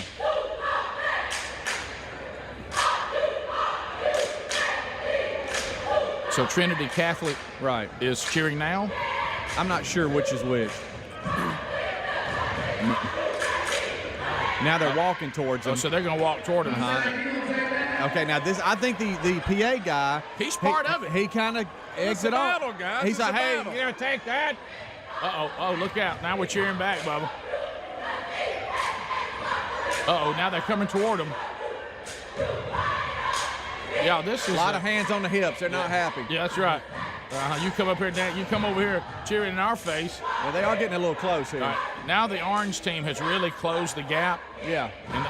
And they're really close to the other squad. For some reason, I feel like that's Trinity, but I don't know. Rick, at some point, one of the cheerleaders on the left ends up in the middle of the ones on the right. It's about to get nasty now. Now here's the retaliation of the retaliation of the retaliation. So but did you see one of the orange cheerleaders walked over across the line? And that's where you need to look at her. Okay. So now on the front left, if you're facing them. Oh, I see her. Oh, she's mad. Yeah, she's mad, and she's about to get all in it. Now they're both going at each other. Now we're all cheering. Now we're all cheering. Don't take your eyes off the top left where we were discussing. Here we go. Okay. Well, look, see, she's in the middle of it right there. She's See, in there. They're going see, back. she's in there. She's broke the line. She's all up in it. Now she's getting surrounded. They're surrounding her. Oh my goodness. And it's about to happen, Oh, boys. here we go. It's on now. about to happen. It's on now. Cat fight. And it is. You know better. Look, and then we got. Why would that guy drop what he's got in his hand? Just drop it. So here we. Hey, we're all out fighting. Two cheerleading squads are fighting. I'm talking about. I mean, it's look over here. Somebody's weave is gone. Yeah, I mean, it's gone. Hey, now we got police officers out there. That's right. It's a mess. There's so many fights you can't control. Yeah, there's a fight everywhere you look. Look at how many phones are out. No. Look, somebody's laughing because instigators now trying to play nice. Did you hear? Can I tell you what? He's getting on them now. You get them broke up and they go right back into it. Can I tell you what? To be there for something like that, what a gift! Oh, I'm telling you. I mean, it's sad, and it is not a good commentary on our current situation. So you guys, you do realize that we just had two cheerleading squads get in an all-out fight, and one of them is Trinity Catholic. Yeah. Guys, what a great story. Yeah, I mean, it's sad, but I mean, for us, for what we do for a living, it's gold. When they circled around that one, that messed it up. Boy, it was on. Well, you saw everybody kept getting closer and closer with their very aggressive cheering. Oh yeah, I'm cheering really hard. Stomping, a lot of stomping. A lot of stomping. The sheriff's office that has jurisdiction there for Alton High School, where it happened, said there were no injuries, believe it or not, and that the officials said there were no criminal charges filed from either side. They had to, separate the two teams, as you just saw. But now, because of this fight, both squads have had to cancel the rest of their season. They're not going to be cheering anymore. All right, here's what I. Rick and Bubba's in Ohio. Rick and Bubba. Pass the gravy, please. Rick and Bubba. Ooh, it brings me to my knees. Rick and Bubba. We're back, Rick and Bubba Show. Thank you for being with us today. We'll get to more of your phone calls coming up a little bit later on. Thanks for all your help. SimplySafeBubba.com right now, more than ever. Security, crucial for your property or your home, your business, whatever the case may be. SimplySafeBubba.com. Comprehensive protection. Advanced sensors that not only detect break-ins, but fires, floods, other threats to the property with and getting you help and getting the help that you need much quicker. Rick, how? Well, I'll tell you one way, 24/7 lifeguard protection. The monitoring agents can actually see, speak to, and confront intruders and see issues as they're happening. And this is only available from Simply Safe. They stop crime in real time. And it's highly affordable, costing less than $1 a day, about half the price of the traditional home security folks. Go to simplysafebubba.com for 60 days risk-free. If you don't love it, return your system for a full refund. Keep your place safer than ever and save 20% on the new system with a Fast Protect plan, which you do want, by visiting simplysafebubba.com. That link also available at rickandbubba.com under the sponsors. There's no safe like simplysafebubba.com safe. Bubba, we have other things to talk about. The latest poll numbers are in, and not pretty. If you're tracking this, really the only poll that will matter will be election. Sure, that's true. If you believe in those things. Right. But the polling is out. Joe Biden has now hit a new low in his job approval rating. This is according to NBC News. Despite a growing economy and little opposition to his party's nomination, according to the story, President Joe Biden confronts a dissatisfied electorate and a challenging political climate 9 months before he faces re-election. Biden trails Donald Trump on major policy and personal comparisons, including more than 20 points on which candidate would better handle the economy, and Biden's deficit versus Trump on handling immigration and the border is greater than 30 points. That is good night. That is, Rick, an avalanche of difference. Good night. Look at that. The poll also shows Trump holding a 16-point advantage over Biden on being competent and effective. And what is more eye-opening about this is a reversal in the same poll by the same folks when Biden was ahead of Trump on this quality by 9 points before defeating him in the last election. So you see how this is going down. Also, other notes in this poll, fewer than 3 in 10 people approve of his handling of the Israel-Hamas war. Yeah. are just breakfast. You put all of these together. Trump is leading Biden by 5 points among registered voters in a hypothetical 2024 general election, 47% to 42%, while the result is clearly within the poll's margin of error. The last year's poll showed a different slant. So their polling data has shown a shift.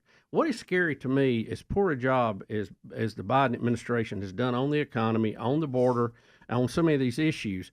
Like I said, Trump showing a 30% lead on the border, that Joe Biden still has 42% of the vote. That is what is eye-opening. Well, two things in that story. That is the main point. The other is that NBC keeps saying, despite a growing economy. I know they play games by claiming the economy is growing. I guess they're comparing themselves to themselves. Yes. But that's exactly what it is. Right. We were so low, we've moved up a rung. So there you go. It grew.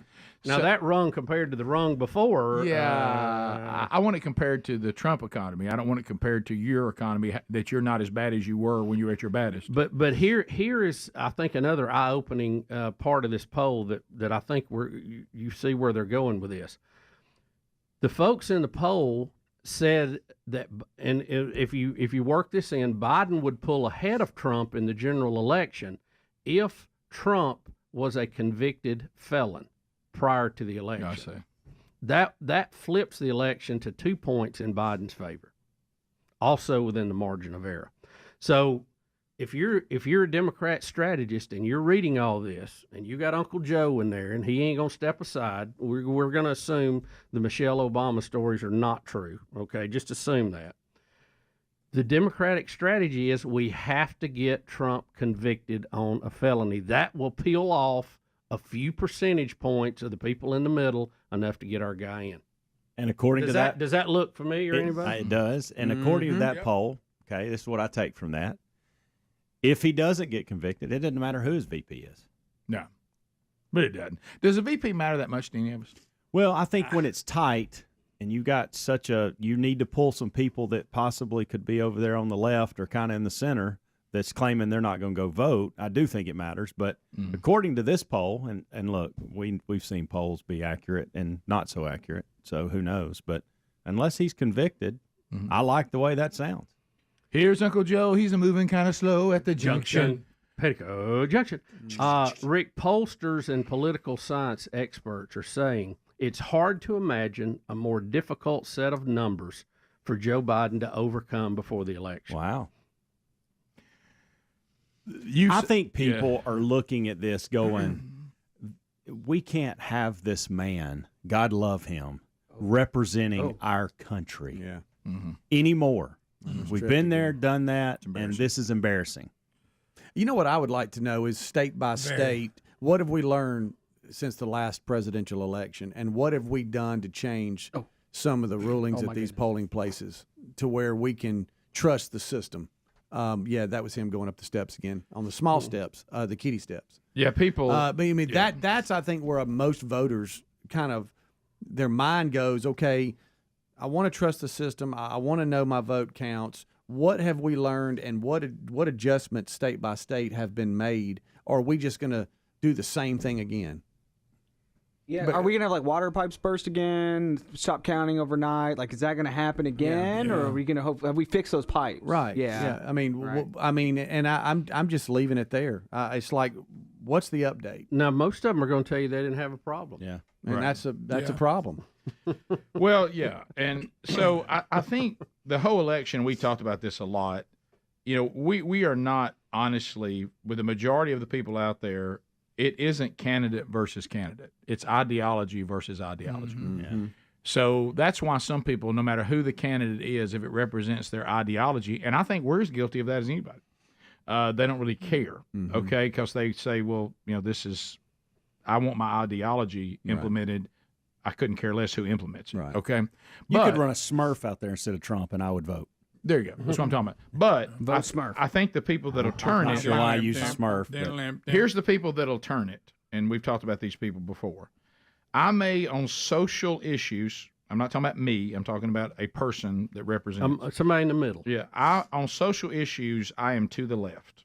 Okay, so I always vote ideology left, no matter who the candidate is. But this particular election, I don't like the price of groceries.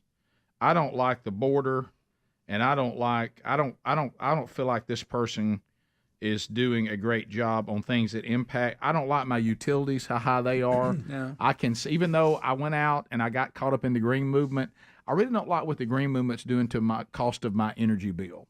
Because it is, by the way. It's affecting our utilities. I don't really like what's happened to my wallet.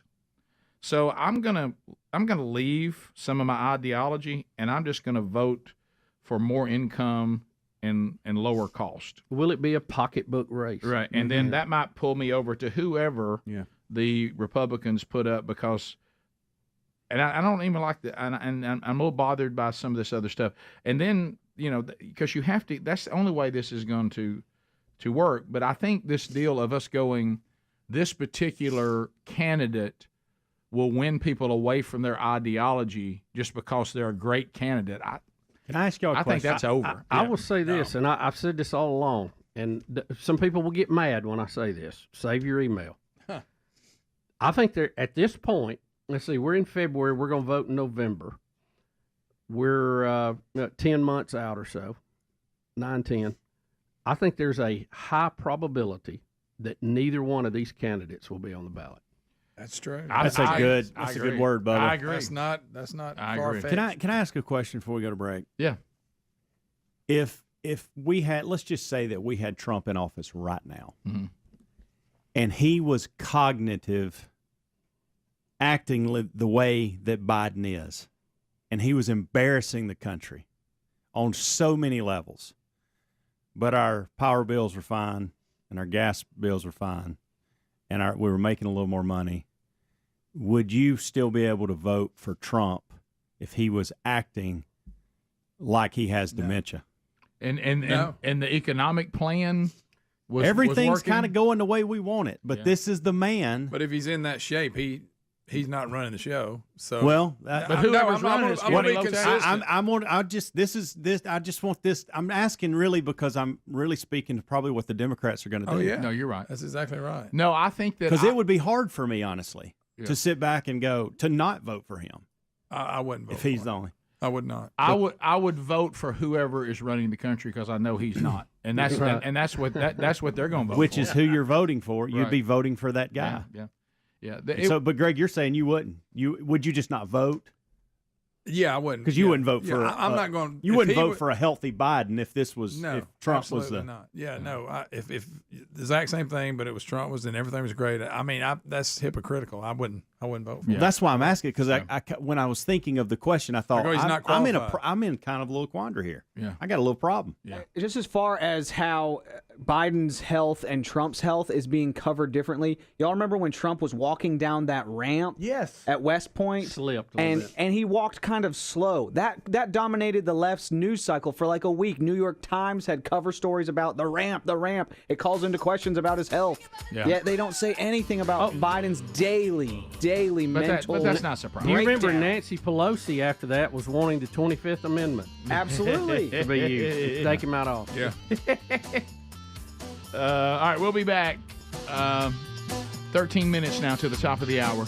More of the Rick and Bubba show coming up right after this. Rick and Bubba, Rick and Bubba.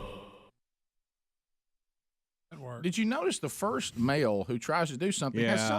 something in his left hand and he won't put it down? Yeah, I mean, it's like there's one dancing too. One guy runs in this picture. Yeah.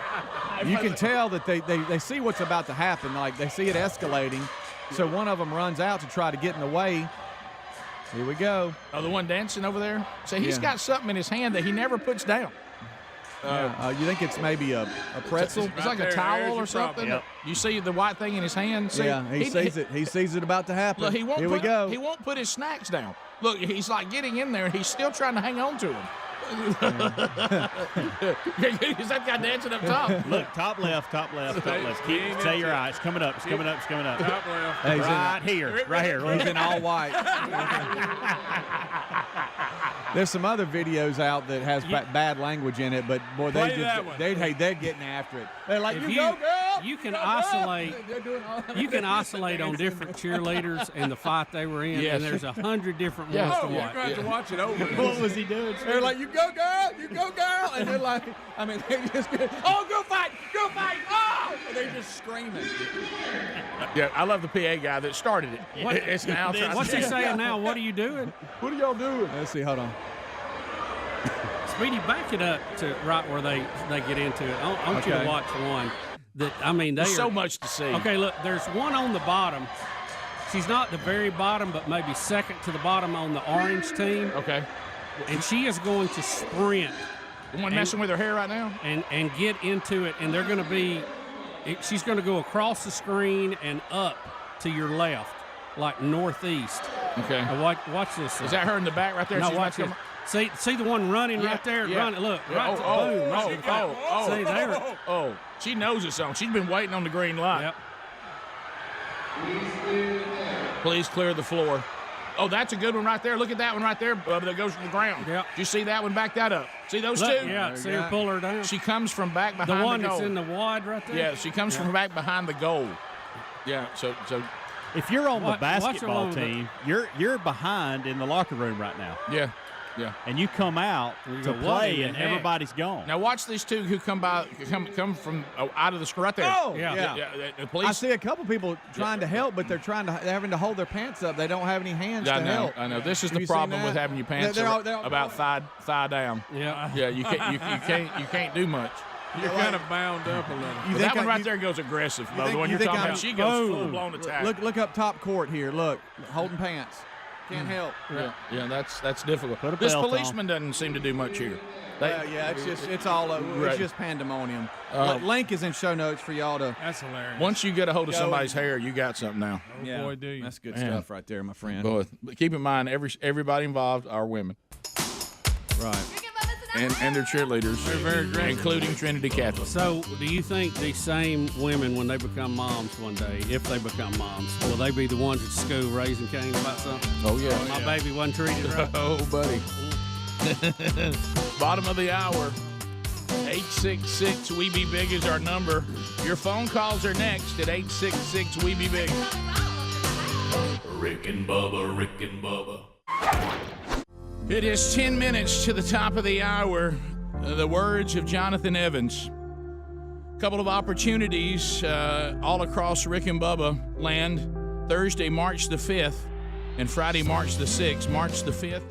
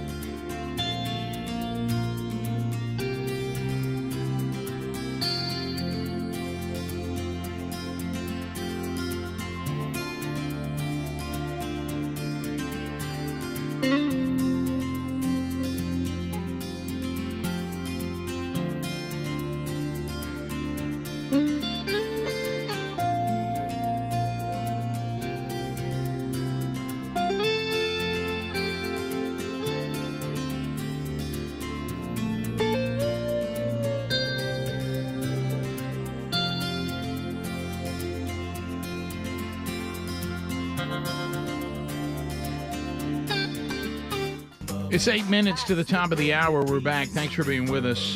We'll get to more of your phone calls coming up a little bit later on in the program. Thanks for being with us today. All right, so a couple of things, and we'll move off Biden and get to this other thing. Did you see, we also have the story that was handed out to us today, Arab Americans in Michigan demanding Biden step down. Now, their reasoning is because they claim he has been supportive of Israel, and that has bothered them in the Hamas conflict going on in the Middle East, and so they want the Democratic Party there to put down, cast their ballot for uncommitted, and they want him to step down as soon as possible because they think he's been too pro-Israel. So he's got that happening on the other end too. And then, of course, Bubba, there's Rob Reiner. Rob Reiner has put out some great movies, and I know we disagree with him politically and all that, but we disagree with a lot of people in the entertainment business politically that we like, and even in professional sports. But he, he's given us all for a few. He's given us a few good men. Harry Met Sally. Oh gosh, his list of movies is incredible, and he's done some great movies. Spinal Tap, which I'm not sure that people list that as one of his greatest, but we do. Oh, yeah. But anyway, but he's a raging lib, and when he gets on monologues, it's almost like watching the male version of The View. But he put out a movie, God and Country, right? It's called God and Country, the Rise of Christian Nationalism. Okay. And it didn't just tank at the box office. It was humiliated. Right. It opened in 85 theaters and earned just over $38,000. Yeah. So that's there was only a few people in each seat. That's Right. That was over a 4-day average. So that was only $451 earned per theater over a 4-day average. Sound like them. And so they're lining up. So he wants to terrify us over Christian nationalism, I guess, in the movie or documentary or whatever it is. Yeah, I think libs really like that because they get to hammer Christians and being a patriot all at one time. And so 2 for 1. They've really locked into that term, Right. I don't really. It's almost like. It doesn't feel to me, and look, there's a side of Christian nationalism that I don't like either as a follower of Christ, but I know that's not the way he's going to portray it. But does it feel like to you there was a day, in the Falwell days and all that, where if you were a conservative, you had to go out there and try to woo the faith-based right in order to have a chance to win. Do you feel like it's even all that powerful as it used to be? It doesn't really feel like it to me. From a political, impact. Ask that question one more time. So I know what he's saying. He's saying our government is too influenced by Christian people, and there's a Christian nationalism that they're so political, and their political agendas turn the country into something us godless people don't like. Okay? I don't really sense that the Christian right, that voter bloc, and the leaders, back in the Falwell movement and all that. Moral majority. It doesn't feel like that's as needed as it once was. I don't think that has as much influence as it once did. Now, I know he's trying to say the opposite. Right. Well, I don't know. I think a lot of Christians are patriotic in nature because they feel very blessed to be living in the United States this day and time. So I think they try to turn that into something else by using those terminologies. You can go too far with anything, but we're here. We're visitors, but we are proud of our country, and I do think it was ordained by God, and I think it's done a lot of very good things. We've had some ugly things that it has been responsible for, too, but I think the good far outweighs the bad overall as far as the world. Yeah, I guess the point I was making, I agree with you on that, but the point I was making is even when I use Christianity, I'm not talking about biblically solid Christianity. I'm talking about there's all kinds of versions of it now. As a matter of fact, I think around the world, it was over 30,000 different versions of Christianity. And the Western church, some really influential Western churches, actually seem to be drifting to the left. There's become a liberalism that has entered the church, which is not good. And, God's evolved on certain things, and, you're not betraying your faith by not agreeing that life begins at conception, and you're not betraying your faith by agreeing that God has evolved on his standard for marriage. So I guess the point I was making is it doesn't feel like to me that you can get the voting block of the church on the same page like you once could. There's a lot of really important disagreements, by the way, and that he's acting like that Christian nationalism has the power it once had. I'm not sure it does. Well, I think he's lumping a lot of things into that really technically wouldn't fall under it because he's trying to make a propaganda movie, but you know, like I said, he's a talented movie maker. I'm not denying he that. is, no doubt. And was a pretty good actor. Oh, me. But yeah, I didn't know he did. I didn't know he did Princess Bride. That hurts. Yeah, he did. Yeah. Stand by me. You mean tell me A Few Good Men Ooh, didn't I like hurt? Stand He did By A Few Good Men. Stand by me. He That's did a the good Jack movie. Nicholson. I mean, the monologue that we all love. That's Rob Reiner. Oh my goodness, Harry, Sally, Few Good Men, like you said. Misery. I didn't know he did Misery. How about Misery? And Bucket List. I never saw Bucket List. Good that's movie. a It's good one. movie. Good movie. This is Spinal Tap. There's mine. Spinal Tap. Come on. Yeah. I love that. Yeah, Bucket List is fantastic. Mockumentary. Is it really? Okay. Morgan Freeman Yeah, and Jack Nicholson. Come on. They I've never seen it. They go and try to hit their bucket list because both of them are dying or one of them's dying, and both so they dying. do it. Yeah, it was really good. It was interesting. It movie. was good. So And their bucket list turns out not to be as fun as they thought it was going to be. Yeah. Some of it. yeah, but you know, I think what Rob Reiner has miscalculated with this, not only is anybody on the right going to go see his documentary, I think he miscalculated how much the left cares about it. Yeah, I don't think they're that threatened by what he. For the reason I brought him, I don't Yeah. think they're that afraid of it. I don't think so. I agree with you on that. I mean, I'm sure he wanted it to get some legs Right. and kind of become a cult following Yeah. of it, and then it would grow and become a term that everybody would use in the election. But so far, that's not happening. Top of the hour. If you say goodbye, we'll then catch the Rick and Bubba archive today. It's available on our YouTube channel and our podcast channel. If you got more Rick and Bubba, stick around. Rick and Bubba, Rick and Bubba.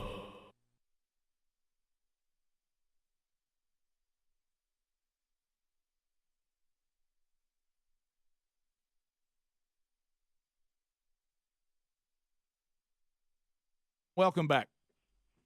Great to be here. Good to be here. Thank you. I was playing that clip for when you came to address the men of my local church a while back, and I will tell you that phrase resonated with those men in the room, as did your entire message. Where have the men gone? And you know, we've talked about this. I know you and your dad are trying to go out and engage this as well. If men have the influence we know that God has given them, Satan has believed in that for a very long time. That's why he's destroyed so many things by destroying men. Maybe it's time for the church to go on offense and then make men's ministry a priority and disciple the men and counter that satanic move. And I just want to say thank you for the commitment and how intentional you and your dad have been in this arena. And we join you to try to do our part as well. Absolutely. Well, I appreciate that. And obviously, as you stated, it's a big deal. God has an order, and obviously you see in the garden that the enemy knew to usurp that order. You know, by inserting himself into an animal, Adam and Eve were supposed to rule over the animals.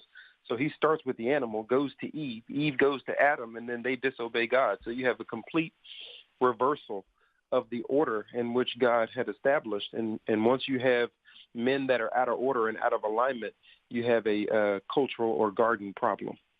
Yes, you do, and I know the book Kingdom Man that your father put out. You know, I suggest that book all the time. We went through it in one of our small Bible studies as well, and of course the movie that came out was fantastic.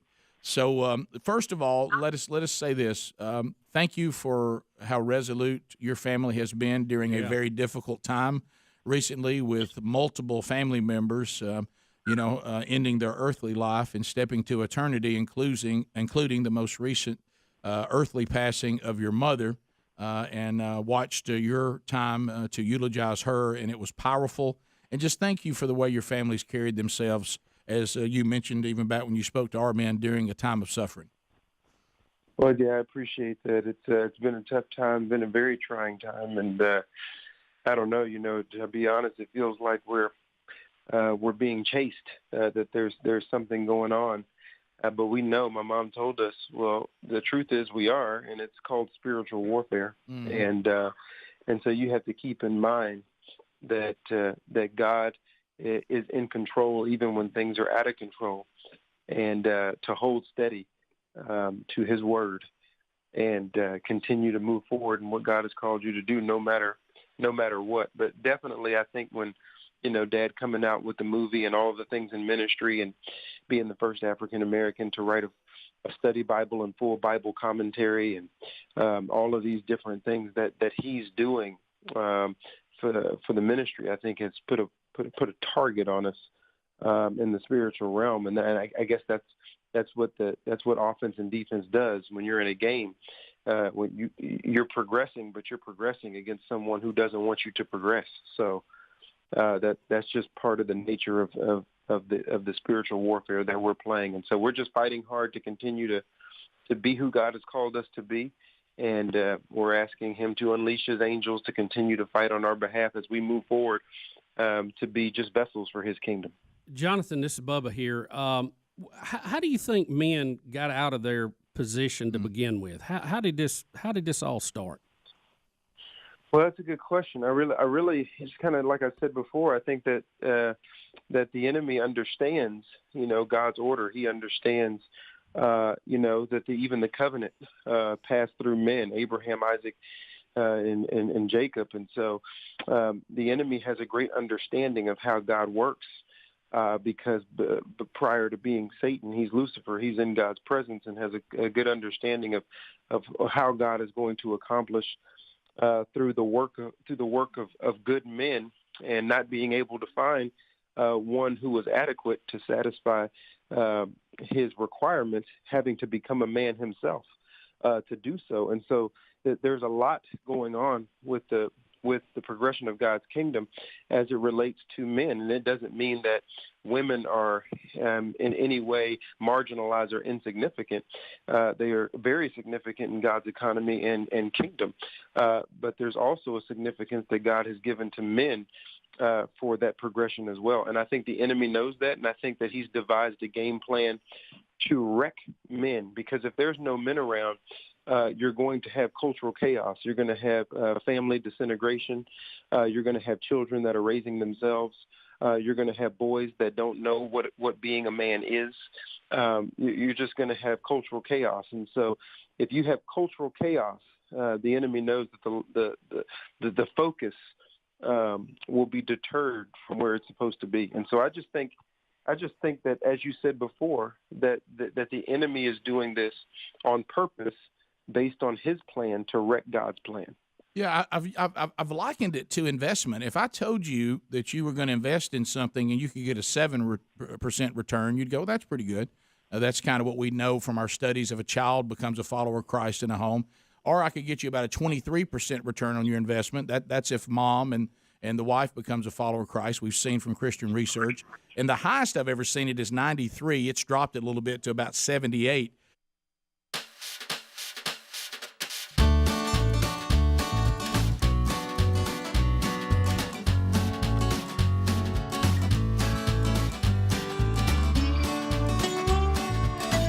Six minutes now past the hour. From the Big Boy Studio, another hour. Thank you for being with us. From Sweet Home Alabama to the world.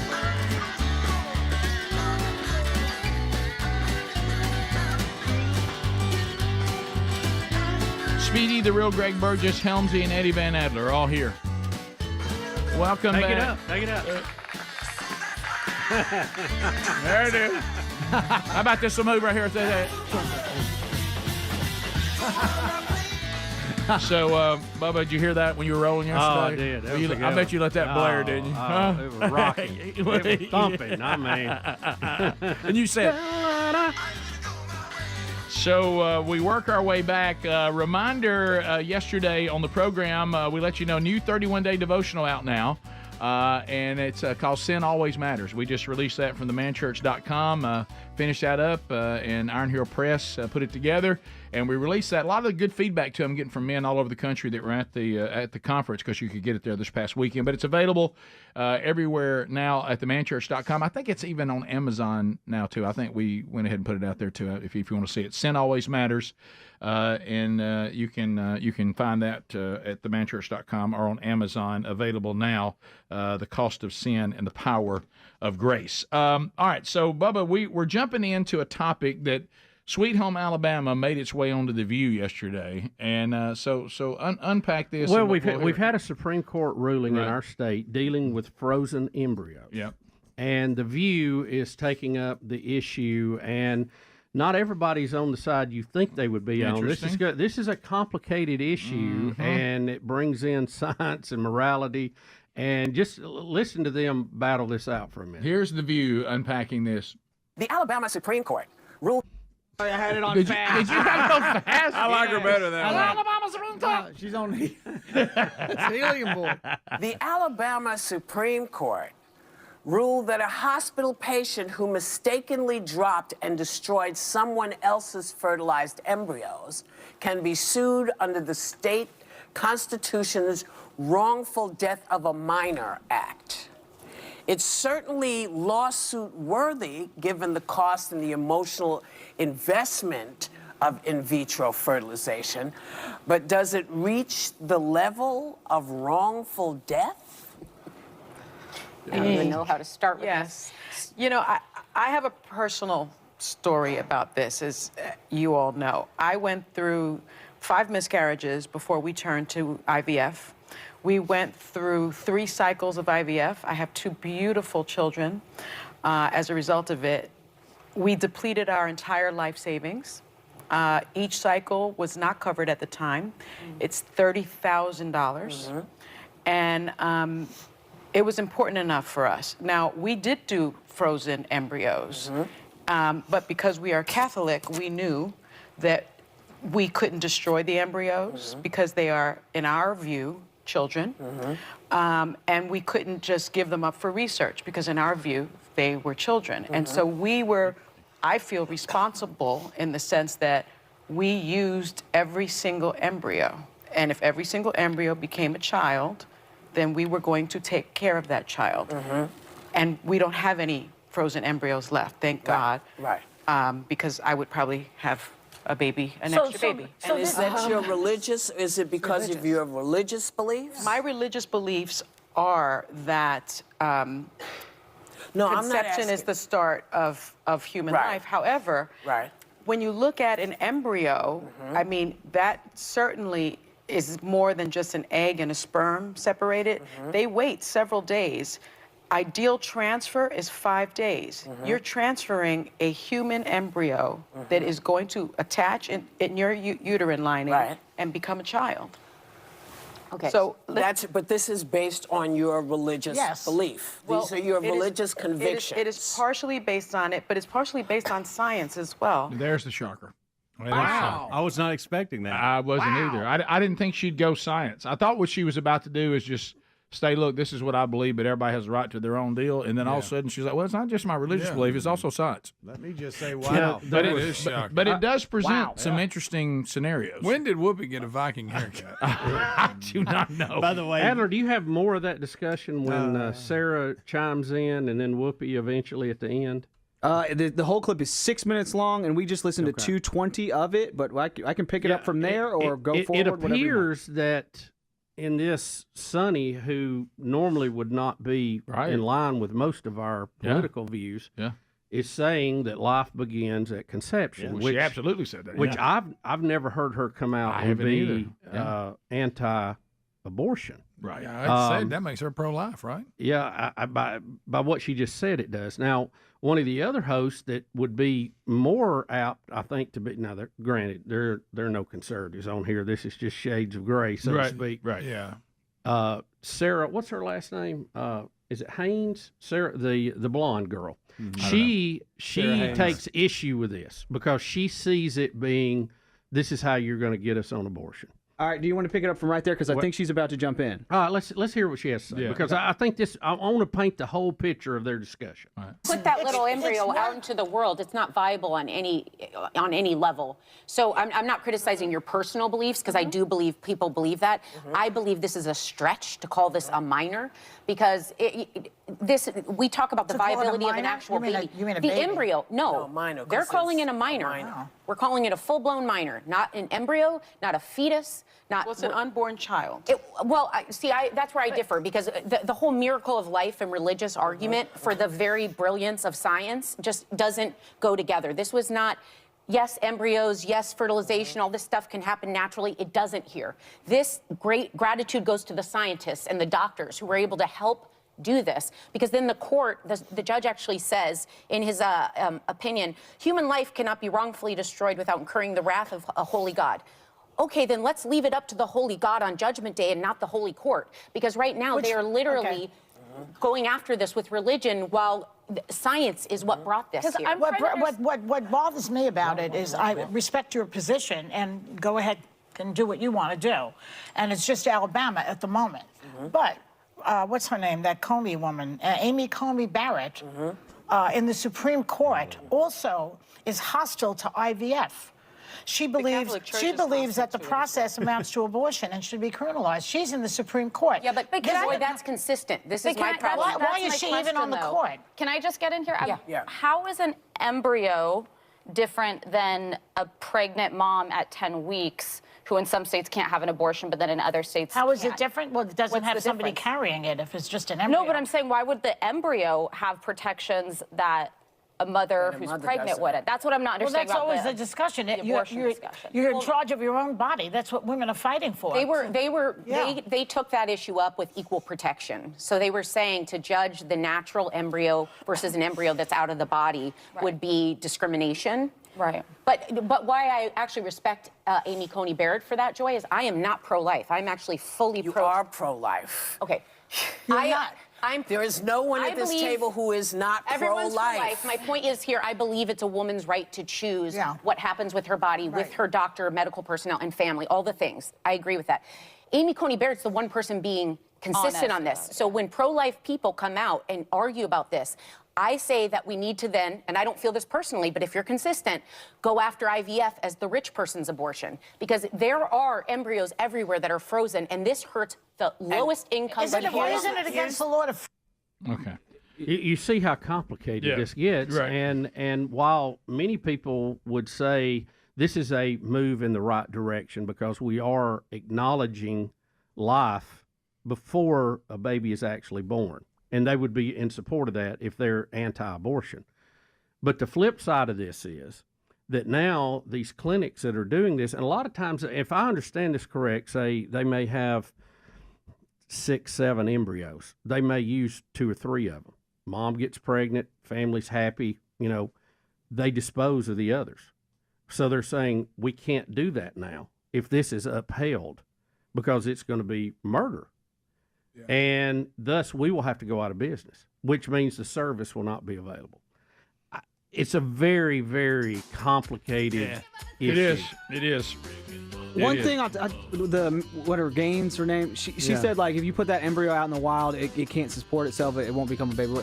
If you put a 1-month-old out in the wild, it can't live on its own either. So that's a very bad example, and just that one example. Yeah. We'll be back 16 minutes past. More Rick and Bubba coming up right after this. Rick and Bubba, Rick and Bubba. Resolve. But if I were to tell you were about to invest in something and get a 78 to a 93% return, which one would you invest in? Well, there's no question. But the church does it. In general, they spend all their time on programs designed for everything. And if you look at most churches, the men's ministry is dead last. That's right. And the men's ministry is dead last a lot of times because men are the hardest to do ministry with. Right, but boy, it pays. The church, that's right. The church doesn't want to take the time and the investment that it takes to really go out there and challenge men. And a lot of times men's ministry is really hard because you can't pull men in just by a flyer. You can't pull men in by just throwing something on Instagram. That's not how it works. In order for men's ministry to have any opportunity of success, you have to actually, from man to man, go touch people in personal relationship. And not only do you have to do it based on personal relationship, is that you have to give them some level of ownership. Men respond to another man touching, but also bringing him in and challenging, and then giving him a level of ownership and growing. And so without that ownership, if the church is doing everything and they're not giving men a place where they can actually have ownership as they continue to grow, and it's not relationship to relationship, a flyer just doesn't really work for men as much. Wow. You're right, Jonathan. 2 opportunities. I cannot encourage you enough to go out if you can get to either one of these, March 5th and 6th, Jonathan and Tony Evans together, Becoming a Kingdom Man. And hey, wives, make sure your husband is there. you do have that influence. Encourage him to be there. Details are rickandbubba.com under show notes. Jonathan, thank you very much. Rick and Bubba, Rick and Bubba. Rick and Bubba, Rick and Bubba.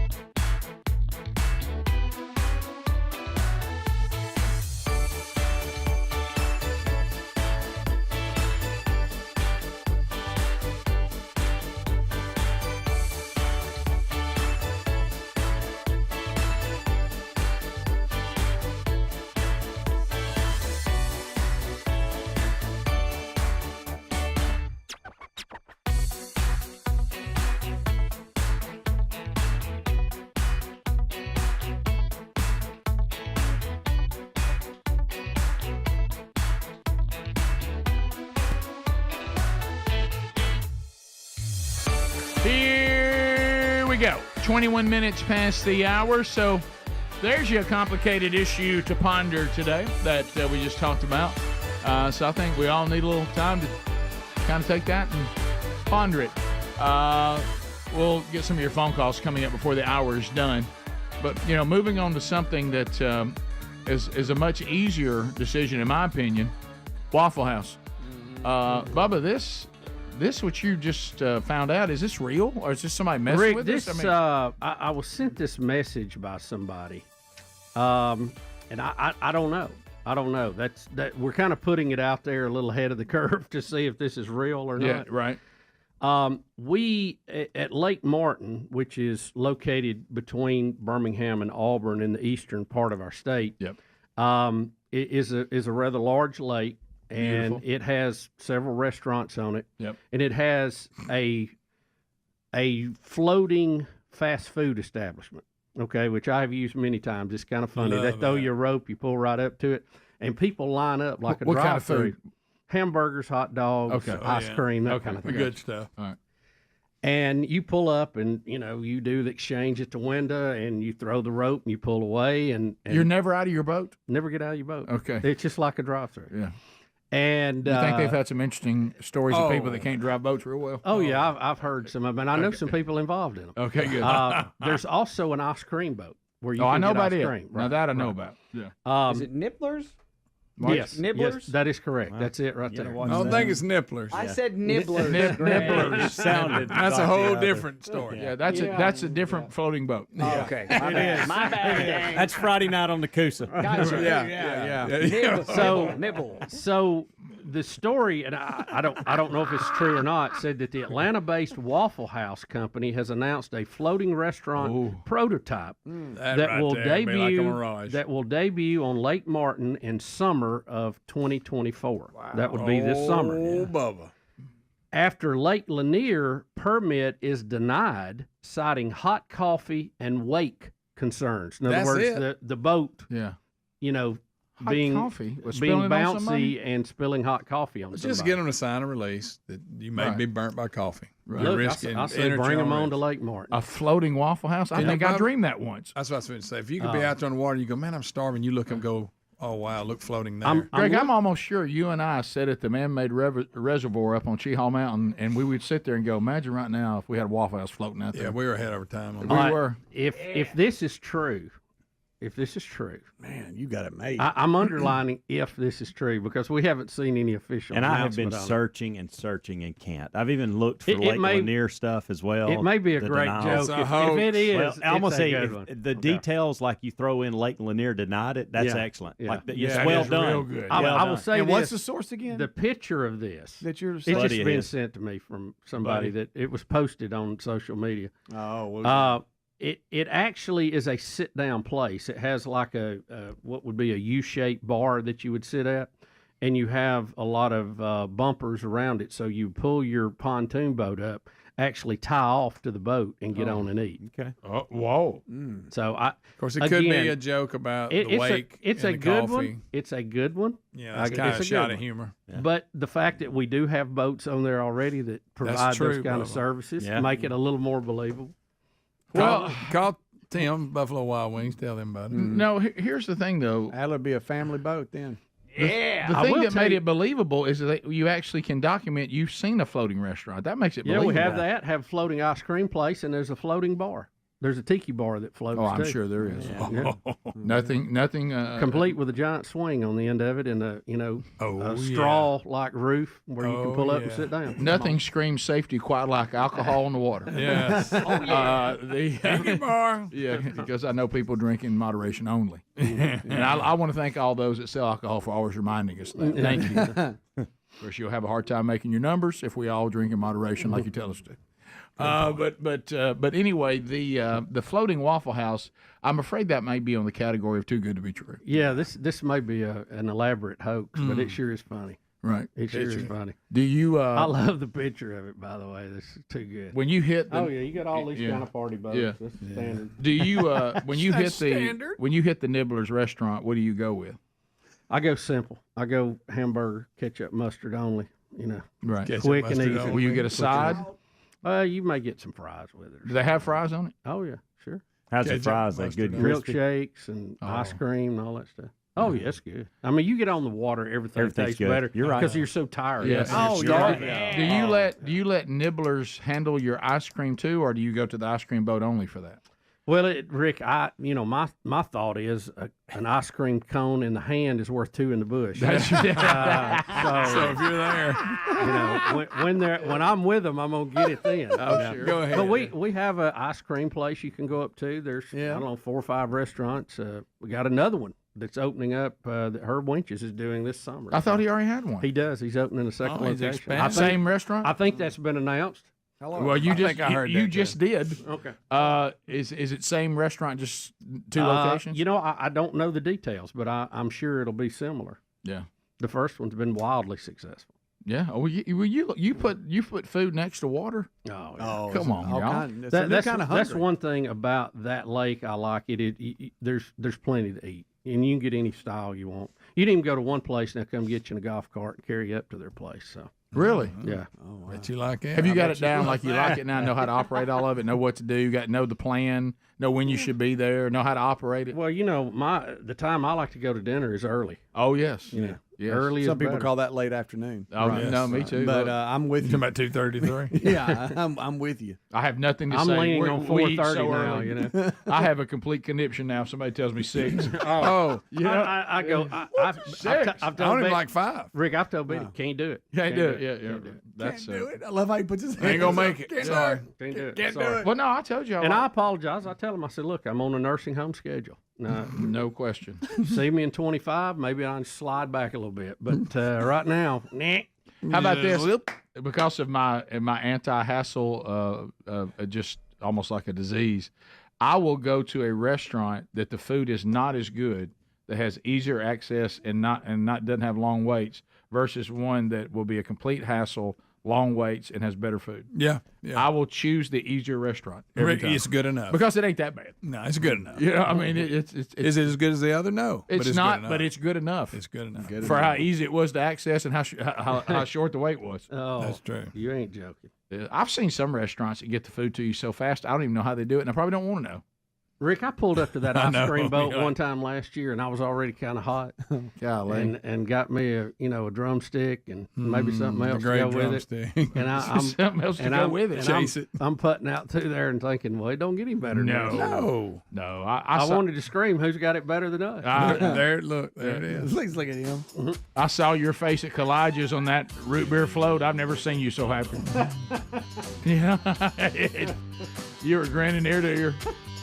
When I see that yellow top of that ice cream boat, my boat, I immediately throttle up and start heading that way. I don't even ask. Phone calls are next. 866-WE-BE-BIG. We'll chat with you when the Rick and Bubba show continues right after this. Rick and Bubba, Rick and Bubba.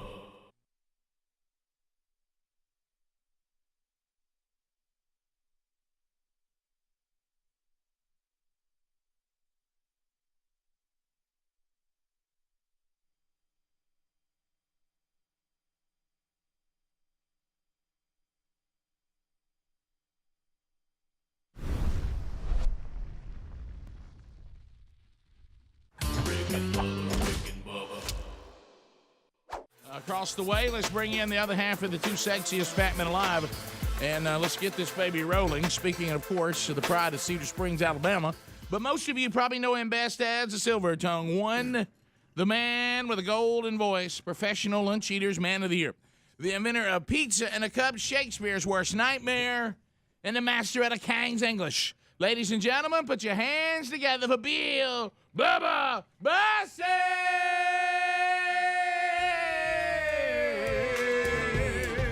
How about it, Bubba? How about you, Rick Burgess? Friends, neighbors, associates everywhere. Those of you pairing up outside. Yes. Welcome to the Rick and Bubba experience. Come on in and get a double helping. Put your hands together. Let's all clap it up, clap it up, clap it up.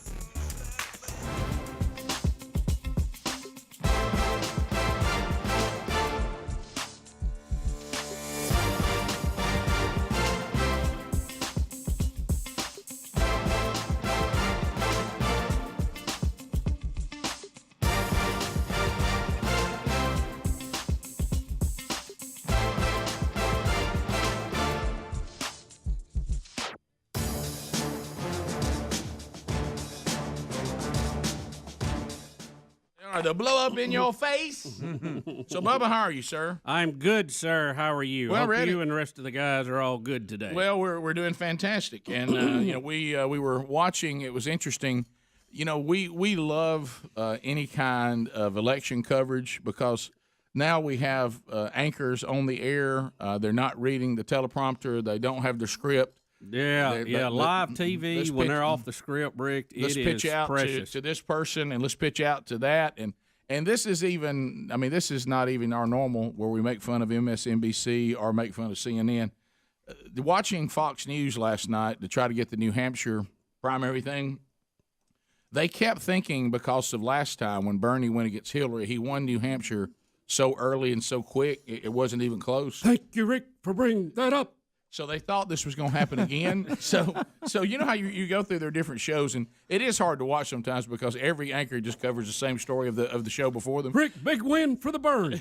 Well, Bernie, I got 3 delegates. Thank you. That's it. So they start out, and they're like, well, here in just a minute, we'll be able to call New Hampshire. Now we'll break down what this means for the Democrats. Because the big story was that Joe Biden got punched in the gut again. Mm-hmm. They just thought the Bernie thing was a given, okay? Yeah. And so they'd pick. Here's who I felt bad for: the people they had on location ready to break it down. And so every time they would go out there, the one guy who got to do the map, at least he had something to do because he would tell you how many votes have not come in yet and how close it is. Yeah. But who I felt really bad for were the two they put on location to talk from New Hampshire about what had happened. And when I went to bed, they still had not got a chance to talk because it was too close to call. And it's like we're still here. They would just pitch out to him. How's it going out there? Well, still probably any minute now. We'll call this. We'll call this here in just a few minutes. So really, Bernie did win, but he did not. Rick. He did not win convincingly. And look, I'm gonna tell you what, Buttigieg, he's really making some noise. And really, if you look at Elizabeth Warren and Joe Biden, they're really performing poorly. Well, Joe Biden, when he got beat in Iowa and finished third, he said it was a real punch to the gut. Yeah. He came in fifth in New Hampshire, so I think he's going to have to come up with another description, and I got one, but I can't give it. Right.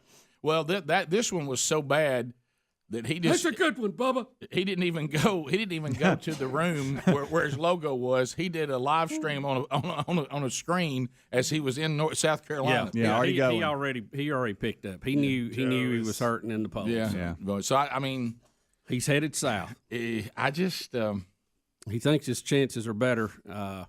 Bernie might play out the South a little bit. Elizabeth Warren won't be as popular, I don't think. So. Well, right now, the Democrats have got a socialist and a guy who has let us know that his husband will be the first gentleman. Yeah. And they are leading the way. Yeah, and the biggest winner was that Amy, was it Klobuchar, I believe, out of Minnesota. She is the anti-socialist Democrat. Yeah, she's the sole candidate that raised her hand and said she was concerned about having a socialist at the top of the ticket.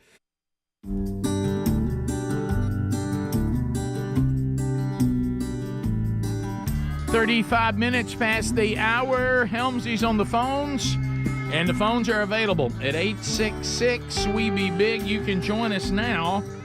There are some lines. We got a lot of them ready to go, but you can get in quickly. HelixSleep.com/Bubba. Hey, take advantage. There's a sale going on right now at HelixSleep.com/Bubba. Save 20% off your new mattress. Now, look.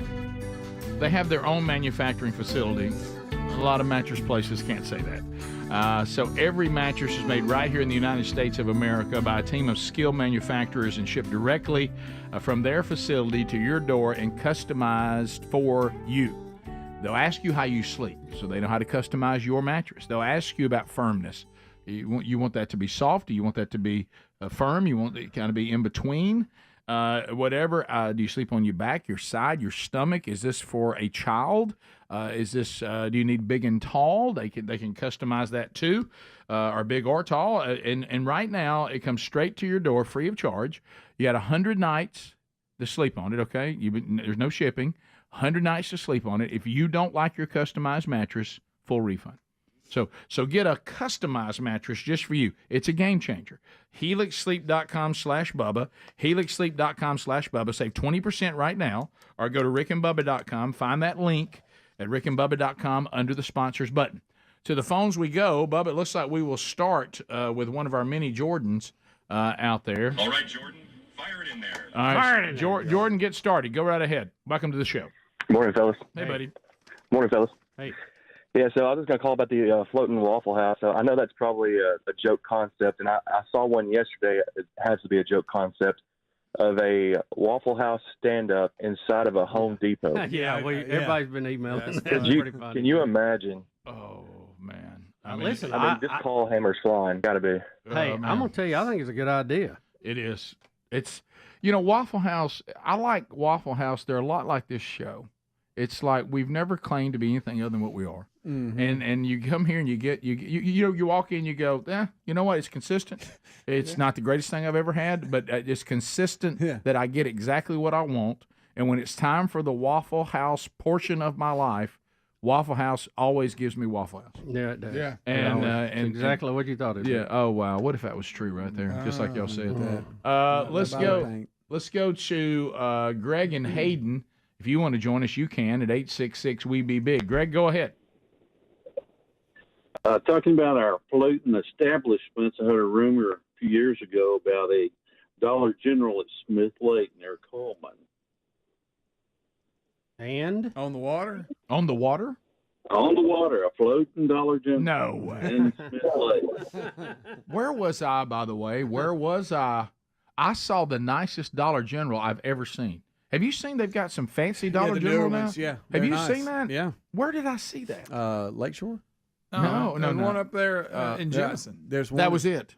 No, it was even nicer than that one. Really? Yeah, it liked the front of it and the way it was made and everything. Where was that? What I just made. There's one down there. Yeah, I haven't seen that. Yeah.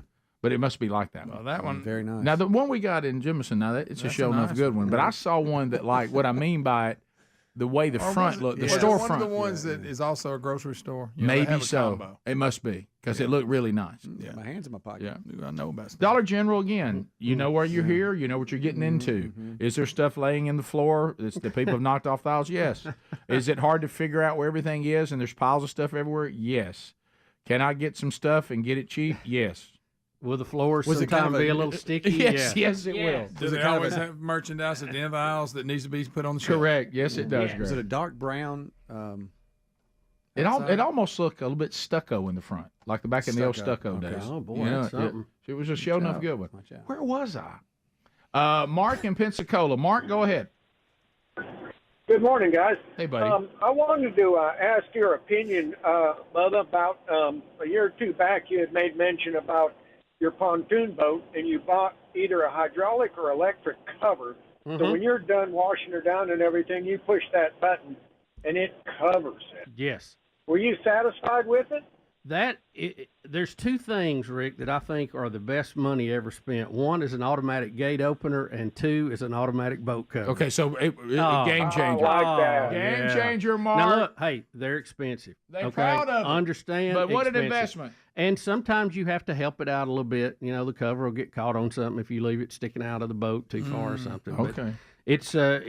but let me tell you, as opposed to an hour in the hot sun and you and your wife not speaking when it's over versus she goes in the house and I push a button and it's done in about 30 seconds. It's hey, I'm gonna tell you, I think it's some of the best money spent. Yes. I really do. Craig in Gardendale, ZZK. Craig, go ahead.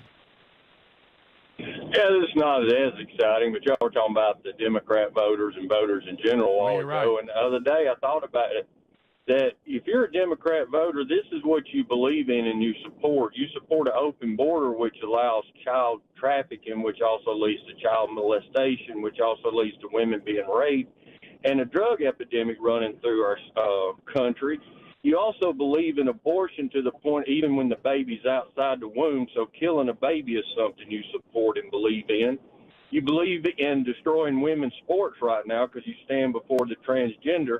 And the list goes on, but they try to run from this. But people, if you vote Democrat, this is who you are. This is what you believe. This is what you support. So keep your self-righteous self out of the church, because all you're doing is wasting time right now, because this is not God's will. Craig was ready to go. He was. He Yeah. was ready You know to what? go. A lot of good points there. We've always said the left, their scale is there are no wrongs. It's anything goes. Whatever Right. you want to do. The only sin is you cannot oppose me and what I'm wanting to do. You can't disagree with me. So when all these issues you're talking about, see, there's never a no in that. No. Can I come over the border? No. Can I play? I'm a boy. Can I play girl sports? No. They don't want no's. They don't want any no. Everything has to be a yes because they don't want to stand up and say there's rules. And the only, like you said, the only time you don't get a yes, can I oppose you and disagree with you? No. That's the only You can't get that time. yes. Can I disagree? No. You That's can do the only no. You can do anything but disagree with me. That's right. Everything else will be a yes. It was on our way to American Village. It's in Montevallo. That's where it was. There's where I called the Dollar General. Well, It was one of the nicest I've ever seen. Everything is a little nicer in Monteverde. It really is. Now, I'm hearing they had to adhere to the building rules, and Whoever came with that's like that that mayor over near Jackson, Mississippi. What's that? Is it Madison? Ridgeland? No, Was it Ridgeland? Because I was in Ridgeland, Mm-hmm. and that's the first thing I noticed. That's where we stayed over by Jackson and Clinton, Mississippi, and the maybe all the building requirements. That it was so nice. Yeah, we played the a same. tennis tournament there. It's a really pretty. You may be area. right. Yeah, I can't remember though, Rick. It might have been. But you may be right. But the bottom line is their building codes are: hey, you want to build a Taco Bell, fine, but it's going to look nice. Yeah. You want to build a Dollar General, fine, but it's going to look nice. And it really lends itself to a much more beautiful community. We continue. Let's go to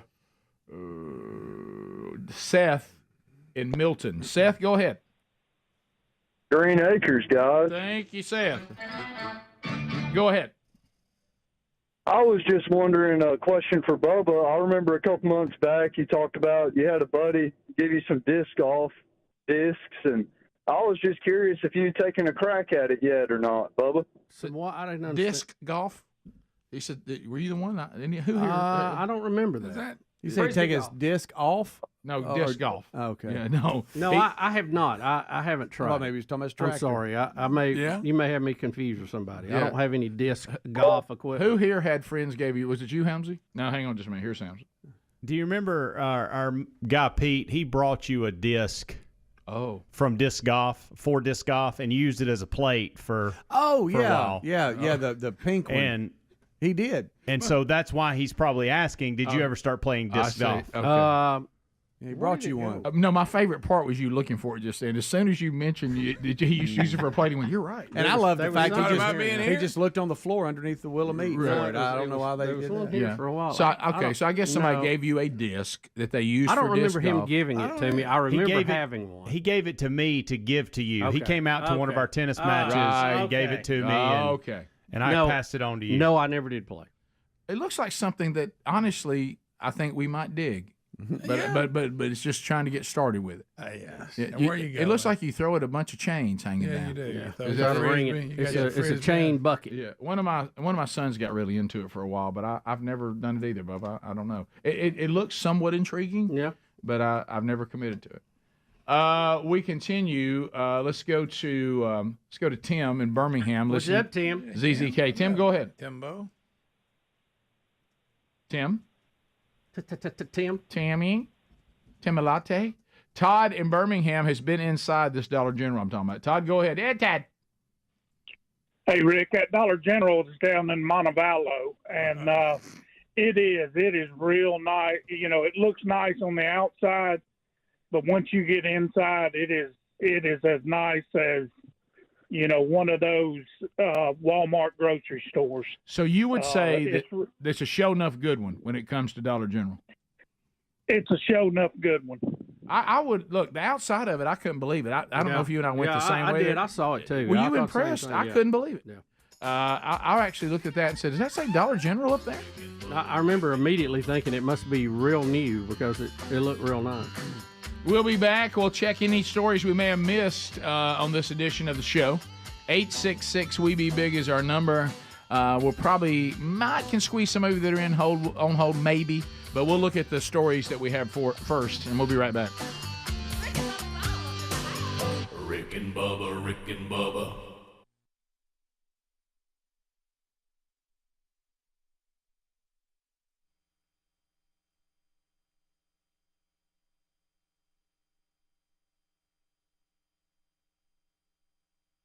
And that made her stand out a little bit, and she got a bump from it. Thank goodness there's still people who understand that a socialist is a bad thing. Yeah. I mean, that is a wannabe communist, and it's never worked. It hadn't worked. It's marginal in the democracies in Europe. Nothing outstanding there. Okay. What do you do? Because the Democrat Party, and you heard some of the Democrats that were being interviewed. They are giving that deal that, you know how you warn somebody about what's going to happen? Let me tell you something. If this right here happens, you're going to have problems. The supporters of Bernie are already saying, if y'all rob us again, you're going to have anarchy on your hands. Yeah. If he gets the votes and he gets the delegates, and y'all come in and do some little get over there with you super delegates and all this and take it away from us again. Of course, Bubba's predicting Hillary will come in and take the nomination to solve the confusion and the chaos. Does anybody want any action on that? Okay, I'm strong on that position. I got it. You're right. You know why I don't want any of that action? Because I don't know that the environment could be set up any more than it is right now for Hillary to walk in. So Yang's out now. He stepped out. He's done. He's done. He said he's there goes that $1,000 a month. There goes the $1,000 a month. He said he's the math guy. He's done the numbers. He has no chance of winning. Well, he proved that when he was going to give everybody $1,000 a month. That he don't know. Do you know that all the people that were giving cash away are out now? I don't think he's that good at numbers. If he was going to give everybody $1,000 a month, I disagree. He's not good at math. No. All the people that were giving money away are out. Meanwhile, they're done. Meanwhile, Trump. A lot of people are disappointed over that. Meanwhile, Trump's numbers are just going through the roof. Yeah. I didn't see it. Somebody said Rachel Maddow cried nearly cried on the air last night. I didn't see that. I wish I had. Everybody keep an eye on Peter Pan. She may be in trouble. You may be down for the count. Yeah. Right. Oh man. 16 minutes past the hour. 866 We Be Big is the number. So the Democratic Party, the two front runners, Bernie Sanders and Buttigieg, is ahead in South Carolina. We'll be right back. Rick and Bubba, Rick and Bubba. Pass the gravy, please. Rick and Bubba, Rick and Bubba. Ooh, it brings me to my knees. Rick and Bubba, Rick and Bubba. I can't start another. Rick and Bubba, Rick and Bubba. Day without a 22 minutes now past the hour of the Rick and Bubba Show. Thanks for being with us. Much to do going forward on the programs. All right, so a couple things, guys. We got to make a decision on this personal ad show. Yeah. And we got to make a call. I mean, it's Wednesday. I mean, if somebody's going to go out on a date Valentine's weekend, they got to start making a move. It's either, no way. We have to decide today. Yeah. And either do it today or say we decide today and do it tomorrow. But we have to decide one way or the other. By the end of the show today, we'll decide. We have to know. And, I understand the cheers, those that sat in the Colosseum in Rome. I understand their mentality. Let's see some action out here. Let's turn loose some lions and tigers. Let's watch people run. Let's watch gladiators. It's like us watching the bull run. Yeah. Or the running of the bull. There's a tremendous amount of gold available, and I will acknowledge that. And maybe it's time for this year for us just to go for entertaining gold and just make it clear that whatever happens, and it's not on us. Now, I don't know whether all the courts would agree with that we just said on the air it's not on us. But Rick, I keep thinking I keep thinking about that young man that called in that wouldn't be here. I know. If it were not for Bubba, the he made that up. Let it go. Well, he wasn't serious. Well, what I said to Bubba too, there's several of them. I've heard email from him. I told Bubba, I said that was a very moving story, and I agree with you 100%. I was totally moved by it. Then over here, there's somebody he said I wouldn't be here, and another people here said, I'd still be married if you hadn't done it. You know what I mean? So I wouldn't be incarcerated. Right. So there were wins and losses in it. The thing is, it's really down to this, Bubba. It's down to this. Do we just go for the entertainment and just whatever happens?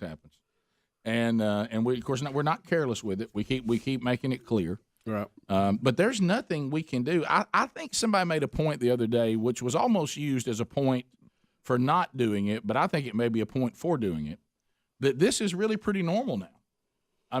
There's a lot of dating apps. People are familiar with putting themselves out there. Is this any more dangerous than you getting on a dating or Facebook, or Facebook, or on a website and not knowing somebody and say let's meet each other? Isn't it the same thing?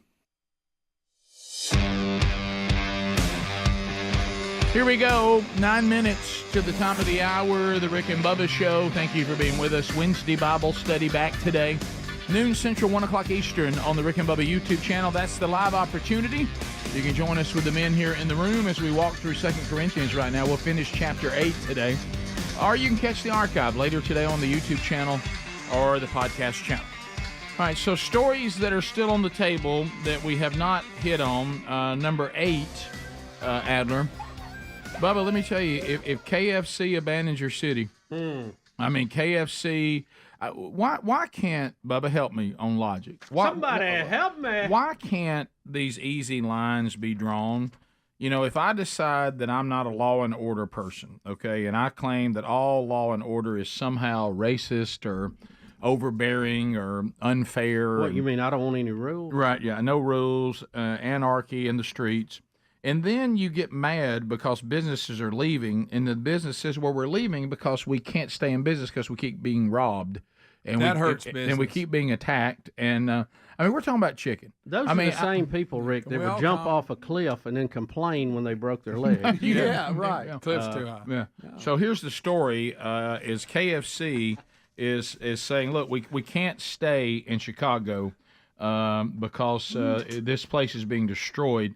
Again, if you ever back to the caller a minute ago, let's say that none of the moral issues you're on the left, you couldn't care less, you don't have any standard when it comes to black or white, to each his own.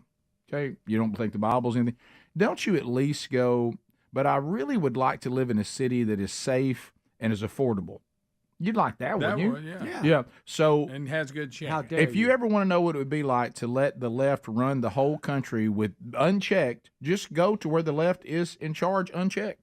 And get you a look. And Chicago's one of those places. San Francisco, Oakland. Yeah. So here Human it is. piles. Here comes KFC. Here we go. Food restaurants are closing their doors. This news came abruptly. It shocked area residents. It's left them concerned about the future of the local economy. Casey Cronin live with the latest. Casey. Don and Scott, all 3 KFC restaurants are owned by the same franchisee. The move comes as a disappointment to neighbors and also one local alderman who tells me he was blindsided by those closures. The restaurants are located at 83rd and King Drive in Chatham, where renovations have been underway for several months. Now progress has stopped, the windows and doors boarded up. Also in Grand Crossing, the KFC at 75th and Lafayette will no longer serve customers, and in Bronzeville, the chain at 35th and Calumet has been shuttered. This comes less than 1 month after the movie theater Cinema Chatham shut down. 6th Ward Alderman William Hall tells me these closures are a loss for the community, leaving employees out of work and corners vacant. Well, to the entire 6th Ward, my frustration is your frustration. We share the same frustration. I live here. I don't want to see abandonment. I don't want to see vacancy, just like you. Working hard with corporations. We are some challenging times, however. We're going to, again, look to the future. Hopefully we find or reimagine our corner, even if it means tearing down that KFC and building a new business. But we're not going to stop until that vacancy is filled. Well, I bet they're lining up to come take that spot. I was about to say, gracious. What about addressing the reason they're leaving? Yeah. Hello. What about it? What about Can we just not allowed to say it? Yeah, go back to that, and then you look. They were doing renovations and still shut it down. Hey, it ain't worth it. Just quit. Well, and the theater shut down, and it's all because they don't feel safe. They don't it's a combination of extremely high taxes, anti-business policies, anti-business regulation, and then you get a lack of supportive law enforcement, a lack of accountability, a lack of punishing people. Workforce. And then what happens is it gets turned around. Our policies aren't the problem. You're unfair and mean for leaving our community. Can't believe you do this to us. Why can't they draw this line? You really think that people who make money off selling chicken and movie tickets really would leave if they were selling a lot of chicken and selling a lot of movie tickets and they were having a glorious time? You think they would leave? Well, Rick, I think a lot of people have grown up without, their education system has been full of ideology, not real world economics. Mm-hmm. You know, we're much more worried about all these holidays and sources and things we celebrate than learning basic economics of a free market system. Right. And I don't think they have a clue. I don't think some of them are. They really don't understand how it works. So they have they can't comprehend what they're hearing. Mm-hmm. This is Portland. Look at some of these numbers on crime, murders, and murders. Good gracious! They're going through the roof. For 20 years, they had an average of 23 from 2000 to 2019, an average of 23 murders a year. When you look at what happened in 2019 and 2020, when they changed their policies, they defunded the police, they stopped locking up criminals. They're up to 97 from 23 to 97. It's fourfold. Yeah. I mean, that thing didn't graduate. Once it made that turn in 2019, it just away she goes. Summer of 2020. Y'all remember it? Yep. Absolutely. Well, I think you got to go back to what Bubba was just talking about. I think that we have a generation, they don't know the difference, Bubba, in a government-run food kitchen and a KFC. Right. They think KFC is supposed to come to the community and give everybody and make chicken available to everybody no matter what. They think it's just a rite of Even if you're passage. losing money. You Right. should come and you should do this for me because I want it or I need it. Yeah, and you go, well, we're not leaving for any other reason than we keep being robbed, we don't feel safe, and we can't make a profit. No, you're leaving because you're racist. No, that has nothing to do with it. Matter of fact, we would love to stay here. We'll sell chicken to anybody that wants chicken. But we have to feel safe. We have to have good employees. And we have to make a profit. And we have to make a profit. If we don't, we're leaving. Well, we did a story a week or so ago where I can't remember what businesses. They were making a profit, but it wasn't worth it to stay there. They were like, it's too Well, dangerous. again, if you're losing profits because of theft, or you can't get people That's to what it work, was. you know. It was in and out in Oakland, wasn't it? Yeah, they said they were making plenty of money, but it was dangerous for them. Well, people don't like to be in danger when they're trying to run a business. They just don't like that. They'd rather not be in that situation. They'd rather not be in that, yeah. Right. I mean, they would like to be able to run their business and it not be dangerous because you know what they can do? They can still run their business in other places where it's not as dangerous. Right. They can.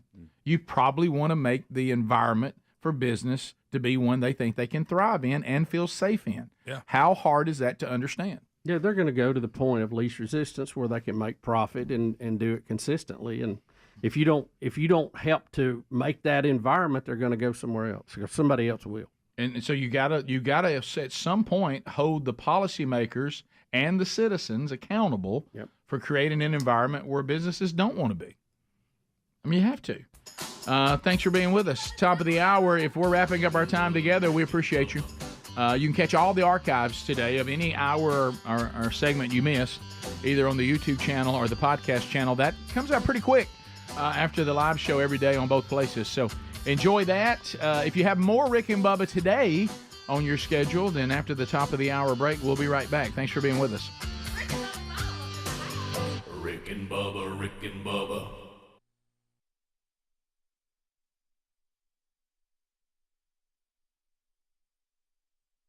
This is the Rick and Bubba Show. Watch more at blazetv.com/Rick and Bubba.